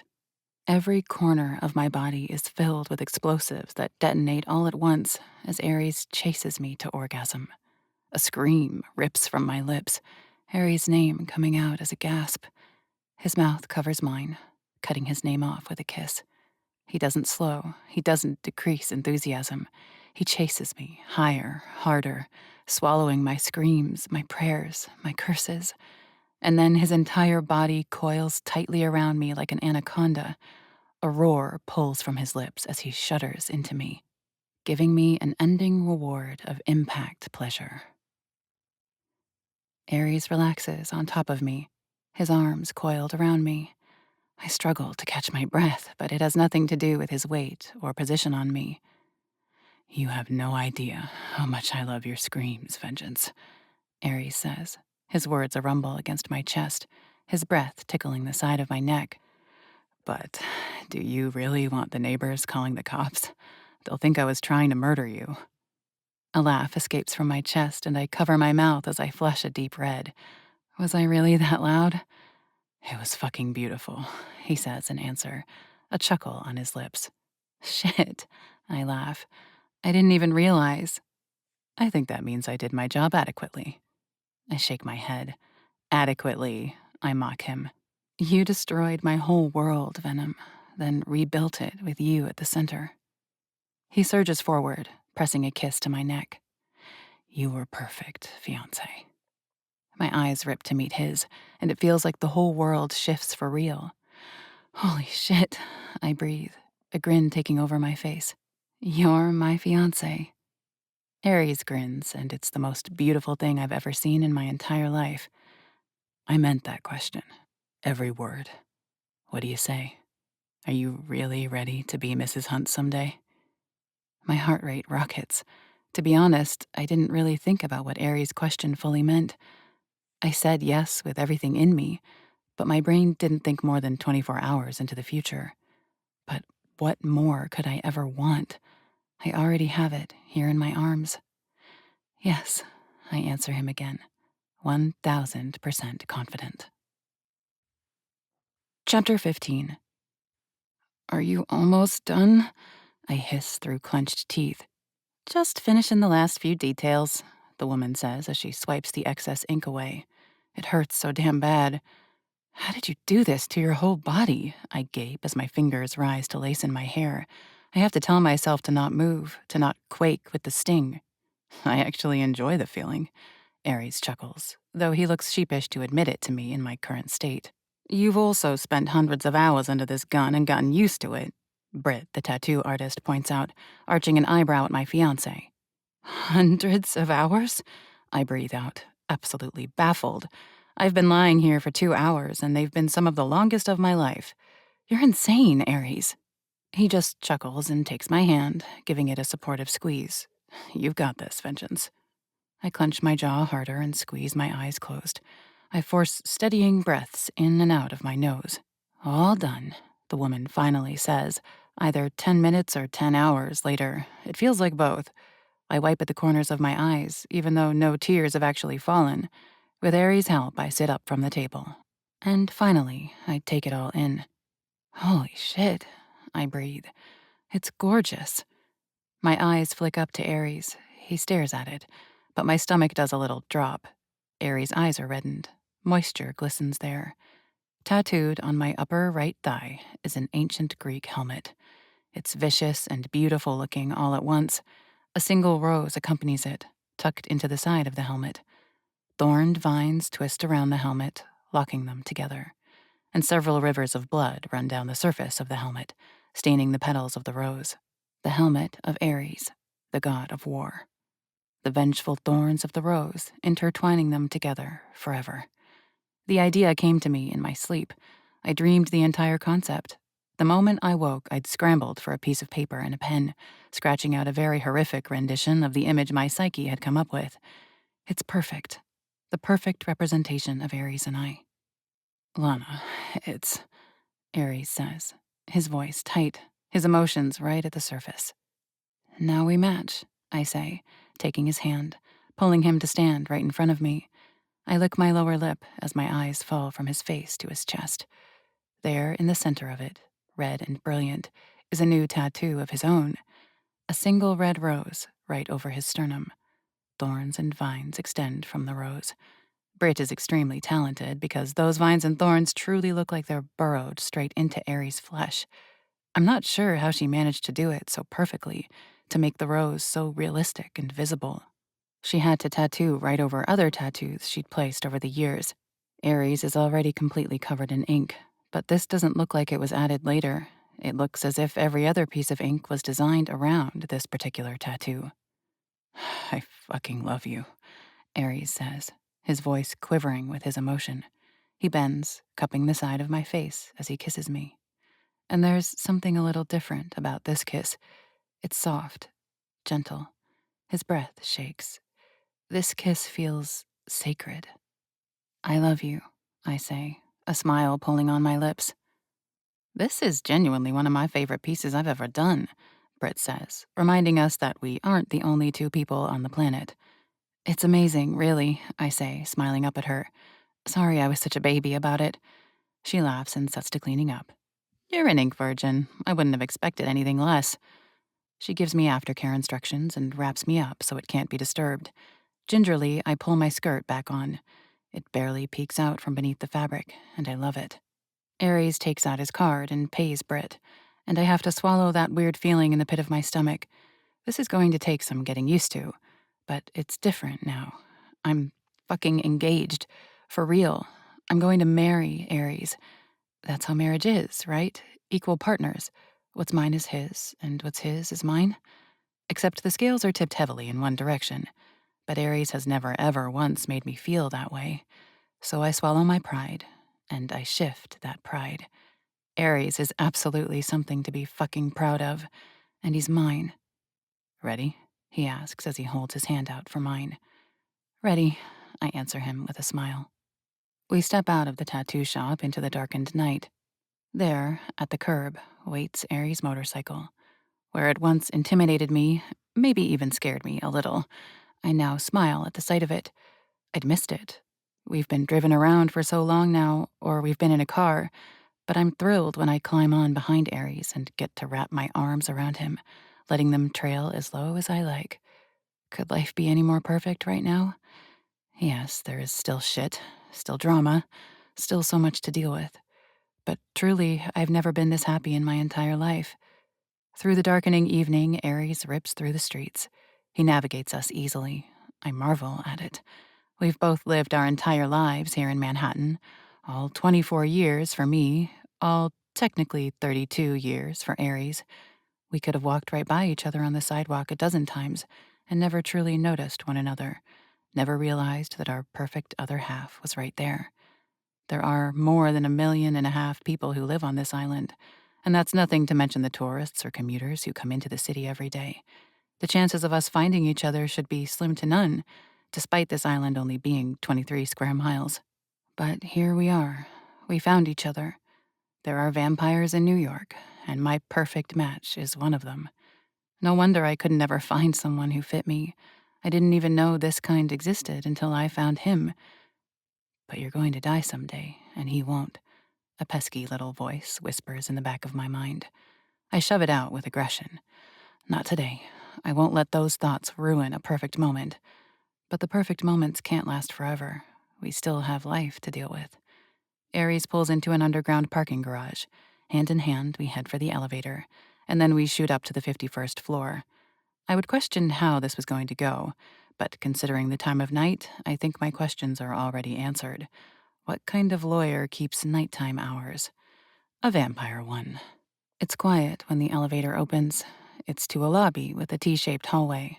On the wall is a directory. I don't get a chance to read through all of it, though. Aries directs us down the hallway to the right. At the very end of the hall, Aries pushes open a door. It feels wrong that there is a receptionist at a desk just inside. It's 10 o'clock at night. I'm here to see Regina Wick, Aries says coolly. Aries Hunt. Follow me, the young man says as he rises to his feet. We follow him down a hall before he pushes a door open for us. We step into a gorgeous office that screams class and wealth. A woman looks up from her desk, and I've met a few vampires now, but none of them look as vampire as this woman. Her cheekbones are severe. Her hair is jet black, as are her eyelashes. Her lips are painted brilliant red. She wears a form-fitting black dress that looks like it costs a fortune. From her ears dangle silver earrings that look like wooden stakes. You must be Aries, the woman says as she stands. She walks around the desk, extending a hand. Aries takes it, shaking it confidently. Yes, he answers. And my fiancée, Lana. My stomach does a little backflip. It isn't the first time Aries has introduced me as his fiancée, but it is the first time the title has been real. Please sit, she instructs. Her words are quick and businesslike. She walks back around the desk and sinks into her chair once more. It doesn't look the least bit comfortable. Aries takes one of the chairs that looks just as uncomfortable, and I take the other.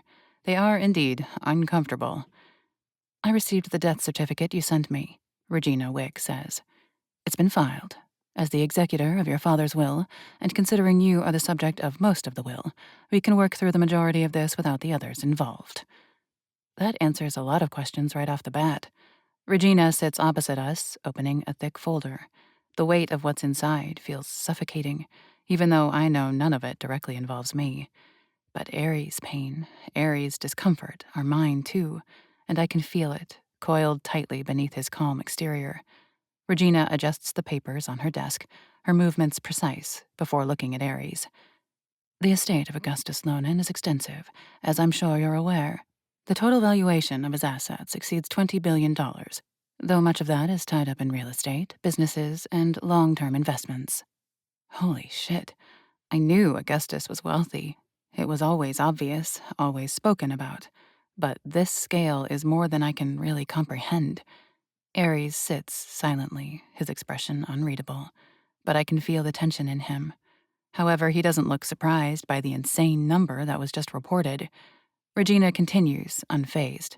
In New York City alone, Mr. Lonan owned 23 properties, including 6 high-rise office buildings in Midtown, several luxury apartment complexes, and a handful of mixed-use developments in Lower Manhattan.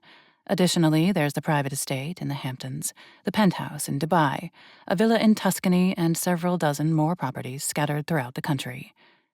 Regina flips through the papers, her tone unchanging. Her gaze is laser-focused, absolutely tuned into the task at hand. She glances at the next page. There are additional accounts held in private banks in Switzerland and the Cayman Islands, as well as a portfolio of rare art and jewelry valued at just over $400 million. Half of all these assets, per his will, are now yours, Mr. Hunt. Again, holy shit. Half, Aries blurts, his tone sharp, cutting through the air. Regina nods. Correct. The remaining half has been divided equally among your 8 half-siblings. However, as all of them are minors, the assets intended for them will be placed in a trust.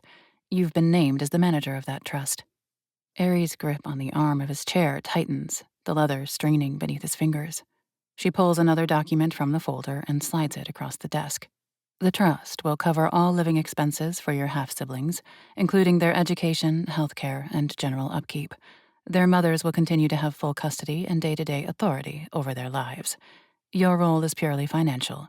You'll oversee disbursements, investments, and ensure the trust is properly maintained until each child reaches the age of 18. Aries leans back slightly, letting out a hard breath through his nostrils. Fuck. Regina's gaze is steady, her expression unreadable. You're the eldest, Aries. Surely it can't be a surprise that your father trusted you to ensure the stability of the trust and to maintain the family's financial legacy. It's quite obvious you didn't know Augustus, Aries says darkly. We were estranged for 3 years, and things between us were strained, to put it extremely lightly, just before he died. I can feel his disgust like a physical force, but Regina doesn't flinch. She simply makes an acknowledging noise and presses on. If you have any questions about the distribution or the management of the trust, I'd be happy to clarify. Aries doesn't respond immediately, his silence heavy and pointed. When he finally speaks, his voice is low and rough. No questions, just keep going. Regina nods and flips to the next page, continuing her precise, clinical recitation. She smooths the paper in front of her. The next items pertain to Augustus's personal belongings. These include his art collection, the contents of his private library, and a collection of heirlooms, jewelry, antiques, and rare artifacts. Most of these are to remain in the estate's vault until their allocation can be decided. If you'd like to take possession of any items, I can arrange for their transfer to you. Aries' jaw tightens, his grip on my hand firm. I don't want anything of his, he says flatly. Regina doesn't even blink. Understood. Should you change your mind, you only need to inform me. She sets the page down and looks at him directly. That concludes the division of assets and responsibilities. Now, if you'd like to formally sign to accept the terms of the will, we can proceed. The silence stretches. I glance at Aries, watching the flicker of emotion behind his eyes. For all his composure, I know this is a storm he's trying to contain. Finally, he gives a short nod. Let's finish this, he says, his voice cold. Regina reaches for a pen, handing it to Aries, along with a neatly prepared document. Sign here and here. She points to 2 marked lines. He takes the pen without a word and leans forward, his movements deliberate. The scratch of the pen on paper fills the room, somehow louder than it should be. When he finishes, he drops the pen on the table with a muted thud. It's done, he says, more to himself than anyone else. It feels big. It also feels like a relief. The nightmare of Augustus Lonan has come to an end. Regina collects the papers, stacking them neatly. Indeed. I'll file the necessary paperwork and ensure the trust is officially established by the end of the week. She stands, smoothing her tailored blazer. Thank you for your time, Mr. Hunt. I stand when she does. Aries stays seated, staring at the papers like they're something vile. Regina hesitates for just a moment, her professional mask slipping slightly. For what it's worth, she says softly. I did not know Augustus well, but as we worked on this, it was obvious Augustus respected you. Aries' head snaps up, his eyes dark with ire. Spare me, he says, his voice sharp enough to cut. Regina nods once, seemingly unfazed, and walks toward the door. She opens it, and Aries finally stands. If you need anything further, don't hesitate to reach out, she says as we walk out the door. She doesn't wait for a response, though. She closes it as soon as we're clear of the threshold. I walk beside Aries back into the lobby, and then into the elevator, unsure what to say. His hand is still clenched around my own, the muscles in his forearm taut. Aries? I say softly as we descend back to street level. He exhales sharply, like he's trying to expel something heavy from his chest. It's over. Finally over. I lean into him, studying his conflicted face. Is it? His dark eyes meet mine, and I see the storm still raging beneath the surface. I don't know, he admits. Part of me feels relieved. The other part wants to burn everything he left behind. Every cent, every building, every scrap of his so-called legacy. You don't have to keep anything, I say gently. You can do whatever you want with it. He shakes his head. It's not that simple. The trust for the others, I can't just walk away from that. The elevator dings and then opens. We step out and walk out the door. back out onto the ever-busy streets. Aries looks around, and I wonder if he's thinking about how much of this city he just inherited. He runs a hand through his hair. I didn't think he'd leave me half. I figured it'd be split evenly, or he'd cut me out altogether. This feels like one last way to keep me tangled in his web. Then untangle yourself, I say, my voice steady. Take what's yours, make it something good, something that isn't his anymore. He looks at me, his expression unreadable, and then nods slowly. Maybe you're right. I squeeze his hand, a quiet show of solidarity. I'm always right. You'll figure that out. A laugh escapes his lips, and something lightens in his eyes. For a moment, the weight between us eases. You're too fucking perfect, Vengeance. He leans forward, pressing his forehead to mine, his presence grounding me as much as I hope I do for him. Thank you, he murmurs, his voice low and warm. Always, I whisper back. Chapter 16. The towering Hunt Pharmaceuticals building looms before me, all sleek glass and steel reflecting the Manhattan skyline. I've passed by it countless times, but today I'm walking through its front doors for the first time. The lobby is pristine, with marble floors so polished I can see the reflection of my undercarriage. Welcome to Hunt Pharmaceuticals. The receptionist greets me with a practiced smile. Her bright red lipstick doesn't falter as she glances from me to her computer screen and back to me. Do you have an appointment? I'm here to see Florence Hunt, I say, shifting my bag on my shoulder. She's expecting me. The woman chuckles. I don't think so. Ms. Hunt doesn't take appointments. I arch my eyebrow at this woman, and a bad taste forms in the back of my throat. Fucking rude. I walk forward, keeping my eyes fixed on this woman. I place my hands on the surface of her massive desk. Her eyes fall down to the massive engagement ring on my left hand. I'm Lana Kincaid, I explain. My fiancé is Aries Hunt. Florence is about to be my sister-in-law, and she is most definitely expecting me. The woman's eyes widen and she goes white. Her fingers fly across the keyboard and her mouth flaps open twice before she finds the words. I'm so sorry, Miss Kincaid, she says in an embarrassed rush. I didn't know. Florence doesn't ever take visitors, but she is expecting you. Just a moment.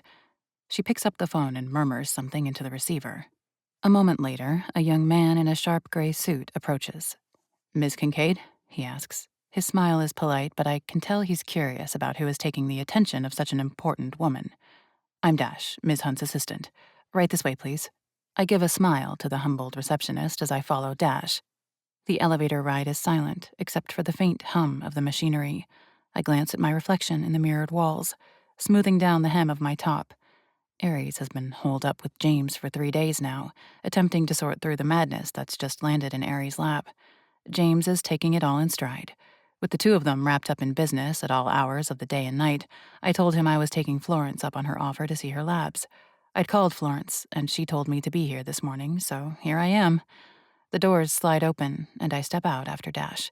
The entire hallway is brilliantly, almost blindingly white. White marble floor, white walls, white ceiling. Even the decor is white. There are doors branching off of the hall, and the glass walls grant me a view into immaculate offices. But we head straight down the hall, and through her windows I see Florence at the very end of the hall. Dash knocks on the door, and Florence distractedly waves me in as she hammers away at her computer. Dash excuses himself. She has a spectacular view of the city. It doesn't get much more pristine than this. The room is as sleek and modern as the rest of the building, but it has a personal touch.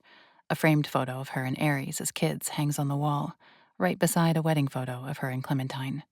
On her desk is a collection of scientific journals and a small, elegant bonsai tree. It's just as organized and classy as I'd expect from the woman. Sorry about that, Florence offers as she finishes her keyboard symphony and stands. I'm so glad you were able to come. The genuine smile on her face says she's telling the truth. Her blonde hair is wild and elegant in a way only she can pull off, and her tailored pantsuit screams efficiency and power. Thanks for inviting me, I reply, offering her a smile of my own. This place is impressive. Wait until you see the rest of it, she says, a conspiratorial grin pulling on her lips. Let's go. We talk about nothing in particular as we head back into the elevator. It's always easy with Florence. I can't say I'm naturally comfortable around many people, but I always am with Aries' sister. We get off 2 floors down, and I take an impressed look around as we step out. The hallway is lined with labs, and there are dozens of employees around, busy bees working to create cures and treatments. The public knows us for our breakthroughs in cancer research and pharmaceuticals, Florence explains as we walk down the hall. The Hunt family has been in the business of healing as far back as the records go. My great-grandfather created the company, and it grew into the largest pharmaceutical company in the country. It's amazing, Florence, really, I say, as I shake my head. To think she keeps all of this running, and has for years. She's still so damn young. We take another elevator down a floor, and when the doors slide open, I'm amazed at how well all the noise was contained. There is an incredible amount of manufacturing going on, but I couldn't hear a single bit of it on the floor above. If we didn't have all this vertical space and have it for nearly a century, we'd never be able to afford producing our products on site, Florence explains, raising her voice so I can hear her over the whirring and clinking sounds. But it keeps hundreds of jobs here in the city. We work our way through this floor quickly, and it grows quieter as we enter the elevator. Instantly, the noise dies down as we descend 4 more floors. The doors slide open, and we set out through another floor filled with computers and screens. How is my brother handling things? Florence asks as we pass through the hall. She walks with her hands slid into her pockets, the picture of cool and collected, as always. Okay, for the most part. I answer her honestly. His assistant is helping him sort through everything. James seems invested and he's good at the job, but I think Aries is a little bitter. He feels like Augustus leaving him half of everything instead of a proportionate amount is his way of keeping Aries tangled, even though Augustus is dead. That sounds like something Augustus would do, Florence says. There's a tightness to her jaw that isn't usually there. Never met a more manipulative, controlling asshole in my life. Her eyes flick to mine. But I'm really glad he has you, Lana. Congratulations, by the way. I couldn't ask for a more kick-ass sister-in-law. She smiles, and it warms something in my chest, even if I feel a little self-conscious for some reason. Thanks. I'll admit, it kind of doesn't feel all the way real for some reason. That's because it's been all of 2 seconds since you met, Florence chuckles as we reach the end of the hall. She presses a button for the elevator. Not that it matters. You two are fucking designed for each other. Damn, I love this woman. We step inside the elevator when the doors slide open, but instead of pressing a button for a different floor, Florence scans a security badge. No lights indicate what floor we're going to, but there is a ding sound and the elevator drops. It's obvious we're in the basement levels of the building when the doors open. There are no windows. The lighting is dim. Even the air is cooler down here, almost sterile. This is where the interesting work happens, Florence says, her voice echoing slightly in the corridor as we step out of the elevator. We step into a large lab filled with high-tech equipment. Machines hum softly, and the walls are lined with monitors displaying complex data. The room is vast. Walls of glass and rows of sleek counters brimming with cutting-edge equipment, centrifuges, microscopes, containment chambers, and machinery I can't begin to name. The far wall is lined with glass enclosures, each housing small, darting shapes. There are only 2 people on this floor that I can see. Florence nods toward a man tinkering with a microscope. That's Dr. Patel. He's one of my top geneticists. And over there, she gestures to a woman adjusting a digital interface, is Dr. Marino. She specializes in biomolecular engineering. I nod politely at them, but my attention is fixed on the center of the room. A cylindrical glass enclosure stands like a trophy case, lit from within by a soft green glow. Inside, I see a rat? No, 3 rats, each in separate compartments, their movements unnervingly precise and deliberate. What are they? I ask, stepping closer. Florence moves beside me, her tone turning clinical. These are the latest generation of successful experiments. We call them Gen V1 prototypes. Gen for genetics, V for vampire. My breath catches. Wait, you mean these are vampire rats? Florence chuckles. Essentially, yes. You're creating vampires? Like Ares? She shakes her head. Not exactly. I can't recreate what he is. A born vampire is a product of magic as much as biology, which doesn't make any fucking sense. Her tone actually hardens with annoyance. What I'm doing here is entirely scientific. My goal is to improve upon it. I raise an eyebrow. Improve? Think about it, she says, turning to face me fully. Ares can't walk in sunlight without customized sunglasses, and even then, he ends the day with a massive migraine. His need for blood is strong enough he can drain an entire person, killing them. His abilities, while extraordinary, are the result of a madman trying to create the ultimate predator, which came with its own set of curses and risks. And making more of them. Think of how complicated it is. A born father, and the odds of actually creating a pregnancy. I know Augustus has done it 9 times, but he's a rarity. And then you have to wait for that kid to reach adulthood before they can resurrect. It takes forever. So what I'm working on is a version of vampirism that eliminates most of those drawbacks. You mean like a perfect vampire, I say, half in awe and half in unease. Florence's lips curve into a smile, but there's an edge to it. Or as close to perfect as science can achieve. We've been working on recreating vampirism at the cellular level. What you're looking at is the culmination of years of work. These rats exhibit regenerative capabilities beyond anything natural. Watch this. She picks up a remote and presses a button. A small door opens between the cages. Instantly, one rat goes after the other, its teeth latching onto the other's neck. Blood spills onto the bedding at their feet.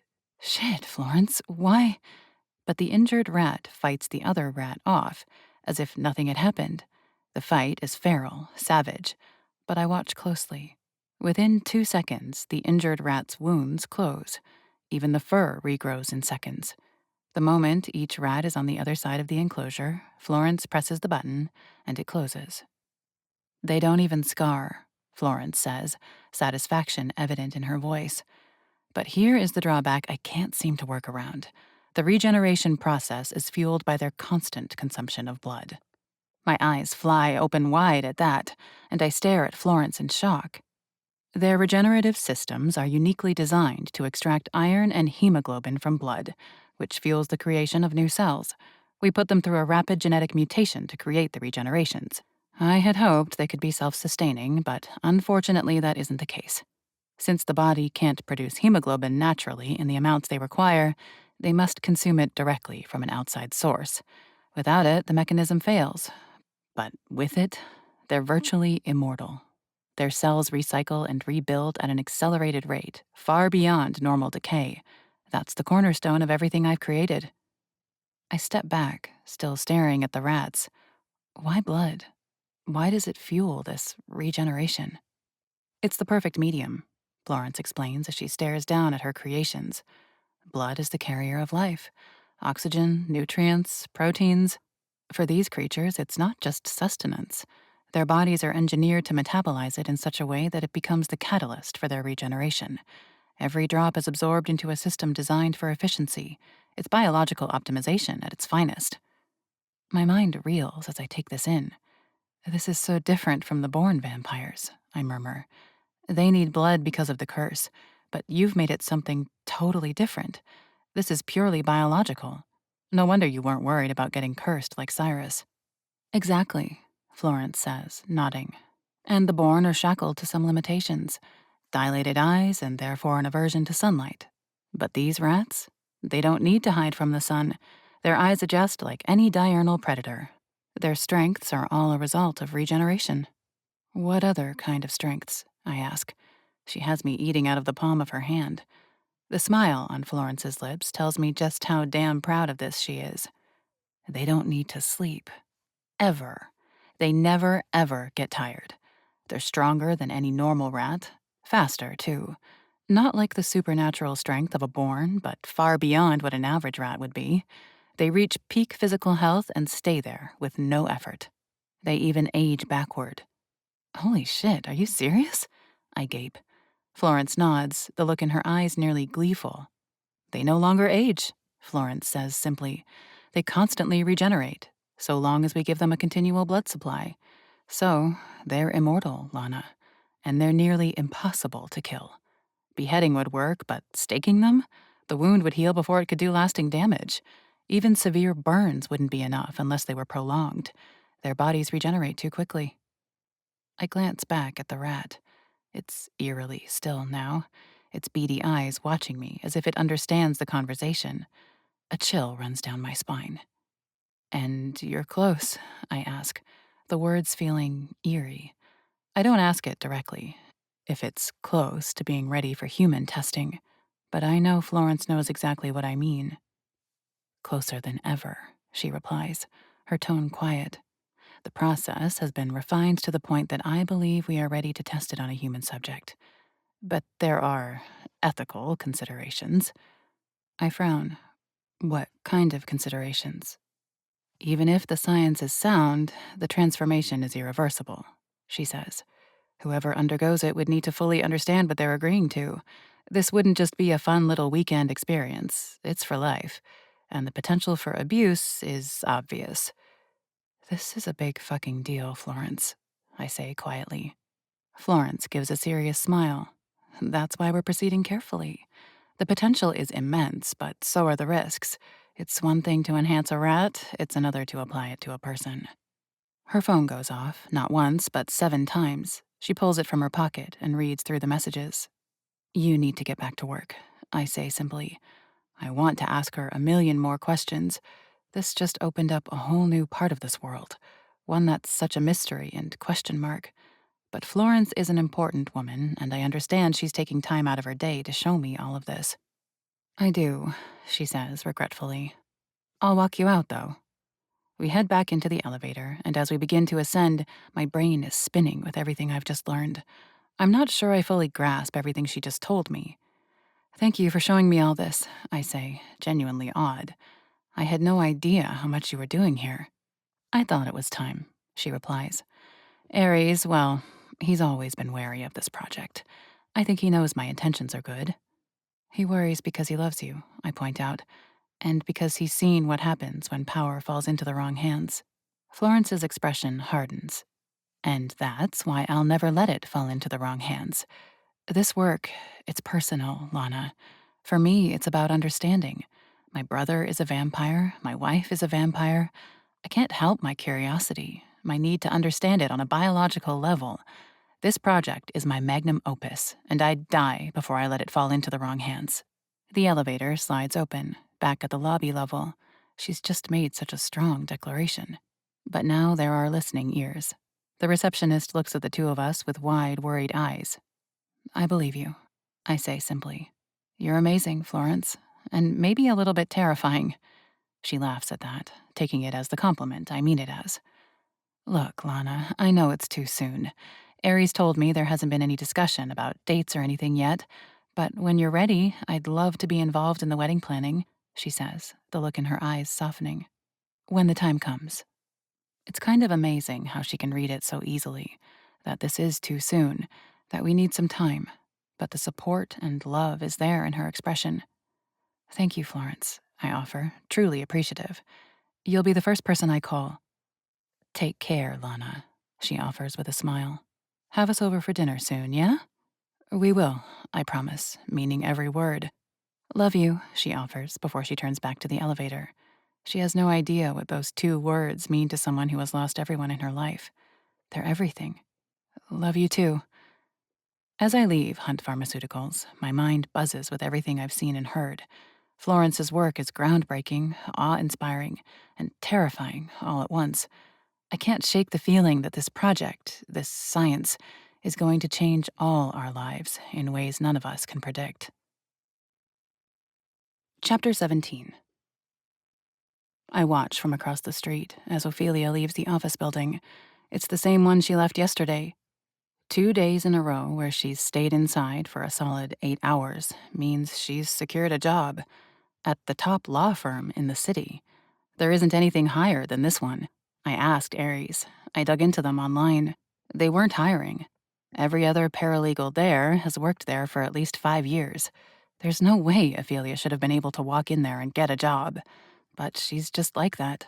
She can talk her way into just about anything. It still hurts that she won't talk to me. She hasn't answered any of my texts or calls, but I keep reminding myself that she needs time. It's only been 2 weeks since we plucked her from that nightmare. It's still raw. So I don my sunglasses. She doesn't need to know I'm following her, checking on her, making sure she isn't going to do something dangerous and rash, something vicious and volatile. I walk in the opposite direction down the street. It's a 20-minute walk, but I told Aries I needed some time to get my head together, and it just reminds me why I love him. He didn't get all protective or overbearing, saying I shouldn't walk alone or that Billings needed to drive me.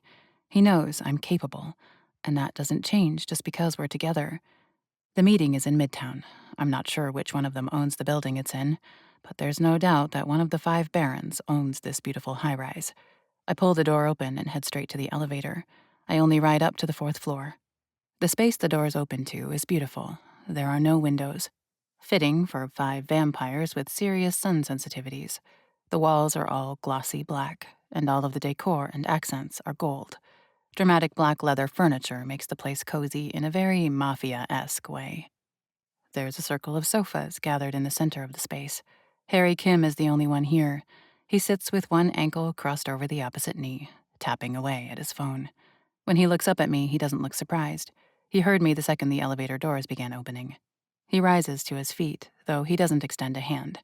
He looks me over, but there isn't anything about it that makes my skin crawl. It's simply evaluative. "Lana," he says simply, "I'm glad you're attending tonight's meeting." "You are?" I question as I raise an eyebrow in surprise. I round the couch and take a seat. Harry sinks back into his own opposite me. He nods. "We've been needing a woman's touch ever since Cliff's mother was killed by that hunter." "Hunter?" I blurt, taken totally off guard. "There are hunters out there?" Harry nods, though he doesn't look concerned. "They surface every now and then. Humans with a vendetta against vampires. They're usually justified. Our kind can do some deplorable shit at times. But they arise, search for justice, usually don't find it. But vampires tend to be stronger, so they don't typically last long." "Cliff's mother was a baron before him?" I ask. It's actually kind of nice, getting this surprising moment alone with the baron I know the least about. Once again, Harry nods. "She formed the organization with Augustus. She'd been friends with the Steele family, but since we lost her, it's been far too masculine around here. Ares was wise to bring you into the circle, even if you can't have an official title as a human." I make an acknowledging sound, though I don't really know how to respond to that. Instead, I take it in a different direction. I didn't think the barons thought too much of women, with the whole breeding program. Harry lets out a tiny noise of annoyance, and it's hard to tell if he rolls his eyes or simply looks away. "Half, Lana. Only half of the barons care about increasing the vampire population in New York. As you know, Cisco has no children. I have no children. Obviously, Ares has no children. Yet. Giovanni was already married, and their children were all their decision because they wanted them. Him and Francesca. So really, it was only Augustus who took on the role of breeding stud, and Cliff. Though I think he actually hates his wife and kids." "That's sad," I say, frankly. "It is," Harry agrees. "But don't forget, you were brought into this world under the influence of Augustus, the one who cares about it most. He does not speak for all of us." "That's actually really nice to hear," I say honestly. I cross one leg over the other, my hands folded in my lap. I love Ares, and I've never respected anyone as much as I do him. But I was starting to think most other vampires are misogynists after all the shit Augustus has said. Harry shakes his head. "If I'm being honest, the role of Baron is damn near laughable. We're establishing influence in the city through wealth. We have sway in the government, so we can keep our kind out of trouble and influence laws that might make our lives easier. But there are so few vampires in New York, they don't need a leadership council." "Why are there so few vampires here?" I ask, my brows furrowing. From what I've heard, other places have a much higher population. Someone mentioned Seattle and Chicago. Considering the massive population of the city, now that I know they exist, I'd kind of expect New York to be crawling with vampires. Harry crooks a tiny smile, one that makes me think it's a tell of admiration. Maybe I'm asking the right questions. "The vampiric population of New York has seemed to fluctuate throughout the years. This tends to be a place of violence at times, though. Gangs, religion, cultural groups, it's always caused an ebb and flow. I think vampires haven't felt particularly safe here in this city all the time. But when the Steele family was slaughtered, it caused a mass exodus that the city still hasn't recovered from." I mull all of that over. It's tempting to tell him that not the entire Steele family was taken out. I've now met Aaliyah and Duncan Steele myself, But Ares and I haven't discussed sharing the information about the houses with the Barons just yet, which feels like further proof of how isolated New York is from the vampiric world. Is New York safe for vampires? It's feeling like the answer is no, and suddenly I have to consider my hometown a little differently. The person I love most in this world is a vampire, and the city we live in isn't the friendliest to his kind. You think there are still threats out there? I ask Harry. To vampires? We still don't know why that uncle went crazy and killed the family. What if the reason is still out there? What if it's the reason there aren't more vampires in the city? It's something I've spent a lot of time thinking about, Harry admits. I like how honest he is without being overly dramatic. There's something soothing about Harry Kim. I didn't expect that from my previous interactions with him. It can get lonely in this city, with so few of us. To be honest, it's one of the only reasons why I bother with the Barons. I've often wondered what it would be like to move somewhere with a higher population. I've never cared for Chicago, though, and I'm not sure I'd fit in on the West Coast. I've never been to either place, I admit. Harry offers a small smile at that. He opens his mouth, about to speak again, but the elevator dings and we both look over to see Ares and Cisco step out. They're talking, and it makes something in my chest warm when I see Ares smiling and Cisco laughing at something he said. Just a moment later, the second elevator slides open, and Cliff and Giovanni walk out. Ares meets my eyes and leans down. "Hello, gorgeous," he says as he presses a kiss to my lips. His hand lingers at my jaw, his eyes gazing into mine. How did things go? I shrug, ignoring the fire that's lit in my lower belly. Fine, she's gotten a job. Doesn't look like she's doing anything to worry about. Ares nods and sinks down onto the couch beside me. His eyes slide to Harry, but he must not find anything to worry about with us being one-on-one because he doesn't say anything. Are we just bringing our wives to all the meetings? Giovanni asks, sounding annoyed that I'm here. I will have to let Francesca know. How about you just shut your trap, old man? Cisco says with a narrowed look. He sinks down onto the couch next to Ares. Lana's the shit, and you know she's helpful. Giovanni mutters something in Italian, but he just takes a seat, looking generally pissed off. Cliff eyes me warily as well as he sits beside Gio. Augustus isn't joining us today? No, he isn't. Ares jumps right into it, his tone low and with a hint of anger in it. He's the reason I called this meeting. Here we go. Every Baron turns his attention to Ares, none of them saying a word as they wait for him to explain. Until a month and a half ago, Augustus and I were estranged. Ares begins. He takes my hand, lacing my fingers through his. It almost feels strange that I can comfort a man like him, but his hold tells me that's exactly what he's seeking right now. Support, strength. Before that, it had been 3 years since I'd seen or spoken to him. I wasn't going to bend to his will, but I knew he was doing something suspicious. So, with Lana's help, we investigated what he was up to. Men do not get as rich as Augustus by doing everything above board, Gio says. I already liked him least among the barons, and now it gets worse. We found out that Augustus was trafficking humans and selling them to other vampires, Ares says bluntly, harshly. The room falls deadly silent. It feels as if each of them has come to an abrupt stop. Ares meets their gazes, and every inch of his face says he's dead fucking serious. He was putting on parties, though he never attended them. He was renting spaces, which is what made me question. It doesn't make sense, considering how much of Manhattan he owns, so we investigated. Ares looks over at me, and I see how much he hates that this is tied to him. I lost my best friend because of all this. Yet, if none of it had happened, we never would have met. He had a crew, Ares continues, looking back to the barons. They were taking people. He was then keeping them prisoner until he could sell them to a vampire. What the fuck? Cisco is the first to react, his words coming out confused and disgusted. Ares nods. When Augustus realized Lana and I had found his warehouse, he took Lana. Harry's grip on the arm of the couch tightens, his expression growing colder. He sold me to a vampire in Connecticut named Lawrence. I say, my words coming out hoarse-sounding. I was there for 6 days before Ares found me. I was his blood bag whenever he needed a fix. That fucking bastard, Cisco says, rage twisting his expression. Where is he? I will kill him.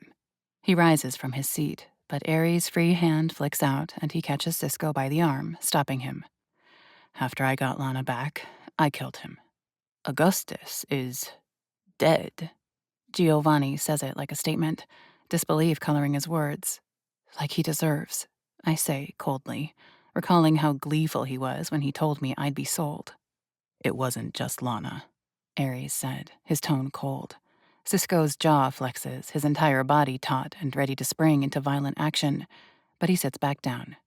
There were dozens of people. He was selling them for astronomical amounts. Any person who takes someone's freedom and life so casually and profits from it doesn't deserve to live. He stalls now, and this is the tell. This is when we evaluate each Baron's reaction to this sickening news.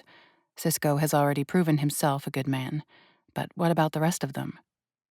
Something about Augustus always rubbed me the wrong way, Harry says coolly, a look of angry disgust on his face. But I never expected anyone was capable of this level of insidious selfishness. Harry gets clearance. Augustus was a powerful man, Giovanni says, and suddenly I'm on pins and needles. He made you a powerful man, Ares. There are many ways to further power. But taking people, selling people. Disgust grows on his face. Too far. Too far. May he rot in hell forever. Interesting. I wasn't sure how Gio was going to go. My eyes slide to Cliff Morgan. He's a quiet one. I haven't liked him from day one, but that's mostly based on his uptight, preppy boy look and his hesitance to make Ares a baron. Here is where he can prove himself. May he rot in hell. Cliff parrots Giovanni, but it isn't particularly convincing sounding. It's more as if he knows this is the appropriate response. My eyes narrow at Cliff. In my list of who I like most to least among the barons, he's officially moved himself into dead last place. Ares' hand tightens on mine, and I have a feeling the same thoughts are going through his head. I glance over at Cisco, who is looking at Cliff with narrowed, calculating eyes. If I had to guess, I'd say Cisco is plotting Cliff's demise right now. This will shift things in the city, Ares says, moving on. Thankfully, my father had a will. He owned far more of the city than I realized, but he left 50% of everything to me. The remaining half will go to his other children when they reach adulthood. For now, it's been placed in a trust that I've been appointed to manage. That easily puts you as the majority landowner among the barons, Harry says. That's a lot of shit to manage, Cisco points out. You sure you can balance all of that? Ares takes a deep breath, and I feel for him. It's not like he wants all of this. He didn't ask for it, but Augustus left it in his lap. I have a team. I'll need to expand it, but my property executor has really stepped up. We will get this under control. I eye Cliff. He's watching Ares with evaluative intensity. I want to know what's going through his head. I don't like the look in his eyes, like he's silently plotting a move. Cliff comes from old money, and his family owns a large portion of this island. I have no doubt he'd like to get more, but he certainly can't just take it from Ares. Fuck, I really don't like Cliff. Congratulations, Giovanni says. I'm pretty sure this makes you the richest landowner in the country for your age, Ares. That sounded like a genuine compliment. And shit, is Gio right? I look over at Ares, but it's not like a financial report is stamped on his forehead. But I heard what Regina Wick said. Augustus's net worth was over $20 billion. Ares inherited half of that. And then there's what he already owned on his own. Fuck. And then I've never considered that he definitely inherited a portion of Hunt Pharmaceuticals. Florence may be the CEO and run the whole operation, but it was their mother's first. There's no way she didn't leave part of it to her eldest child. And I felt squeamish about letting Ares pay a few $100s for the tattoo on my thigh. Ares gives no reaction to that statement. He looks back around the room. I don't know that this changes anything, but I needed you all to know what Augustus did and why he had to be eliminated. No arguments here, Cisco says, holding his hands up, a disbelieving look in his eyes. You did the right thing, my brother. Ares gives a small noise of appreciation. Any questions for me? Maybe powerful men don't like asking questions and looking like they don't know something. Each one of them remains silent. I appreciate you all coming. That's all I needed to say, Ares says. Cliff gets up from the couch and, without saying anything else, heads for the elevator. I think maybe we should keep an eye on him for a while. I don't trust him. You did the hard thing, Aries, Giovanni says as they both stand at the same time. Gio claps a hand on Aries' shoulder. The right thing. This city needs more good men like you, and fewer evil ones like your father. Aries gives a nod, and Gio strides off to the other elevator. I rise from my seat, and I'm surprised when I'm immediately pulled into a vice-like hug. Cisco wraps me in his arms. I'm so sorry you went through that, Lana, he says, his breath warm on my neck. Your man needs to learn he can ask for help. If I'd known, we could have taken that bastard out together. But I'm so glad you're okay. He releases me, his hands on my upper arms, as he stares at me. There's intensity there, and maybe even a little emotion. Cisco might be a wild card, but he is a good man. A man I know we want on our team. Thanks, Cisco, I say, and I mean it. Something warms in my chest. People. We all have our people. We all need a circle, those who will have our backs. And I realize now that Cisco has become one of my people. Turns out a lot of my people are vampires. I appreciate that. You should come over for dinner sometime. I will, Cisco says with a delighted smile. And then his eyes slide to Aries. But seriously, bro, next time shit like this goes down, call me. I appreciate that, brother. Aries replies, the last word said pointedly, but with sincerity. And I will. Harry rises from his seat last. I never liked your father much, if I'm being honest, he says as he slides his hands into his pockets. I thought you'd just be another him. Successful, powerful, rich. But you're more, Aries. And that's a good thing. It's not just Cisco who will have your back. Harry extends a hand.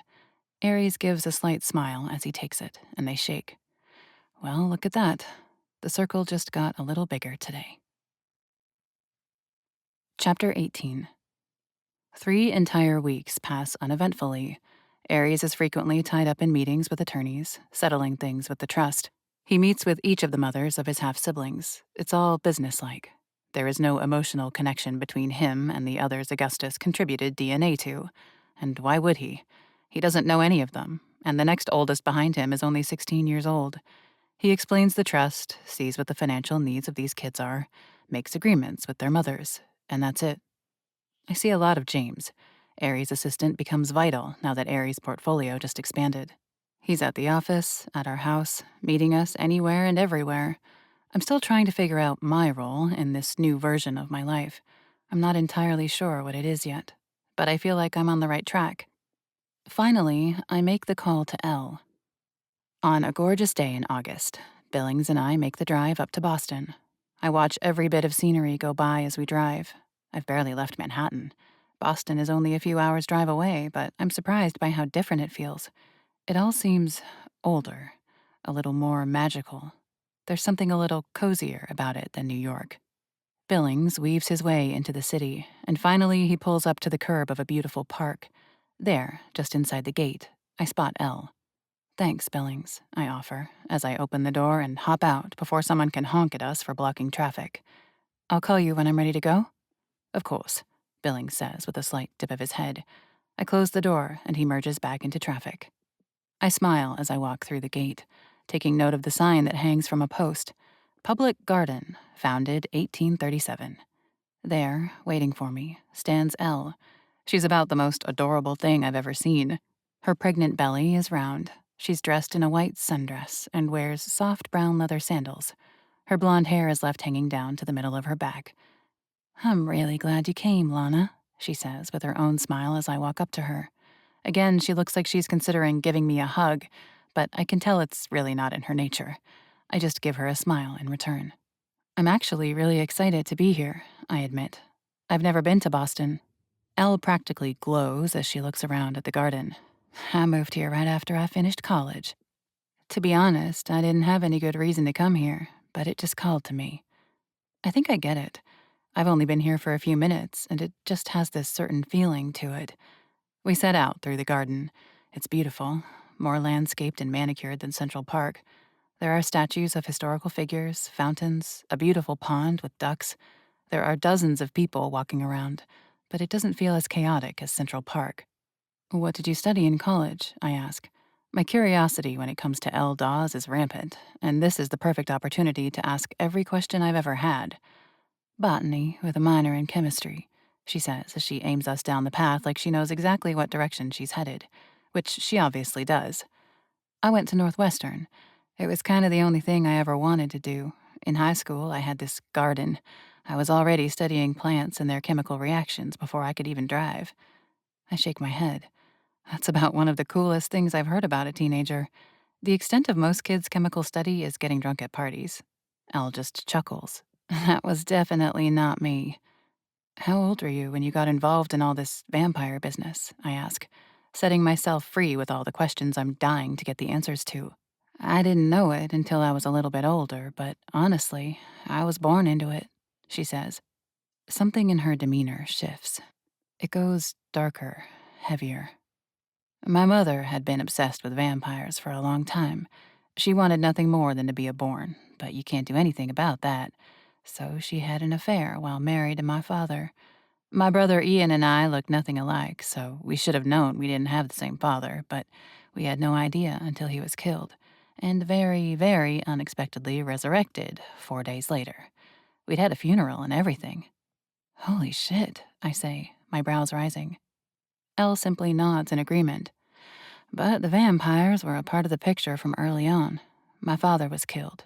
Ian was actually a vampire hunter before he became one. Wow. Harry Kim mentioned hunters before, but hearing that Elle's brother was one is mind-boggling. My grandmother was my legal guardian until she died. Elle moves on. It's like every sentence she speaks is a massive revelation, but she just keeps moving on so casually. After that, Ian took guardianship. I was 16. I moved into the house of Conrath and was the only human living in the mansion. My eyes trail down to her arms as they swing at her sides. Is that where you got the scars from? She glances down at them, but she doesn't seem bothered by me asking about them.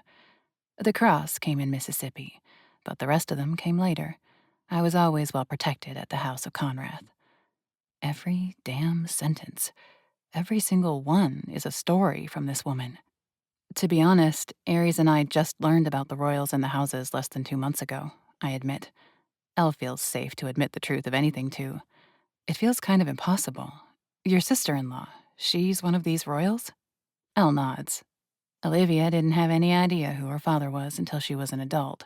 She inherited everything. Came to Silent Bend. I love my sister-in-law with everything in me, but she sure knows how to make a damn mess.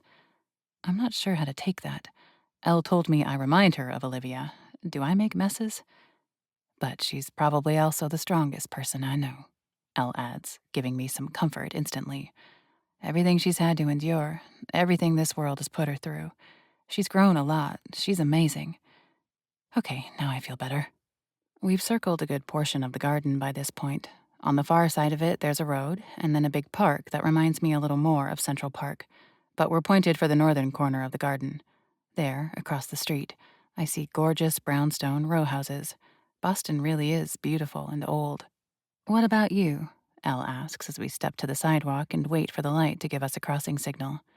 When did you get mixed up in this world? Just a few months ago, I admit. My best friend went missing, and I figured out the party she went to was filled with vampires. I was trying to track her down when Ares first approached me. He tried to get me to leave, thought I was putting myself in danger. When I refused, that's when we teamed up. We worked together to find out what his father was really doing and find my best friend. The signal changes, and we cross the street with a crowd of other people, headed up a road labeled Charles Street. It's stunning. For a moment, my footsteps falter as I take it in.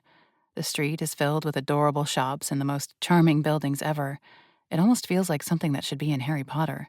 The sidewalks are uneven and narrow. The shop doors are of varying heights, some of them comically short, some of them sets of dramatic stairs. The windows give glimpses into beautiful boutiques or busy bookstores. It's wildly charming. Seems like it was fate, Elle says with a smile as she looks over at me. I've only spent a few minutes with the two of you, but it's easy to see how much he loves you, how much you care for him. I feel myself blush, but I'm not embarrassed. Elle isn't teasing. She's so damn genuine. I certainly never expected my other half to be a vampire. Elle chuckles and nods. Me either. Your husband is a vampire, I say, simply a statement, recalling the brief history James shared. Elle hesitates for just a moment too long. Lexington joined the House of Conrath around the same time I had to move in with Ian. We were around each other for a few years, but then I went off to college. I had been living here in Boston for a few years before we reunited. I take in Charles Street as we walk up the slight incline. It's kind of breathtaking. I've never pictured myself living anywhere but New York, but I can certainly see the appeal of Boston. We were having some trouble with the House of Alloway, and Ian decided I needed a protector, Elle says as we wait to cross another street. He sent Lexington here to watch over me, because he used to be a member of the House of Alloway. He knew how their leader thought. I suspect there's a whole lot more to this story, but there's an edge of pain in Elle's tone, so I don't pry. We spent a lot of time together, Elle continues as we cross the street, and Lexington wasn't the same bitter man I'd lived with before. He was light and carefree and easygoing, things I'd never been my whole life, and being around him felt— She hesitates, searching for the words. I'd never had feelings for anyone, but I knew I'd fallen in love with Lexington. There's a softness in her expression when she talks about her husband, and it's easy to see how much she still loves the man. But I don't get the chance to study her more because she suddenly turns into a building and pulls the door open. My eyes rise up to the sign above the door, and I read Oleander Apothecary. I follow Elle inside, and the moment I step through the doors, my eyes widen in wonder. There are shelves all around the small but cozy space, and each of the shelves is filled with beautiful bottles. Bottles of liquid, bottles of flowers, of crushed herbs, and it smells like a divine witch's paradise inside. What is this place? I ask in wonder. Elle is practically beaming when she turns back to me. This is my shop. I opened it just after I moved to Boston. Elle got her degree in botany and chemistry. She's studied plants since she was a teenager. Of course she owns a magical apothecary. I fucking love it, I say in wonder as I turn, taking it all in. Me too, she says with just a little bit of a sigh. Lana, this is Tiff. Tiff, this is my friend, Lana. I turn to see a woman sitting at the counter. She has pitch black hair and a septum piercing. She wears this pale brown duster dress and absolutely looks like this is exactly where she belongs. Nice to meet you, she says with a warm smile. You too, I say, wondering if this woman is human or a vampire. Elle seems to be surrounded by vampires at all times. Come on, Elle says, waving me toward a curtain blocking off the back of the building. The second part of Elle's shop stops me in my tracks, just as the first part did, but in a very different way. Behind that curtain is a lab. It couldn't be mistaken for anything different. But unlike Florence's lab, which is all high-tech and sterile, Elle's lab is cozy and far more witchy. Counters frame all four walls. There are shelves rising to the ceiling. There's a big work table in the center. It's all dark wood and textured walls. All of the modern equipment stands out in sharp contrast. Microscopes, bins of pipettes and beakers, Bunsen burners. While Florence's lab was filled with glass vials of clear liquid, Elle's lab has dried plants lying everywhere and brown glass bottles. It's beautiful in the most deadly way. Holy shit, the words breathe out of me. Elle, this is incredible. Thanks, she says as she pulls out a seat from the counter. She sinks into it and lets out a hard breath as she props her feet up on a stool. She tucks her hands under her growing belly and shifts its weight. Besides home, this is my happy place. You study vampirism, I ask eagerly, suddenly very anxious to introduce Elle to Florence. To a degree, but not directly, she says. She's watching me with interest, a slight smile pulling at her mouth. She's excited that I'm excited about her work. I mostly focus on products that affect vampires. That pops one of my eyebrows up as my eyes snap back to her. You don't survive life being surrounded by vampires as a human without a little bit of help, she says cryptically, a teasing smile on her lips. You hardly have to lift a finger to take a vampire down, do you? I ask as realization hits me.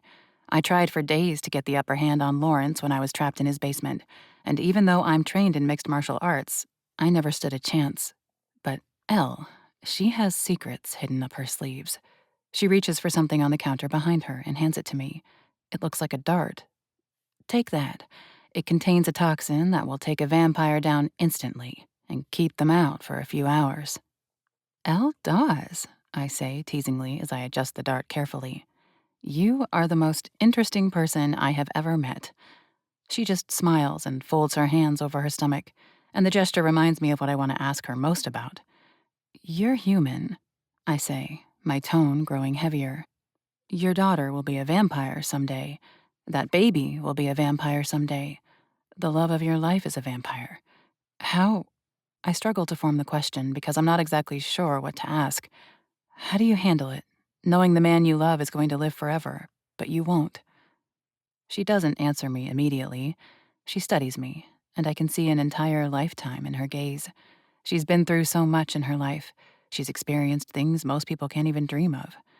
But in this I know she is one of the few in the world who can understand the turmoil I feel right now.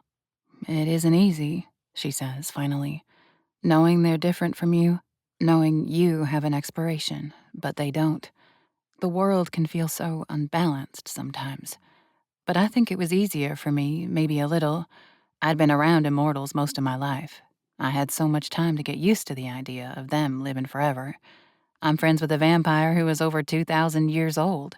Fuck. From my understanding, the only vampire that old is King Cyrus himself. And Elle just called him a friend? It was hard, thinking about the fact that I'd keep aging, turn into an old woman, and Lexington was always going to stay the same. She moves on. That someday I am going to die, but he and my children will live on forever.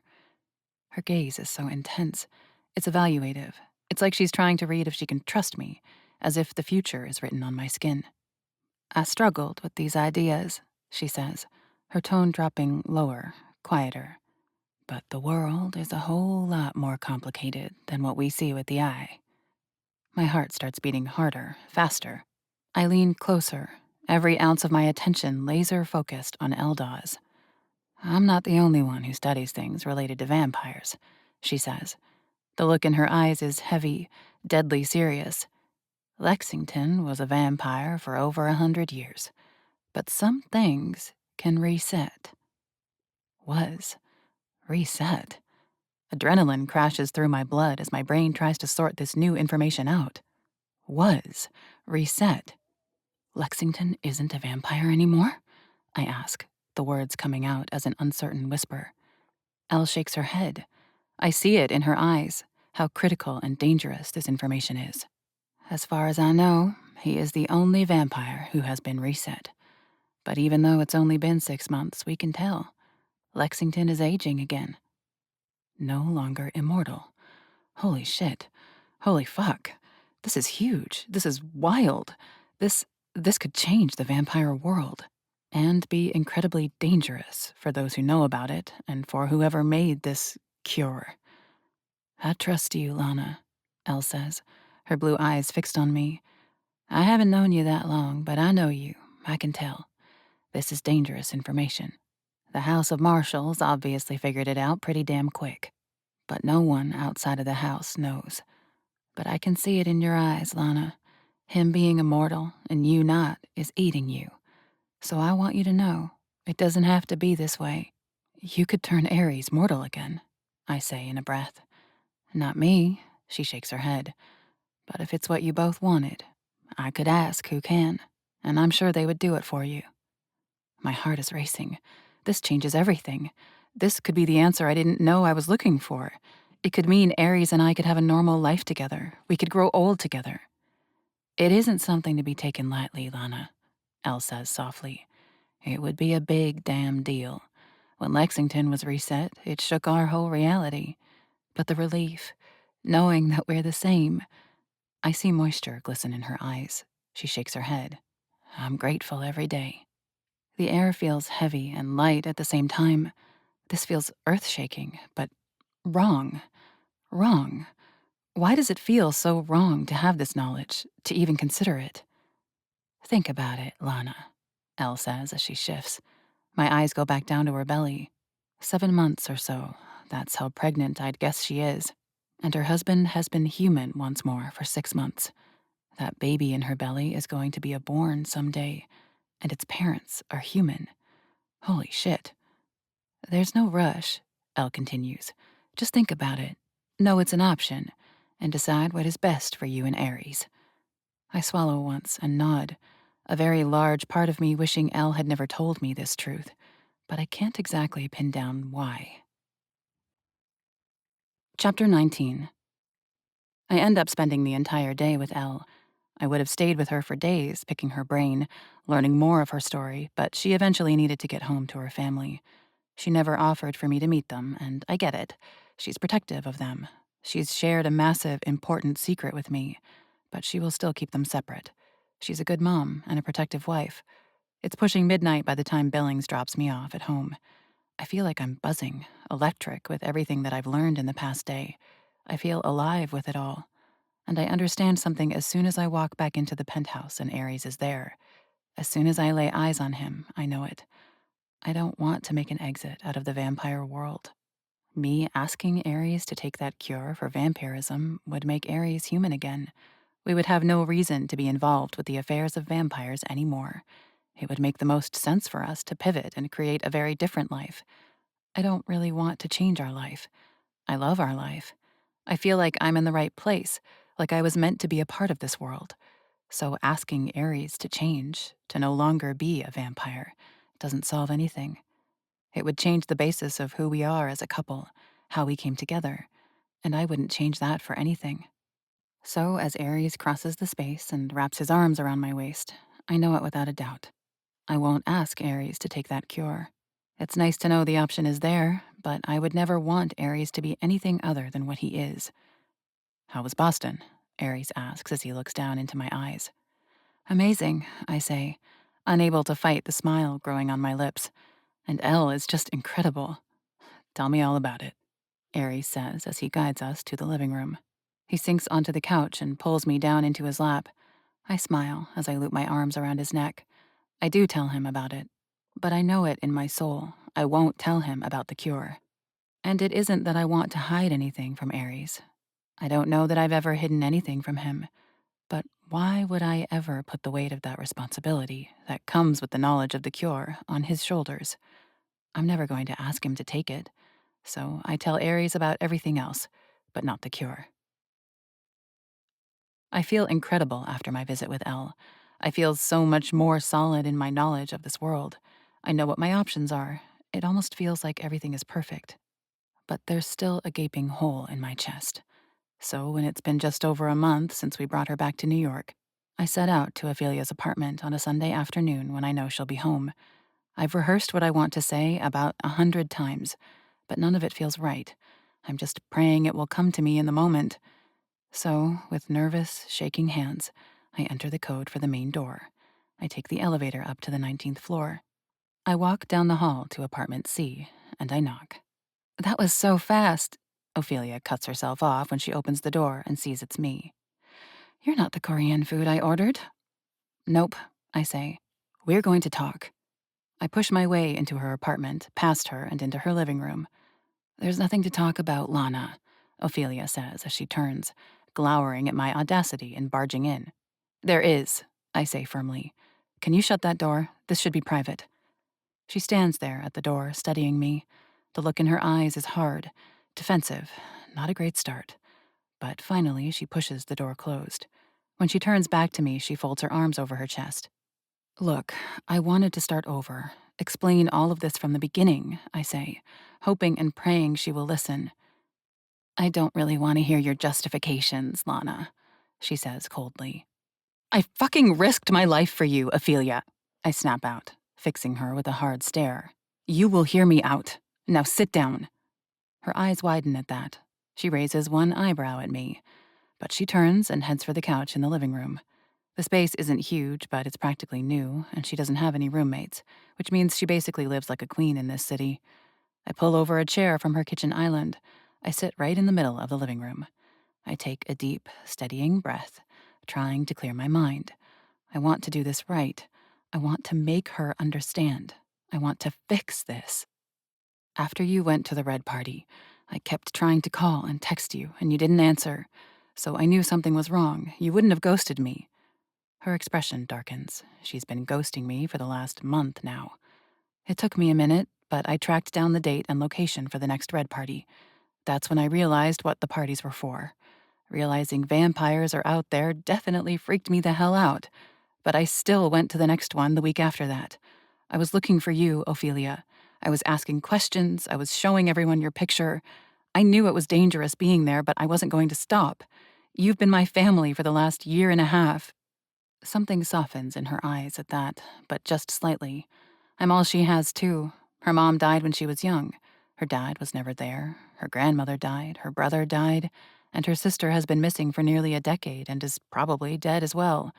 She might still have some extended family left in Chicago, but no one she can count on. But she's had me. It was at the red party that I met Aries, I continue, wandering into the dangerous territory that's torn us apart. He and his father were estranged, had been for 3 years, but he knew something shady was going on. He was trying to figure out what was happening at the party, why Augustus was throwing them but not attending. Aries saw me asking about you. He knew I was in danger, though he didn't know the purpose of the parties yet. He tried to warn me away, but when he saw I wasn't going to give up, he offered to help. Ophelia pulls a pillow into her lap. She doesn't say a word, just stares at me with suspicion and doubt. I let out a hard breath. Ophelia is one of the most stubborn people I know, and it's awfully annoying in this moment when it's directed at me. Aries knew his dad was doing something bad, but he didn't know what, and he couldn't do anything about it without getting back into Augustus's good graces. Trust me, there's a big, complicated story behind it, but he needed someone to pose as his fiancé to do that, so he made me an offer. I pose as his fiancé, and he would help me find you. That arches Ophelia's brow. She's surprised by this. The whole reason Aries and I ever met, had an interaction, is because of you, I say as my tone softens. I was scared at first. Of course I was scared, oh. I didn't know what to expect from him. He is a vampire, and I had no idea what I was getting myself into. We had to sell it. The ring, I raise my left hand, displaying said ring that is still on my finger, this time with real intent. The new clothes, the new house, living together, it was all part of the show, so we could get back into Augustus's circle, so we could find you. I keep waiting for her outburst, for her to interject. She's never been one to hold back, but she just listens, her entire aura prickly. But I'll take it. I'm just glad she's letting me talk right now. It took time, I say. We knew Augustus was tied to the red parties, but we didn't know what it meant. But Aries started digging. He didn't go back on his promise to help me find you, not once. And oh, we spent a lot of time together. It was out of necessity to sell it for real, but we got to know everything about each other. He knows about Mom and Emmy. He knows about Dad, about how I lost the gym, my thing with blood. She makes a scoffing sound, which I'm not surprised by. She knows how I've always reacted to blood, the trauma response after seeing my mother and baby sister dead, their blood all over the apartment. I shut down at the sight of blood, and I pretended to be a vampire's fiancé. Aries is good, I say, the words coming out soft. If you give him a chance, you'll see it. You did see some of it. You were just delirious. I saw it every damn day. And over time, all that pretending became real. I did fall in love with Aries. I am in love with Aries. He treats me like a damn queen. I've never felt so cherished and worshipped. I've never felt safer in my entire life. And it's with Aries, a vampire. And I know I've said it wrong when, with the last few words, Ophelia's expression darkens. Does he still drink blood? She questions, her words cold. I hesitate. It feels like she's setting a trap. He has to, but he hasn't fed live in years. So he just takes invaluable donor blood from people who need it in the hospital, she says sharply. I close my mouth. What she's said is correct, but there isn't going to be any reasoning out of this with her. Does he still have fangs? She presses farther. Is he still predatorily fast? Stronger than you? Do his nostrils still flare when he has his lips on your neck because, to him, your blood smells so damn good? I should say something. I need to stop this runaway train. But this just hurts. Lana, I do not understand this, she says as her grip on the pillow tightens. You've been bitten, fed on. You were sold. Your basic human rights to yourself were stripped away by his father. These are predators. I can't fight my instinct to breathe or the fact that I need water. How long do you think he'll fight his instincts because he supposedly loves you? Not all of them are out of control, I snap. You've met, what, 2 vampires in your life? and only one of them is like that." "That's like saying, 'Not all men,'" she snaps bitterly. "But what have you made your entire career? Teaching women to defend themselves against men. Because we always have to watch our backs. We always have to be alert. We always have to have our guard up. You've let your guard down, Lana." "He saved you, oh," I shout, my volume rising. "He put his whole life on hold. We spent dangerous weeks, months, trying to find you. It wasn't just me, it was Ares, too. Who was it who tracked down the records so we could come save you? Ares." "Two bad vampires, Ophelia," I snap. "You've had experience with two bad vampires. But what about Ares? What about Cisco? What about Harry? What about Clementine? These are all people I consider my friends. Good friends who would have my back. And every one of them is a vampire." That just deepens the look of disgust on her face. "So, you're just their bitch now." It would have hurt less if she'd slapped me across the face.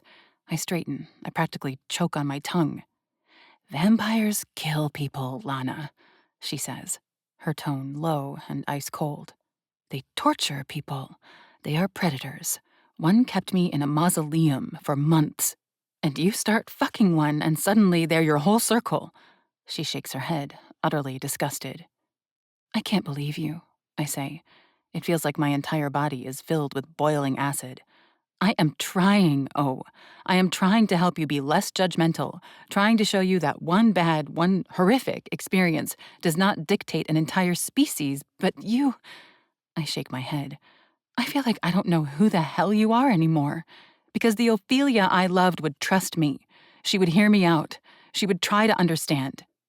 Guess that Ophelia died the first time a vampire latched onto her throat and took away her freedom," Ophelia says coldly. "I can't fucking believe you," I say as something bites the back of my eyes. I feel brittle right now. Like, with one little flick, I'd shatter apart. I dedicated my whole life for 2 months to finding you, and you just spit in my face because I fell in love. There's no being happy for me. No congratulations that I'm engaged to the love of my damn life. You're just going to shit on me and say goodbye. I see something flash in her eyes, like something is registering. I realize that it's the fact that I said engaged in present tense. "Leave him, Lana." Ophelia suddenly stands. I lean away from her, but she walks right up and takes my hands. She stares into my eyes. There's something a little wild in her expression, and I've never seen her stare at me with this kind of intensity. "You don't actually love him. Leave him. Reclaim your life. And let's get back to the way things were." Something in my stomach gives a little lurch. It feels like my body is filled with black sludge, but there isn't an ounce of me that's tempted for even a second. "No," I say as I pull my hands free of hers. "You're wrong about Ares. You're wrong about the rest of them. And you're wrong about me." That hardness creeps back into her eyes. "Not everyone in this city is so enamored with the vampires. I hope that someday you'll wake up from this. But until then—" She shakes her head and backs away from me a few steps. "Stay the hell out of my life. I don't want to hear from you again, Lana." Cold. It's as if she's thrown a bucket of ice water on me. That's it. I can feel it. There's a cold finality to her words that leaves no room for doubt. I stand from the bar stool. I hold her gaze the whole time because suddenly it feels like I can't trust the person standing in front of me. Something feels sinister in the air. I back toward the door. "You're wrong. About all of it. But at least it revealed one thing. Someone who can throw me away like this, someone who is so damn deaf to what I'm saying, isn't someone I want in my life." We stand there, staring each other down. I swear the temperature of the air has fallen 10 degrees. "Goodbye, Ophelia," I say with hoarse words. I pull the door open and step out, nearly tripping over the food in a bag left right in front of the door. I close it behind me, and swiftly I walk back to the elevator. With every step, I shake harder. With each step, my vision swims more. The first sob breaks free when the elevator doors close, shutting me in solitude. I stare at my reflection in the polished surface of the doors. Another sob rips through my chest. It's over. It's fucking over. The one person who I thought would be there through thick and thin, who I thought would always have my back, has rejected me in the harshest, coldest way possible. And I know it deep in my soul. Ophelia Bennett will never be my friend again. Chapter 20. My feet feel like they're dragging as I walk down the hall, then unlock the door to the penthouse. I drop my bag by the door. My hands shake as I rake them through my hair, my vision blurry from tears I refuse to let fall. Ophelia's words are still playing on a loop in my head, sharp as glass. Stay the hell out of my life. I don't want to hear from you again, Lana. The sound of footsteps snaps me out of it. I look up and find Aries. Lana? His voice is low, rough with concern, and he's already moving toward me. Hey, is all I manage, my voice coming out rough and quiet. Aries closes the space between us in 2 long strides, his hands coming up to frame my face, tilting it up so I can't look away. His touch is gentle, but there's an intensity in his grip, a tension in his whole body like he's barely holding something back. What happened? His voice is steady, but there's a dangerous edge beneath it. I talked to Ophelia. Aries goes very still. And? His eyes have darkened, the protective edge sharper now. I wipe at my face with the back of my hand, even though no tears have fallen.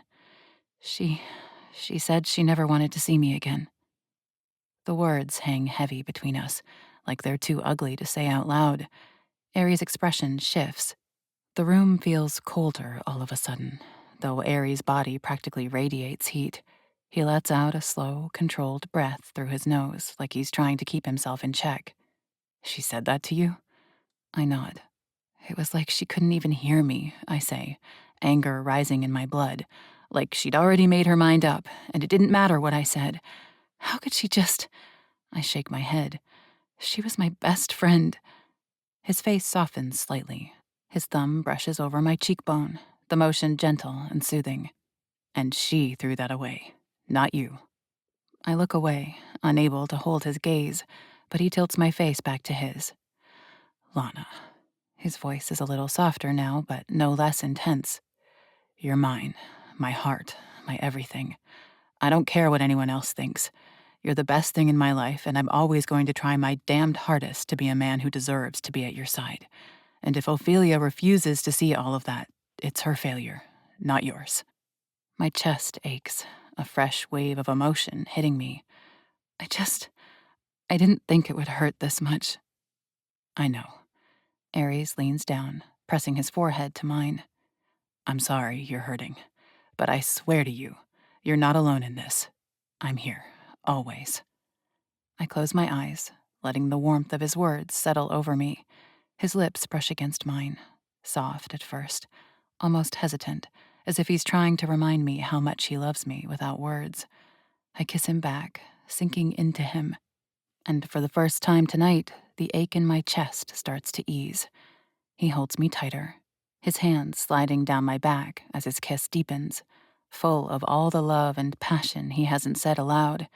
It's grounding and overwhelming all at once, as if he's trying to wrap me in every piece of himself, to shield me from the world. When we finally break apart, his eyes are still dark, still dangerous. But there's something else there, too. Something soft and unshakable. Come here, he murmurs, tugging me toward the bedroom. You've had enough for one night. Let me take care of you.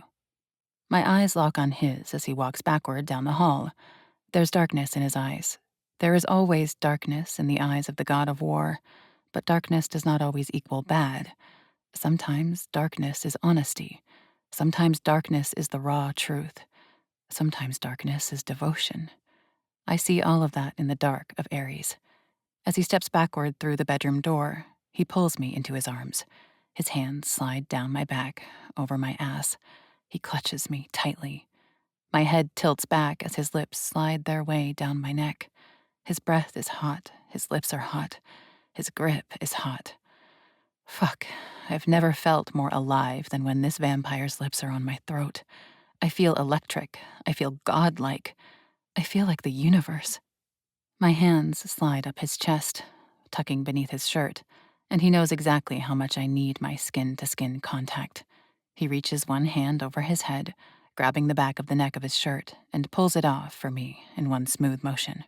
I purr in pleasure as my hands rise over his chest. Aries' lips return to my neck. He kisses a soft trail down the right side of it. Between us, his hands slip to the button of my shorts. He undoes it as his lips shift to the other side of my throat. He gives my shorts a little encouragement, and they slide right off, down to the floor. Aries' hands cover my ass again, his fingers sliding over the silky fabric of my panties for just a moment before they rise to the button-up tank top I wear. He's less patient with it than he was with my shorts. His fingers hook into the fabric, and he yanks in opposite directions. The buttons pop, and the shirt falls off me to the floor. Aries ruins a lot of my clothes, but then it is also he who replaces them. Aries takes a step forward, causing me to take a step back. His massive hands splay across my back as he continues forward. The back of my legs hit the bed, and Aries cradles a hand to the back of my neck as he lowers me onto it. He kisses my lips softly as he lays me down. He tastes like home. He tastes like forever. He tastes like mine. He works his lips down the front of my throat and then presses them to the hollow between my collarbones. His hands splay over my thighs, slowly sliding up them. Aries' lips explore my skin. He takes his time. He covers my entire torso in kisses. He works his way down each arm, kissing every knuckle. His breathing comes harder as he kisses his way down the center of my stomach. My fingers lace through his hair. My back arches off the bed, desperate to eliminate any space between us. My eyes roll into the back of my head. I feel worshipped. I feel revered. Aries said he would take care of me, that he would make me feel good. He does so much more. With his hands and his lips, Ares, the god of war, sculpts me into Aphrodite.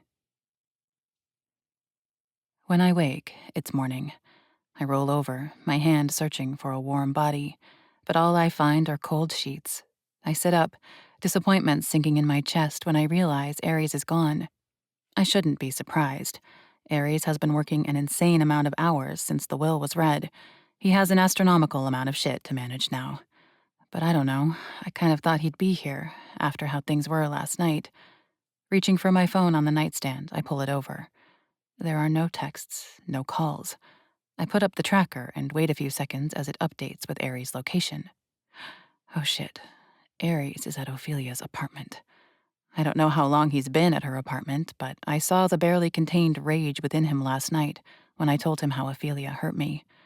I don't know what he thinks he's going to do. I try calling his phone, holding my own to my ear. It rings 6 times before it goes to his voicemail. Shit. I bite my lower lip and shake my head.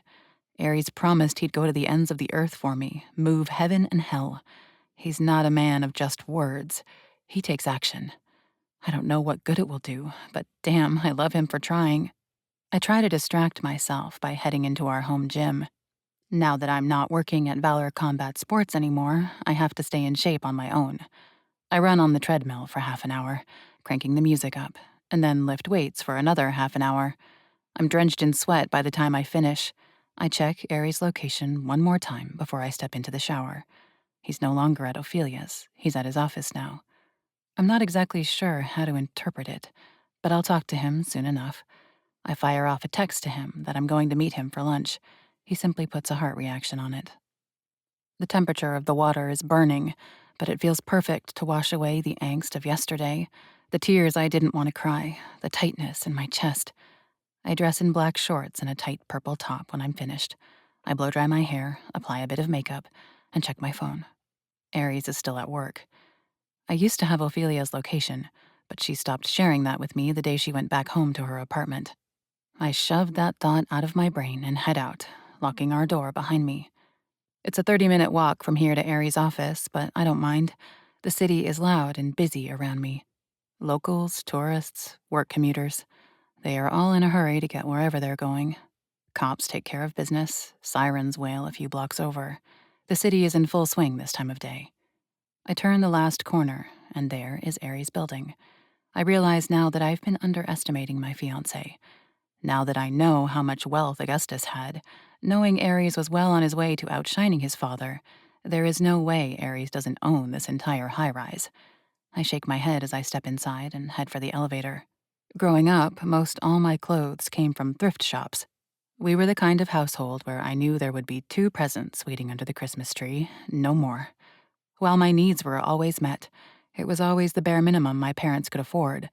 And now I'm wearing an outfit that costs more than I would have spent on myself in an entire year.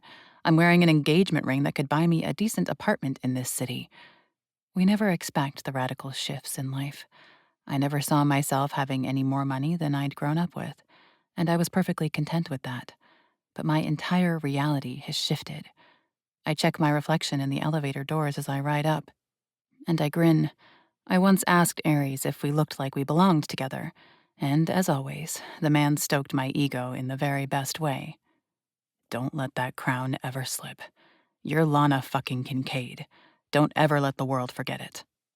With the expensive labels, with the new tattoo peeking out from beneath my shorts, with the fire in my eyes, I look exactly like I belong with Aries Hunt. The doors slide open, and I step out, heading directly for Aries' office. I push open the door, and Pat's head pops up. When she sees it's me, her eyes narrow slightly. She's been suspicious of me since the day we met. "How is your day going, Pat?" I ask, making my tone obnoxiously, overly friendly. Kill your enemies with kindness. "Fine," she says flatly. "Aries is in his office." "Thank you, you're a dear," I say, my words coming out just a little too fake-sounding. I walk past the desk, back into the office. It seems quiet in here today. I don't see James in his office, and Tom, the accountant, isn't in either.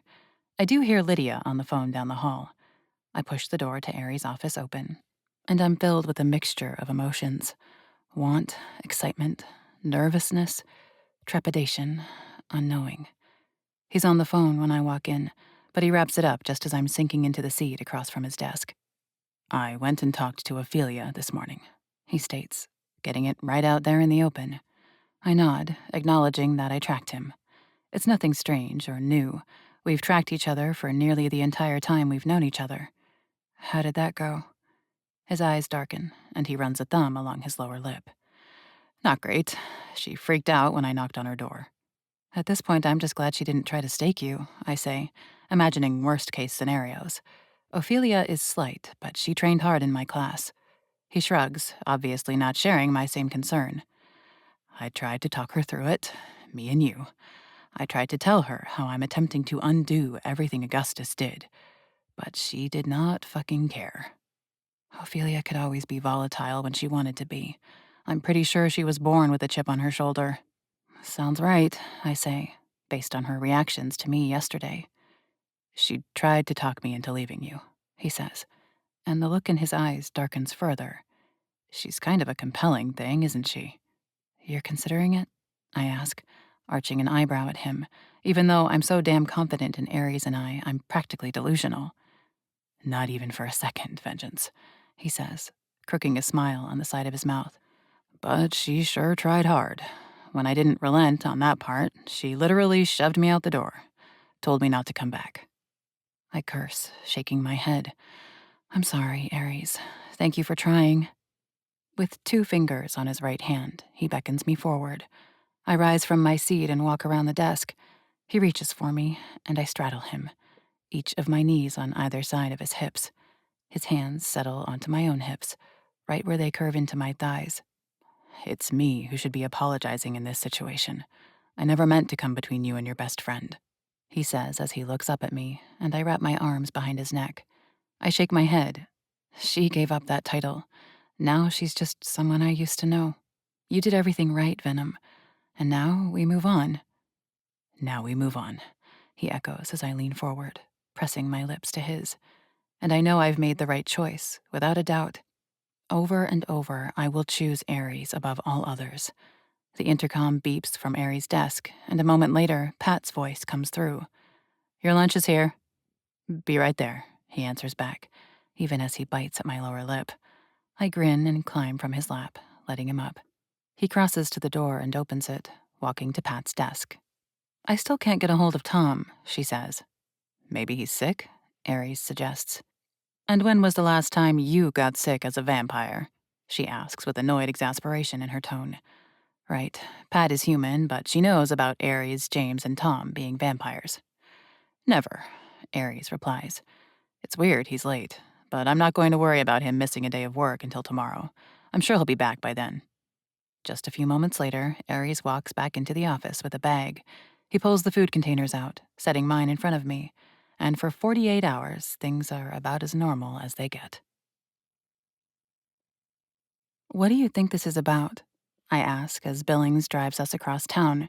It's dark out, the city glittering with lights. Cliff didn't say, Aries answers as he shakes his head. He holds my hand, brushing his thumb over it gently. An hour ago, Aries got a text from Cliff saying they needed to have a meeting immediately. Aries had to shift some things around. The man is ever busy, but here we are, loaded into the SUV and headed to the designated spot. Just a few minutes later, we pull to a stop in front of yet another new building. It's a constant jumping game when you're attached to a council of barons who are all billionaires with significant holdings in the most expensive city in the country. They should just pick one spot as their common meeting place. That would never work, though. Too many big egos. Aries takes my hand, helping me climb from the vehicle. He holds onto it as we step inside. Surprisingly, we do not take the elevator up. We head into the belly of the building until we reach a ballroom. A fucking ballroom. Of course, Cliff Morgan owns a building with a ballroom in it. The rest of the barons are already in the room when we walk in. I walk on in, but when Aries suddenly hesitates in the entry, I glance back at him.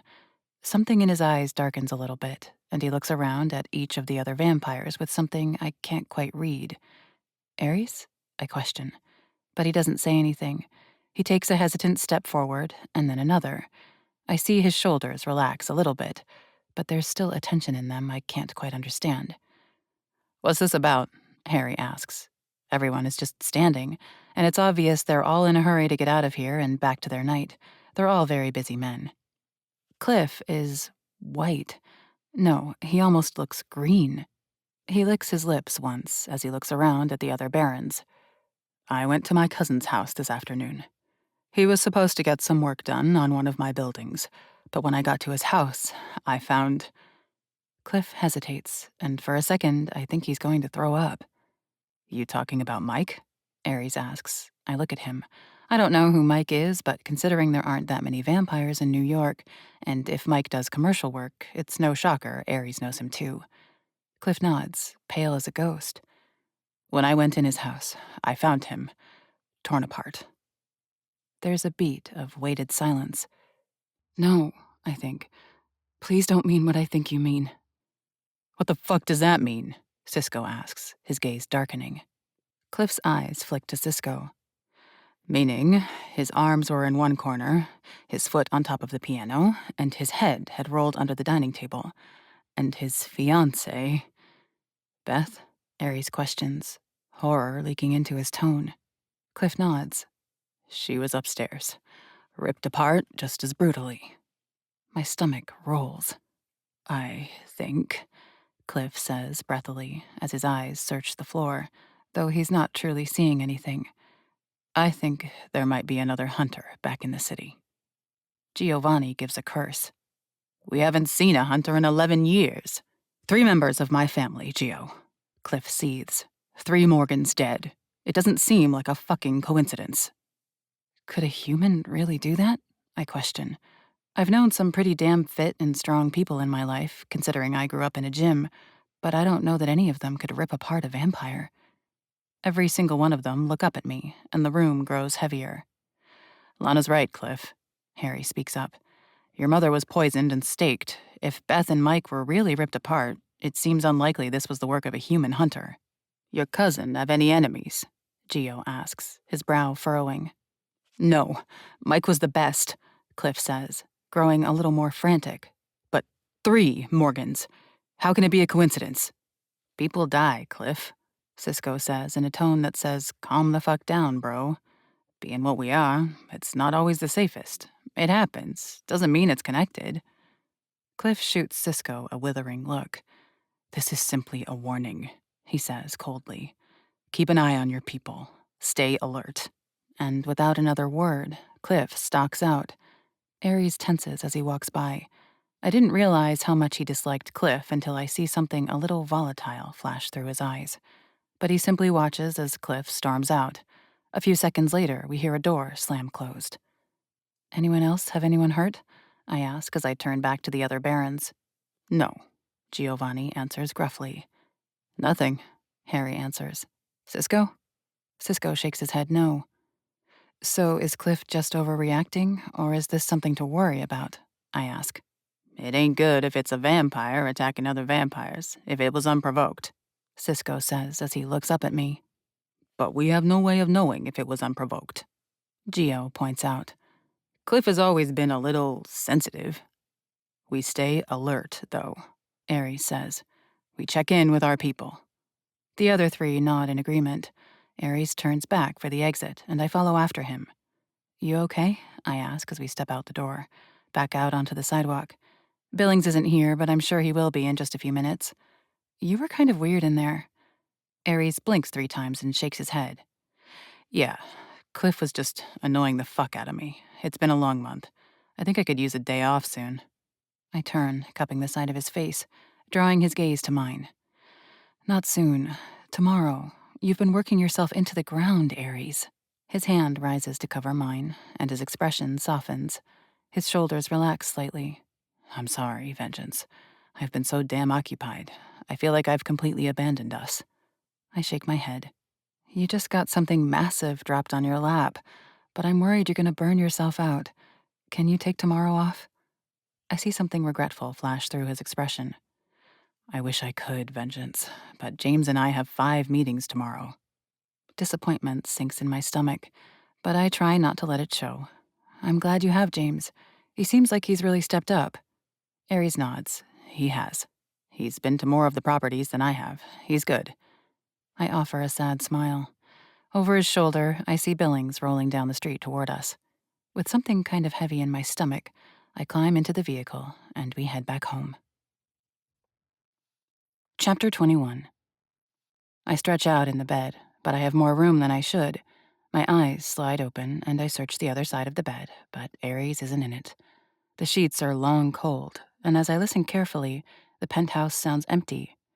Ares? I call out. He's light-footed, just like all the vampires I know. But he doesn't answer me back. I curse under my breath. I might be patient and understanding, but for once, it would be nice to wake up next to my fiancé. We're supposed to meet Cisco and Harry for breakfast this morning, so I get out of bed and head into the bathroom to get ready. I'm dabbing on the last of my makeup when I hear footsteps walk down the hall before hooking into our bedroom. Ares appears in the doorway just a moment later. Good morning, I say, and my tone comes out a little cold and hard. Morning, he says, sensing the edge to my voice. His eyes study me, but there's something a little removed about it. You left early this morning, I say. A statement, not a question. Just some shit to take care of, he says. You about ready? Billings is downstairs. I look at him for 2 seconds longer than necessary. Do his eyes tighten? Does he look away? No, but something about his words feels like a lie to me. What business could he really have to take care of between the hours of 4-ish and 8 a.m.? I'm ready, let's go, I say. Neither of us says anything more as I grab my purse, and we walk out the door. I stare straight ahead as we ride the elevator down. I've been understanding of all of the demands on Aries' time for weeks now, but today, even yesterday, something feels different. Something feels off. Aries disappearing in the middle of the night on me isn't a habit I think I can handle, and I still feel like he wasn't being honest this morning. Aries slides his specialized sunglasses on as we step out of the elevator and walk out the doors. The black SUV is parked at the curb. Billings hops out and opens the back door. Aries hesitates as soon as he sets his eyes on his driver. He stops. I glance back at Aries, and I swear, even though I can't see his eyes behind his shades, something goes colder in his gaze. He narrows his eyes at Billings. What the hell did Billings do to piss Aries off? Morning, Mr. Hunt. Lana, Billings says in greeting. He stands a little straighter when he notices the way Aries is looking at him. But Aries simply lets out a hard breath and climbs into the vehicle after me. The tension in the air is just about thick enough to cut with a knife. All 3 of us are silent as we work our way across town. Aries' fingers tighten on his knee as if he's trying to contain himself. He stares out the window at the city, never once looking away. I look away from him, something feeling sick in my stomach. 15 minutes later, Billings rolls to a stop in front of a restaurant only millionaires and billionaires can afford to eat at. Aries doesn't thank Billings, which she always does. He simply opens the door and holds out a hand for me to help me out of the vehicle. Stoically, he walks into the establishment. Cisco and Harry are seated at the back of the place, tucked into the darkest corner. They're both still wearing sunglasses. Poor vampires. I can't really imagine what that must be like, being unable to go out during the daytime comfortably. Lana, Cisco greets me with a wide smile. Always a good day when you're around. Watch it, Aries says darkly as he pulls a chair out for me. Darkly, he glares at Cisco from across the table. I don't like how friendly you get, Cisco. Aries, I snap, my brows furrowing. What the fuck? Cisco's own gaze darkens. Lana is my friend, Aries. Don't read something that isn't there. You okay, Aries? Harry asks with an evaluative look. Fine, he says sharply as he drops into his seat. Cisco and Harry both look at me. I shake my head, giving a subtle shrug. I don't know what the hell to say. My new club is opening up next weekend, Cisco says, moving on from the uncomfortable start to this breakfast. You're all coming, right? I'll try, Harry says, which actually kind of surprises me. I didn't think he liked any of the barons enough to hang out on the weekend. Then again, he is at breakfast with all of us. You're opening a club? I ask, surprised by the news. Only my fifth, Cisco says with a chuckle. But this one is special. All blackout, private events, themed drinks. It's gonna be wild. Sounds fun, I say. And actually, it does. I look at Aries. A night of normal, of fun, of letting loose would do us good. We'll be there, I say it as a statement, not a question. Aries looks down at his phone as a notification goes off. His brows furrow, and it's like he didn't hear a word me or Cisco said. Aries? I question, my tone turning annoyed. Sorry, Vengeance. I have to take off. He leans over and presses a kiss to my temple and immediately rises to his feet. Are you serious? I balk, blinking at him as he moves around his chair. Sorry, it can't wait, he says, and he doesn't even look down at me before he strides off back toward the front door. I blink at his retreating form 5 times, my mouth slightly agape. What the fuck? Cisco says. I look over to see an angry, disbelieving look on his face. He really just walked out on you like that? Something in me goes stiff. My stomach feels like acid. What is going on with Aries lately? Harry asks. He looks genuinely concerned. He's been acting off for days. I shake my head. I honestly don't know, I say around a thick throat. He was working so much. Ever since Augustus's will landed in his lap, he's had a lot to deal with. But this... I shake my head again. My jaw clenches. That was just disrespectful, Cisco says with an angry, offended look. You're Lana fucking Kincaid. What the hell is wrong with him, just ditching you like that? Who did he just leave to see? Harry asks. The question is dark, like he doesn't want to ask it, but it's on all of our minds. I don't know, I answer honestly, and I hate that for the first time. I really don't know who he rushed out of here for. 2 days later, I've just said goodbye to Florence and Clementine. I've been alone for 2 damn days, and I've been lonely. So they brought food, and we all ate together. We'd all called or texted Aries, asking him to join us, but no one had gotten a reply. Finally, just before 10 o'clock, 20 minutes after his sister and sister-in-law have left, the door opens and Aries walks in. My eyes immediately scan down him, but it isn't in admiration. Aries walked out the door this morning in jeans and a white t-shirt. Now he's wearing black pants and a gray shirt. Why the hell is he wearing different clothes? Aries kicks his shoes off by the door and walks into the kitchen. He opens the fridge and grabs a bag of blood. He downs it in 7 seconds flat, then tosses the emptied bag in the trash. What's wrong? He asks as he looks up at me. He stands stark still in the kitchen, as if all of his vampire senses are picking up on the very dark vibes filling our home right now. Where have you been? I ask. I stand in the living room, glaring at him from beneath my lashes. I fold my arms over my chest, probably a defense mechanism. Where I always am these days, he says cautiously. At work. I glare darkly at him. Feels like this is getting a little out of hand, doesn't it? His eyes narrow at me, and I see him trying to puzzle my frustration out. Lana, I'm sorry things have been so demanding. I thought... Why are you wearing different clothes than you left in? I cut him off. He seems confused as he looks down at his clothing. What do you mean? My gaze goes colder. We've always been honest with each other, Aries. Please don't change that now. You were wearing different clothes when you left this morning. Why are you wearing something different? His eyes narrow once more. Lana, what are you implying? I don't say anything for a long moment. Something stings the back of my eyes. My stomach is a hard knot. I don't want to say any more because I don't want to make any of my fears come to life. Tell me what is going on with you for the past week, I say, and my words come out rough. I hate that they sound a little bit desperate. You are gone, constantly. You just up and left me with Cisco and Harry. You won't answer your phone. You have to change your clothes in the middle of the day. What the fuck is going on, Aries? My volume and misery rise by the moment. When I'm finished, I suck in a breath, hugging myself tighter. Lana, I am working, Aries says, his expression warring between confused and frustrated. You implying there is anything different going on is insane. No, what's insane is you pretending nothing is going on, I say. I turn and stalk down the hall. I close the bedroom door behind me, loudly, and I lock it for good fucking measure. Aries isn't home when I wake in the morning. I'm fucking devastated, but not surprised. I'm not going to wait around and worry all day. I head into Valor Combat Sports. Dressed in workout gear, I head back into my old work. The gym is familiar, comforting. Seeing old faces is nice. Larry, the guy now running the place, hugs me like I'm his own daughter. It's good to see him. It's good to see Garrett. It's nice to be in the space I spent so much time with my father. But I came here to take out my rage. I box, I punch, I kick, I beat the living shit out of the bag and myself. I'll likely be black and blue tomorrow, but it feels good to take out all of this anger and frustration and uncertainty. Larry watches me with worried eyes, but he never intrudes.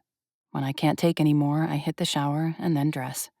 My fiancé might not have time to take me out anymore, but I can buy my own damn dinner. I go to my favorite restaurant and buy the most expensive steak on the menu. I get dessert, and I enjoy the hell out of my own company. It's pushing 9 o'clock before I head back to the apartment. I'm resigned to a silent night alone, but raise my eyebrows in surprise when I walk into the penthouse and see Aries' shoes tucked away by the front door. I head to the kitchen to put my leftovers in the fridge. I turn around to head into the bedroom when I notice something. The cupboard that hides our trash is halfway open, and there, on top, half shoved down the side of the can, is a white shirt. And barely visible, I see a bit of dark red. Looking up, making sure Aries isn't walking back out here, I pull the shirt from the garbage can. There is a splatter of something red across it. Dark red. My heart hammers faster when I realize exactly what it is. Blood. Aries came home and took off his bloody shirt and stuffed it in the garbage can. He came home last night wearing different clothes than he had left in. And as a woman, my mind started going to the worst-case scenario. But what if there is a different worst-case reason? I stuff the shirt back in the trash and head down the hallway. My hands are shaking just slightly. Whose blood was on that shirt? Aries? Or someone else's? I walk into the bedroom just as I hear the shower in our bathroom shut off. I stand there awkwardly between the bed and the door, unsure what to do, unsure what to think. A few moments later, the door to the bathroom opens and Aries steps out. He's wearing a pair of gray sweatpants and no shirt. Immediately, his eyes meet mine. In them, I see regret. Cisco caught up with me today, he says. His voice sounds a little hoarse. I see apology in his eyes. Practically handed me my own ass. Ripped me a new one. Lana, you thought I was cheating on you? Moisture pools in my eyes, but I refuse to let the tears fall. I don't say anything. I don't move. Aries' expression breaks. Lana, I would never, ever. I'm pretty sure every other woman on this planet has evaporated since I met you, because I haven't seen a single other one since I met you. His words reach a place deep inside me. The last week has been a nightmare, hell, but every single cell in me believes Aries. You are the end for me, Lana, Aries says as he takes a step forward. I don't take one back. There is nothing beyond you. I swear it. And I can't blame you for thinking this, for Cisco damn near ripping my head off. I've been an ass lately. He takes another step forward. Something goes worried in his eyes. He looks a little paler. I think I'm burning myself out, he says. his words again coming out hoarse. I can't even remember what I did today. That makes my blood go cold. I see it in his eyes. Ares isn't being dramatic. I see the exhaustion in every inch of his beautiful body. I see a man about to burn out. He doesn't remember what he did today. He came home with blood on his shirt.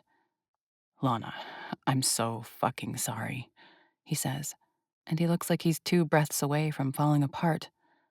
Come here, I say. I open my arms, pulling him into me. He tucks his face into my neck, his arms wrapping around my waist. He feels so bone-weary. He seems exhausted. He feels lost. And I know he's telling the truth. He isn't cheating on me. He doesn't remember what he did today. And something else is very fucking wrong. Chapter 22. Ares should have been home an hour ago. My hands shake as I walk out of the bedroom to the living room. Something is wrong. Something is so fucking wrong, but I don't know what it is. By the day, Aries' behavior has gotten worse. It's gotten odder. A pit is growing in my stomach. I pull out my phone and open my contacts. I stare down at Cisco's name for a long minute, debating hitting the call button. I swipe out of it, then stare down at Harry's name. I close the phone app and pull up the location app instead. But before it can fully load, the screen changes and Aries' name displays as he calls. My heart leaps in my chest as I answer it, pressing it to my ear. Aries, hi. I need you to come get me. He cuts me off. His voice is breathy, almost panicked. Can't be Billings. I need you, Lana. What the hell is going on? I demand, even as I grab my bag and make sure I have my keys. You can ride the bike, right? He asks. He sounds like he's breathing hard, as if he's running. Ares doesn't breathe hard when he's running. He's a damn vampire. Are you serious? I hesitate just before I head out the door. Please, Lana, he says, his tone pleading. I don't know where the fuck I am. My entire body goes cold. Shit. I spin around and grab the keys to Aries' motorcycle from the drawer. I dart out the door, slamming it closed behind me. Just stay put somewhere, I say frantically. I've got your location. I'll be there as soon as I can. Aries curses, and on his end, I hear a door slam closed. And then the next moment, there's the sound of running water. Then his phone must lose reception because the line beeps, and I lose him. Fuck, I breathe as I dart to the elevator. Desperate, I pull up the location app. It takes forever to load, and when it finally gives me a location, it was from 27 minutes ago, in Queens. Hopefully he realizes he doesn't have reception and leaves wherever he just went. I dart through the lobby, barely waving to Laz as I aim for the door that leads to the parking garage. It's dark down here, but I know exactly where the bike is. And it fully hits me when I stand right beside the monster of a motorcycle. I do not know how to drive this thing. I barely know how to drive, period. But Ares needs me. I've seen Ares drive this thing enough, been passenger enough. I will figure it out. I clip my phone into the holder on the handlebars. I yank the helmet down on my head, latching it beneath my chin. I straddle the bike and put the key in. Thankfully, it's nothing too complicated to get the engine roaring to life. Shit, this thing is heavy. It takes just about everything I have to lift it upright and off the kickstand. Cautiously, I walk it backward, and my heart just about hammers through its cage as I poise myself at the exit for the garage. The engine growls as I give it just a little gas. It lurches forward, dragging me with it. I squeeze the brake and slam to a stop. Okay, it's touchy. I try again, softer this time, more prepared for it to move, and steadily it crawls forward. I check the traffic and pull out onto the street, setting my feet on the pegs. As I wait at the first stoplight just outside our building, Aries' location finally locks in. He's still in Queens. The first few minutes are terrifying. Thankfully, the traffic is light. It's 4 a.m, too early for the early birds, too late for the night owls. It probably saves my life as I wobble, stall, and turn the wrong way. But after a few minutes, the movements of the bike start to feel a little more predictable. I get used to its weight, the way it shifts during a turn. I figure out the gears, and finally, it feels a little like a bicycle. By the time I'm halfway to Aries, I don't feel like I'm 2 seconds from dying, only 10. I slow as I close in on Aries' location. It's a decent area. Rows of houses surround me before it gives way to a section of shopping locations. I creep farther along, just a few blocks from where it says Aries is. He walks out of the shadows of a garage, and every bit of my stomach disappears when I see him. His eyes are a little wild, a little frantic, and he steps out from the dark not wearing a shirt. As much as I enjoy seeing my fiancé shirtless, he certainly wouldn't normally be wandering around Queens without a shirt. Aries, what happened? I demand, struggling to get the kickstand down. Aries kicks out a foot and gets in place with zero effort. I climb off the bike, ripping the helmet off my head. I don't know, Lana, he says, and he looks scared, confused. I remember leaving the office. I was heading home, and then I woke up outside a gas station a few blocks from here. Lana, I have no fucking memory of how I got here. My eyes are wide, and I shake my head. I don't understand. Aries shakes his head, too. I don't either. Billings is off for the night. He didn't drive me out here. I don't even have my fucking wallet, so I couldn't pay for the subway or a rideshare. Either I was knocked out and dragged here, or I got here on my own 2 damn feet, and I have no recollection of it. Aries, this doesn't make any sense. I breathe. Something stings the backs of my eyes. I feel panic rising in the back of my throat. Where's your shirt? He looks down at his bare torso and shakes his head. It was gone when I came to. Lana, I don't... He cuts off when a police car rolls down the street. We can talk more at home. I think we better get out of here before I draw attention. I nod, numbly. I pull the helmet back down on my head. Aries swings a leg over the bike, settling into the driver's seat. And just as I climb on behind him, I notice Aries' hands as they grip the handlebars. There's something dark under his fingernails, wrapping up around the sides just a little. But before I can study farther, because it's so damn dark, he grips the throttle and his fingernails disappear from view. I wrap my arms around Aries' middle as he gives the bike gas, rolling down the street. Something bad happened tonight. Something really, really bad. How does Aries not remember it? How does he have no idea how he got here? And what the fuck is that under his fingernails? My mind goes back to when he called me, to the sound of running water. What did he wash off his hands? But I don't get to ask him more questions. Aries takes off through the dark, directing us back toward the heart of Manhattan. We're just 3 blocks away from home when I feel Aries' phone buzzing in his back pocket. Once, then 3 times, and then it keeps ringing. When he's stopped at a light, he reaches back into his pocket and withdraws it. There's a missed call from Harry, and then 2 texts from him. A former employee of mine, Felix, was found dead yesterday. Ripped apart, just like Cliff's cousin. We all need to meet, now. Aries lets out a curse. My stomach drops. I met Felix, just once. It was at a red party where I met Aries. He was a slimy flirt, but I didn't think he knew the real reason for the red parties. Now he's dead. Torn apart, just like Cliff's cousin and his wife. I'll walk home from here, I say when the light turns green. You're not coming to the meeting? Aries questions. He looks a little frantic when I state it. I shake my head. Not this time. You can update me after. I know something is wrong when Aries looks genuinely terrified that I'm not going to the Baron's meeting with him. He leans forward as I slip off behind him, tucking the helmet under my arm, and he presses a kiss to my lips. I'll see you soon, he says, but it comes out as a wary-sounding promise. Okay, I say shakily. As someone pulls up behind Aries and honks for him to go, Aries hits the gas and rolls forward.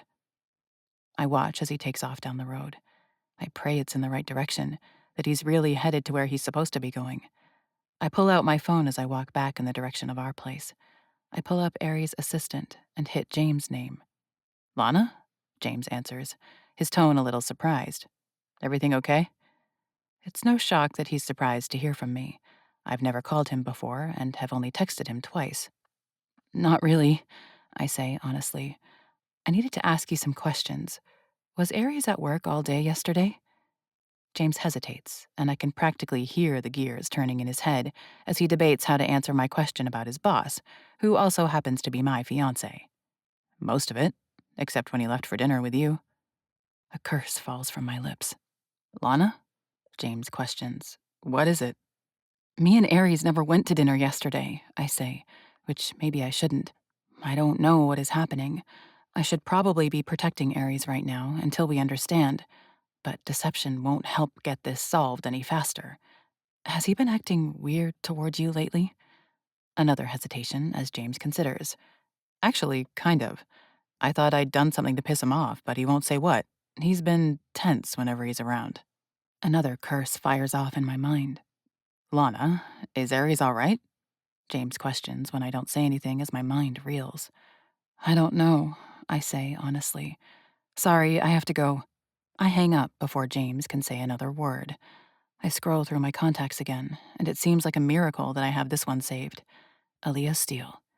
I hit call and press the phone to my ear again. It rings twice before it connects. Hello? She answers, her tone already annoyed and pissed off sounding. Aaliyah, this is Lana Kincaid from New York, I say, jumping right to it. We're still working through the record, she says, assuming I'm calling for a different reason. So far, we've recovered 11 people. Oh, I say, taken aback. That's great, but that's not why I'm calling. Okay, she says, sounding impatient. Look, I'm sure this isn't particularly kosher to ask, but I'm really fucking desperate right now, I say. I've reached my building, but I don't want to walk through the lobby and have the night doorman hear this conversation, or chance losing reception in the elevator. I've heard the history with your family here in New York, what your uncle did. I guess my question is, would you have ever expected your uncle was capable of taking out the family? What the hell kind of question is this? She asks, her tone cold and sharp. Please, Aaliyah, it's important, I beg. I feel desperation rising inside me. Was him killing all those family members something you ever would have foreseen? She's quiet for a long moment. I can feel her contemplation seeping through the phone. No, she finally answers. My uncle was a sweet guy. Never a day of drama in his life. To this day, I don't know what caused him to snap like that. If I hadn't seen him do it myself, I never would have believed he did it. I squeeze my eyes closed. Do you think it's possible something happened to him? Or that maybe someone could have convinced him to do that? There's something dark gnawing at my insides. It's cold, sharp. It's terrifying. Aaliyah is quiet again for a long moment. It would make a hell of a lot more sense than him just going crazy, she answers. This world is a whole lot bigger than we can see, Lana. Just because we don't have a reasonable explanation for people's actions doesn't mean there isn't one. I nod, and something pricks the backs of my eyes. My chest feels tight, my throat tighter. Thank you, Aaliyah. Good luck with the record. She pauses, thrown off guard that I would wrap up what should be a long, deep conversation so quickly, but I hang up before she can say anything else. I look down at my phone, debating what to do. Who the hell do I ask for help? Who do I tell? I don't want to put Aries in danger. I don't really know what's happening, but I know something for sure now. That was blood beneath Aries' fingernails. Aries did not go to dinner with me yesterday like he told James. Felix the vampire died yesterday. This is looking pretty fucking bad. I tap on the screen of my phone and start a text to the one vampire I feel like I can trust with this. Don't react to this right now, but something is wrong with Aries. I don't know what's going on yet. I need you to tail Aries when you're done with your meeting, and then I need to talk to you. I hit send, and it says it's been read by Cisco just a moment later. He looked like he was gonna kill Cliff the second he walked in here, Cisco responds. Brother's been acting weird as shit for days. I'll follow him. Fuck, I don't like this, Lana. Me either. Don't let him out of your sight. I look up from my phone, and a sense of absolute dread drops in my stomach. Chapter 23. Back in our penthouse, I wait for what feels like an eternity for Cisco to call or message. I heat up one of the meals our cook pre-made, but I get down 3 bites of it before my nerves refuse more.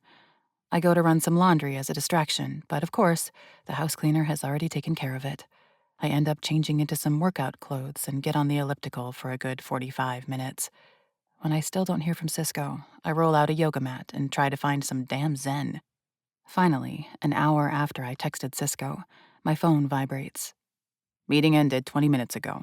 Aries isn't easy to tail, but he headed straight for Greenwich. He's been looking around this big-ass house for 5 minutes. Is it brick? Black details, stone lions, balconies? Yep. That was Augustus's house. Does it look like anyone is there? It takes 2 minutes before Cisco responds. No, doesn't look like there's anyone here. I chew my lower lip, thinking it over. Obviously, he isn't looking for Augustus. I know he doesn't want any of his father's possessions. I don't know that he's looking for any particular documents anymore.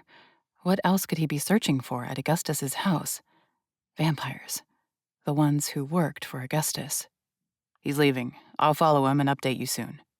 Thank you. I tap my phone against my hand, pacing the workout room. My brain is reeling through the possibilities, but it can't settle on what my gut is telling me. None of this makes any sense. I can't find a logical reason behind anything. Aries is blacking out. He's losing track of time. He's lying about his whereabouts, but I also get the impression that he doesn't realize he's lying. No shirt when I found him, blood beneath his fingernails. I lie down on my back on the yoga mat, scraping my fingers through my hair. I squeeze my eyes closed. Aries should be coming home right now. He doesn't have any sunglasses on him, and the sun will be coming up in less than 30 minutes. If he doesn't get home, he's going to have to find somewhere to get out of the sun, or he'll basically be blind. I pull up the tracking app on his phone. It loads and loads forever before it shows his location at Augustus's house 22 minutes ago. His phone must have died. Just then, a notification pops up. Fuck, I lost him. Had him headed toward the financial district, but when I went around the corner, he was gone. My stomach drops out. Another notification. I'll keep looking for him till the sun comes up, but we need to talk. Thank you, Cisco, and we do. Can you come here after the sun rises? He gives me a thumbs up. Shit. I can't think of any reason why Aries would be headed into the financial district.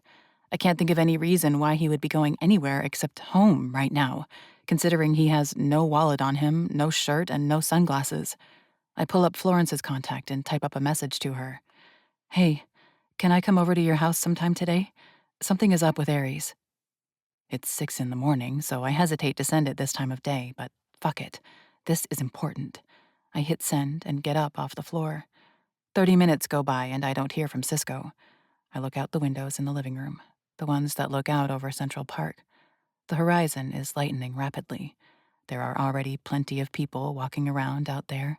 Some of them getting in their early morning workout, some of them just headed to their jobs. My heart about leaps from my chest when there's a buzz and then a voice echoing through the penthouse. I've got a Cisco Sullivan here for you, Ms. Kincaid, the night doorman says. Want me to let him up? I shuffle to press the button for the intercom. Yes, let him up, thanks. My fingers lace and then unlace. I tug at the hem of my shirt. I don't know what I'm going to say to Cisco. I don't really even know what's going on, but I know I can't and shouldn't handle this on my own. Finally, there's a knock on the door. I yank it open a second later and let Cisco inside. What the hell is going on, Lana? He asks, his brows furrowed. He stalks inside, his eyes casually looking around since he's never been here before. I take it you didn't track him down before the sun came up? I ask. I click the remote, and the curtains close over the windows, dimming the space significantly. Cisco shakes his head. It's like he's being intentionally sneaky. I'm not too bad at tracking people, but tonight, he shakes his head again. Aries did not want to be followed. Shit, I breathe. My heart is beating faster. I want to deny it, but the pieces are falling into place too easily. How did the meeting go? Cisco watches me pacing in the kitchen. Weird, he answers honestly. Like I said, I thought Aries was going to rip Cliff's throat out the moment he walked into the room. And Cliff didn't say a damn word. Even Gio seemed to be getting on Aries' nerves, and he didn't do anything either. I curse again. But Felix was found dead yesterday, Cisco says. The one bit of information I already know about the Baron's meeting. Same savage circumstances as Cliff's cousin. And while we were in that meeting, someone called Giovanni. His oldest son was just found, ripped apart. My body goes cold. Where did his son live? Cisco narrows his eyes at me. Queens? Why? My legs just about give out. I brace my arms on the counter before I can go down. Tears sting my eyes. I want to throw up. I want to curl into a ball and make the world disappear. Lana, what the hell is going on? Cisco says as he walks around the kitchen island. He grabs me with strong hands and helps me to my feet and into the living room. I sink into the beautiful chair in the corner. I shake my head, my lips unable to form words. Why? Why is this happening? Lana, Cisco says my name again, the word more forceful this time. My eyes flick up to meet his. Aries has been acting weird for the last week. I start. My voice sounds hoarse. My hands shake violently, so I clutch them together in my lap. He's been gone for long periods of time. He's not coming home when he said he would. Fuck. I really didn't want to believe Aries is cheating on you, Lana, Cisco says darkly, and the look in his eyes says he will get violent retribution for me. I shake my head. For a second, I thought maybe he was lying to James about where he was, what he was doing, but Ares has been missing chunks of time. Cisco slides his hands into his pockets. What do you mean? My stomach hurts. I feel anxiety climbing my entire body. Meaning, he thinks he's going one place, but he comes to in a completely different place. He doesn't remember where he is or how he got there. It's sometimes hours at a time. Cisco's expression slackens a bit. Ares knew Mike. I start voicing the pieces I've been putting together. Ares knew Beth. Ares knew Felix. Did Ares know Giovanni's son? Cisco thinks about it for a minute, and I see something turn worried in his eyes when he finds his answer. Luciano resurrected around the same time Ares did. Gio and Augustus were heavy on the procreating kick soon after. Luciano took what was basically an arranged marriage. He tried to talk Ares into doing the same thing. It's been a while since they've seen one another, if I had to guess, but they definitely knew each other. Another curse slips out of my lips as my head drops into my hands. I shake my head, feeling like the world is spiraling apart right now. Lana, you've got to finish what you started, Cisco says, his voice deadly serious. Say what you've got to say because I have a feeling we don't have much time to waste. I lift my head and know my eyes are bloodshot as I look Cisco dead in the eyes. Before your meeting, maybe an hour or so before, Ares called me. He said he didn't know where he was or how he'd gotten there. I tracked him with his phone, and I picked him up in Queens. This time, it's Cisco's turn to curse. Ares wasn't wearing a shirt, I say, my voice shaking, like he'd had to dispose of it, and there was blood under his fingernails. Cisco curses again, rubbing his hands through his short, buzzed hair. Ares is killing other vampires. Not just killing them, brutally shredding them apart. But I don't think he realizes he's doing it, I say, my voice rising. He's missing periods of time. He doesn't remember what happened during that time. I think that's when it's happening. I don't know what's causing it, but Cisco, I don't think Ares has any idea what he's doing. That doesn't even make sense, Lana, Cisco says, slight panic rising in his tone. People don't just lose their minds and start killing. Except it's happened before, I say, fixing him with a stare. In this very fucking city. Cisco stops suddenly, his eyes turning back to me. The Steele family. I nod.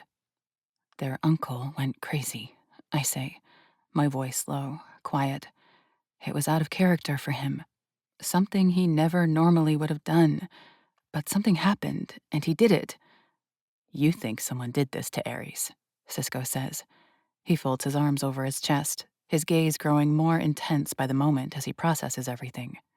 I shrug. I don't know, I guess. Do you know if anything else is out there? I mean, vampires exist. Is there anyone else out there with some kind of supernatural ability to control people? Cisco's eyes slide over to me, but he doesn't say anything, and it feels very weighted. Cisco, I say in warning. He doesn't say anything for several long beats. I see the internal debate in his head. I once knew this woman. She was from Chicago that could, no shit, call lightning. She got angry and the sky would fucking boom with thunder after the wildest lightning strikes. I still at that. That is a whole different level from what I was thinking. If someone like that exists, I don't know why there couldn't be someone who could control people, Cisco says, his voice tight. I lean back in the chair and feel my vision lose focus. Aaliyah said, this world is a whole lot bigger than we can see, Lana. Just because we don't have a reasonable explanation for people's actions doesn't mean there isn't one. If vampires exist, why couldn't there be others out there? A vampire can turn any human into a bitten, and voila, they have supernatural abilities. Why couldn't there be more out there? If Giovanni finds out it was Ares who killed his son, Cisco shakes his head. Lana, Gio is not a forgiving person. Even if Ares didn't have any control, Gio isn't going to take this well. My gaze rises to Cisco's again.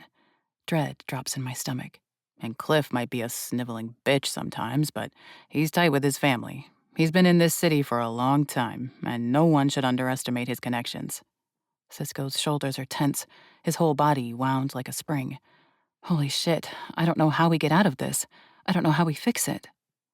We need to find Aries and bring him in, Cisco says. And I'm so grateful that I talked to him. I'm so grateful that he's got Aries back. We'll lock him up if we have to, until we can find a way to break through this. Till we find whoever did this to him. Thank you, Cisco, I say, my words as raw as my throat feels. You have no idea what your help means to me. He crosses to my chair and pulls me to my feet before he wraps his arms around me. You're the shit, Lana. We're family now. I know you'd have my back. I've got yours. Those 3 words make my eyes burn. My vision swims. We're family now. All of my family is dead. My mother and sister murdered. My father dead from a stroke. Then there was Ophelia, who I considered family, and she turned her back on me so damn easy. Cisco, the slightly manic wild card who looks like someone I should avoid, has my back. He's claimed me as family. And he considers me, a human woman, as someone who would have his back. Thank you, is all I manage to say. He releases me, backing away 3 steps with a smile that's so damn genuine I can't question him. You keep calling him. You search any places you know he might go. If you find him, you call me immediately. I'll be out looking for him. Text me a list of any other vampires he might know, okay? I nod and follow him as he heads for the door. He pulls some sunglasses from his pocket, but he doesn't put them on yet. We'll find him, Lana, Cisco promises. And we'll fix him. Okay, I say with a smile as he walks out the door. I close it behind him and pull out my phone as I head for the study. I sink into the chair as I start typing up a list of every vampire I can think of that Ares knows. It's not that many. I don't have to list all the barons, that's obvious. Augustus is dead. James St. Clair. Billings, Ares' driver. Tom D. Shit. My fingers hesitate as I type out the name of the accountant who works for Ares. My mind falls back to a conversation I overheard. Pat, the receptionist, said that Tom hadn't shown up for work, which was abnormal. Aries said he wasn't going to worry about it unless he didn't show up the next day. I don't know if he showed up the next day. I fire off a text to James. Has Tom been into work the last few days? It takes him 2 minutes to answer. No, he's been out since last Monday. Why? Shit, I breathe, and I know. I just know what's happened to Tom. I don't reply to James, though. I need to talk to Cisco first. I keep thinking of any other vampires Ares knows, and then send the list off to Cisco. I know it isn't a comprehensive list, but it would be impossible for me to know every single vampire Ares knows. And for a moment, I have to consider it for the first time. If we cured Ares, turned him back into a human, he couldn't keep killing vampires like this. My stomach turns at the very thought of it. I jump in the shower when I'm done, scrub myself down, then blow-dry my hair and pull on some clothes. I check the camera at our front door, making sure it will alert me whenever there's motion. I want to make sure I know the moment Ares comes home. When I'm positive it's working, I call Billings with nervous anticipation. Lana. My entire body practically sags with relief when Billings answers after just one ring. Hey, I try to recover. Have you taken Ares anywhere in the last 2 hours or so? I haven't driven Mr. Hunt anywhere in 2 days, he says. Why? Nothing, I say, trying to divert. Can you pick me up right now? Of course, he confirms. I'll be there in 5 minutes. Thanks. I hang up and gather the rest of my things. I take the elevator down to the lobby and cross to Laszlo's desk, where he's working on sorting through the mail. Hey, Laz, I say as I fold my hands on the desk. Would you do me a favor? What do you need, Miss Kincaid? He asks. He's a smart one. He doesn't make any promises before he knows what he's getting himself into. Would you call me the second you see Ares walk in here? I ask, trying to sound earnest but innocent. Some things have happened, and he needs to know, but his phone must be dead. I'd like to know as soon as he gets home. Of course, he says, his brows furrowing. Everything okay? Not really, I answer honestly, but I keep my tone lighter. But I hope it will be soon. Just then, I see the black SUV park outside the front doors. I wave goodbye to Laszlo and walk out. The air conditioning is already blasting when I climb inside, which is fantastic. It's damn hot today. Where to, Miss Kincaid? Billings asks as I slip into the middle seats. This is going to sound strange, I start, but I need you to take me anywhere you take Ares regularly. Ares is missing, and I don't know if he's okay. Billings holds my gaze in the rearview mirror for a long moment. It's a heavy thing I just asked him. Technically, Ares is his boss, not me. but he's worked for Aries for some time, and I know he cares about Aries. So he rolls forward, merging with traffic. Chapter 24. Aries really doesn't go that many places. Billings takes me to a bank, no Aries. We go to 3 places Aries likes to eat. He isn't at any of them. We go to the office. No one has seen Aries. I'm relieved, though, when James is there and is unharmed. I should probably warn him to stay away from Aries, but I don't know how to word it without causing a panic. I'll text him soon. I check the camera at the penthouse as we cross town, but there's been no activity since I left. Billings and I drive to 2 of the properties Aries has visited most over the last few weeks. He isn't at either of them. I don't know where the hell he would be. Aries was shirtless. He has no wallet, so it isn't like he can just walk in and buy a shirt. He can't go buy some sunglasses. He has to be hunkering down indoors somewhere to escape the sun. But where? Finally, at 4 in the afternoon, Florence texts me back. Fuck, I never saw your text until right now. Can you come over to the house right now? Billings, we're going to Florence's now, I say as I text, be right there, to Aries' sister. It takes us a good 15 minutes to get there, but finally, Billings stops at the curb. I might be a while, I say as I climb out. I'll call you when I'm finished here. But if Aries calls you and asks you to drive him anywhere, you need to tell him the car is having problems and you can't. This is important, Billings. Worry and confusion creep onto his face, but Billings simply nods, and he drives off when I close the door. I walk up to the front door, my eyes rising to the stone plaque above it, the one that reads, Hunt House, established 1907. Just as I'm about to knock, it opens, and a very concerned Florence stands there. You don't need to knock, Lana, you're family, she says, her tone absolutely serious, as if this is just a simple fact I should already know. Again, my chest tugs. Yesterday, I only had Aries. Today, I have Cisco and Florence, too. She ushers me inside, and there in the entryway stands Clementine as well. Florence waves us into her office. What's going on? Florence asks, getting right to it. It's what I love so much about her. She doesn't beat around the bush. She's direct without being cold. And so I start explaining it all. How Aries has been acting strange, especially toward vampires. How he's been lying about where he's going. How he can't seem to remember where he's been. And then our bizarre encounter in Queens. I tell her about the vampires who have been ripped apart. And as I do, I recall how Aries took care of Lawrence. Fuck. Aries ripped Lawrence to pieces. Just like how Mike and Beth and Felix and Luciano were found. I tell Florence everything. All the same details I told Cisco, with the addition of my realization. I spill every last bit of it. Do you know anyone who is capable of making him do something like this? I ask at the end of it all, my tone sounding desperate. Florence's gaze is unfocused as she racks her brain. My gaze flicks to Clementine. I don't, she confesses. I'm not sure I even think that's possible. Aries would never do this on his own, I snap, the first harsh words I've ever said toward the sweet woman. That's not what I was trying to say, Lana, Clementine says calmly. The statistical probability that vampires are the only supernatural beings out there is very low, Florence says. I can practically see the gears turning in her head. Her gaze focuses again. If vampires exist at all, that nearly guarantees there are other anomalies out there as well.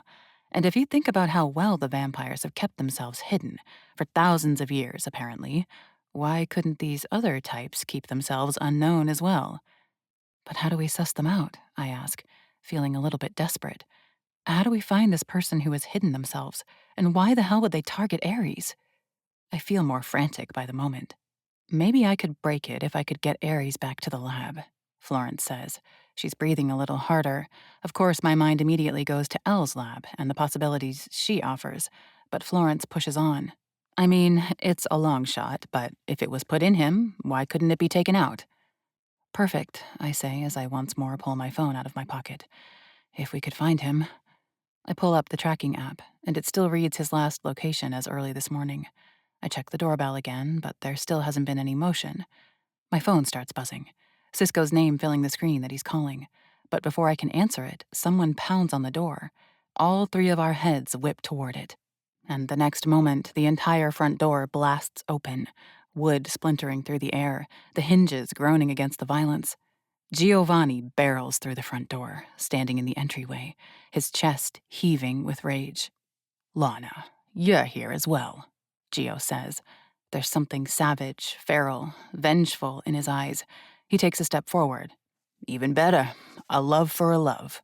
He stalks across the entry to the opening of Florence's office. I stagger to my feet at the same time Florence does. Clementine's eyes flash yellow, the first time I've ever seen that color instead of red. "Why did he do it?" Gio snarls. "My son did nothing to him. Hasn't spoken to Ares in years. Why?" His volume increases with each word spoken. "Gio, I don't know what's wrong with Ares, but he—" "My son," Giovanni cuts me off. "My eldest son. He is dead, shredded like an animal, by Ares." Gio is practically shaking with rage. Clementine takes a step forward, but it's almost laughable. I'm sure as a bitten she's stronger than I am, but Gio is not a small man, and he is a born. "Gio, I'm so sorry," I say, holding my hands up. The violence is radiating off of him. "Whatever my brother has done, surely we can work this out," Florence says. She's using her business voice, the one that radiates confidence and calm. His eyes snap to her, and they flash red. "I know you want revenge, Gio," I say, my words coming out in a rush as I try to talk the man down. "But we need to figure this out. There's more." "No," Gio cuts me off again. "There is no reconciliation. There is only an eye for an eye." Pain slices through my body. I take in one gasping, ragged breath as my eyes flare wide. Gio stands right before me, his face only 3 inches away. "A love for a love." A scream rips through the room, and in the next instant Gio disappears in a blink. Clementine moves so fast I can hardly see her, chasing after Giovanni. "Lana," Florence says as my knees start to collapse. She wraps her arms around me, trying to catch me, trying to help lower me to the floor. "Holy shit, Lana!" Pain radiates through me in never-ending waves. I try to suck in some air, but it comes out as a gasp. My eyes slide down. There is a knife sticking out of my belly. There is a cut line rising up from it, over my belly button, up between my breasts, up the center of my throat. Blood. There is so much blood, and it's mine. Not my sister's, splattered all over the kitchen. Not my mother's, staining the rug. It's my blood this time that is pouring onto the floor. "Floor." The words won't fully work. Something shifts in my stomach, and I feel a wet mass trying to bulge out of me. My vision goes blurry as the pain overwhelms me. My whole body feels slack. "Lana," Florence says desperately, but her voice is sounding farther away. "Lana, stay with me. Fuck, Lana, you cannot die on me." But I feel something escape my body. I feel like a river is cascading from my gut. Everything is blinking in and out. Black, the ceiling. Black, the ceiling. I hear curses and desperate calls, and then Clementine's inhumanly strong arms wrap around me, and the pain is so agonizing I black out for a while. "She will die," I hear words at some point. "A hospital cannot fix this. I cannot just let her die on us, on Ares, no matter what he's doing right now." More darkness, more agony. I'm jostled, and the pain is searing white hot. Lights flash overhead. Something dings. I feel someone running. Me? No. Whoever is carrying me. Clementine. "You've done no human testing, Flo. What if—" Whoever speaks the words sounds terrified. "It's ready," someone else says. They sound confident, almost ridiculously so. "It's been ready for weeks. It will work." "Flo, are you sure about this?" Someone whispers. "I will not let my sister die," another voice calls out. A gasp rips from my lips when I'm laid down on a hard, flat surface. Something sloshes. Squishes? That sound shouldn't exist. My body shouldn't be making it. And the pain that accompanies it is a tidal wave that washes over me. The entire world muffles to the hum of the universe. Everything is black. The darkness feels warmer, more comforting. I feel it enveloping me more by the second. I want to rush to it, to speed it up so the pain will end. But it is coming for me quick enough. I just have to wait for it to consume me. And just as it stands before me, just before it swallows me entirely, There is a sharp prick in my chest. It's cold, painful, but the sensation is barely a whisper against the gaping, ruined mess of my stomach. I barely register that anything happened before the real pain starts. It hits my bloodstream like an invasion, a foreign force slamming into me, rewriting me from the inside out. My veins turn to fire, my body rejecting the substance, trying to expel it, fight it off. But it's too late. The moment the dark liquid disperses, I feel it burrowing deep, merging with my cells, seizing control. A violent, gut-wrenching spasm overtakes me, my back arching off the table so sharply I hear something in my spine pop. Every muscle in my body locks, tightens, twists, and then I'm splitting apart. I don't know if I'm screaming. I don't know if I'm breathing. All I know is fire. Not a distant burn, not something I can endure. This is hell incarnate, setting every fiber of my being ablaze. My blood isn't blood anymore. It's molten lava, coursing, pulsing, churning. My nerves ignite, sending signals so intense my body doesn't know whether to seize or thrash. I can feel my skin boiling from the inside out, the tissue beneath swelling, bubbling, warping. I try to move, to roll, to claw at my skin to make it stop, but my muscles are locked, stiff as stone. My bones feel like they're cracking apart, splintering as something new forces its way through them. And then, the tearing. My body splits. My stomach, already wrecked by Giovanni's blade, rips open again from the inside. My ribs widen, snap, and then they regrow. My organs, my ruined intestines, they liquefy, dissolve into something unrecognizable, only to reform. Everything inside me is reshaping itself. I can't tell where I begin and end. Seconds, minutes, hours, days, years. I am the acid. The acid is me. It breaks me down until there is no difference between us. I exist in this pain. I am the pain. Every cell of my body is in flux, breaking apart, remaking itself. My spine lengthens, twisting until I feel my vertebrae separate, stretch, fuse. My fingers curl into claws, my nails splitting, falling off, regrowing sharper, thicker.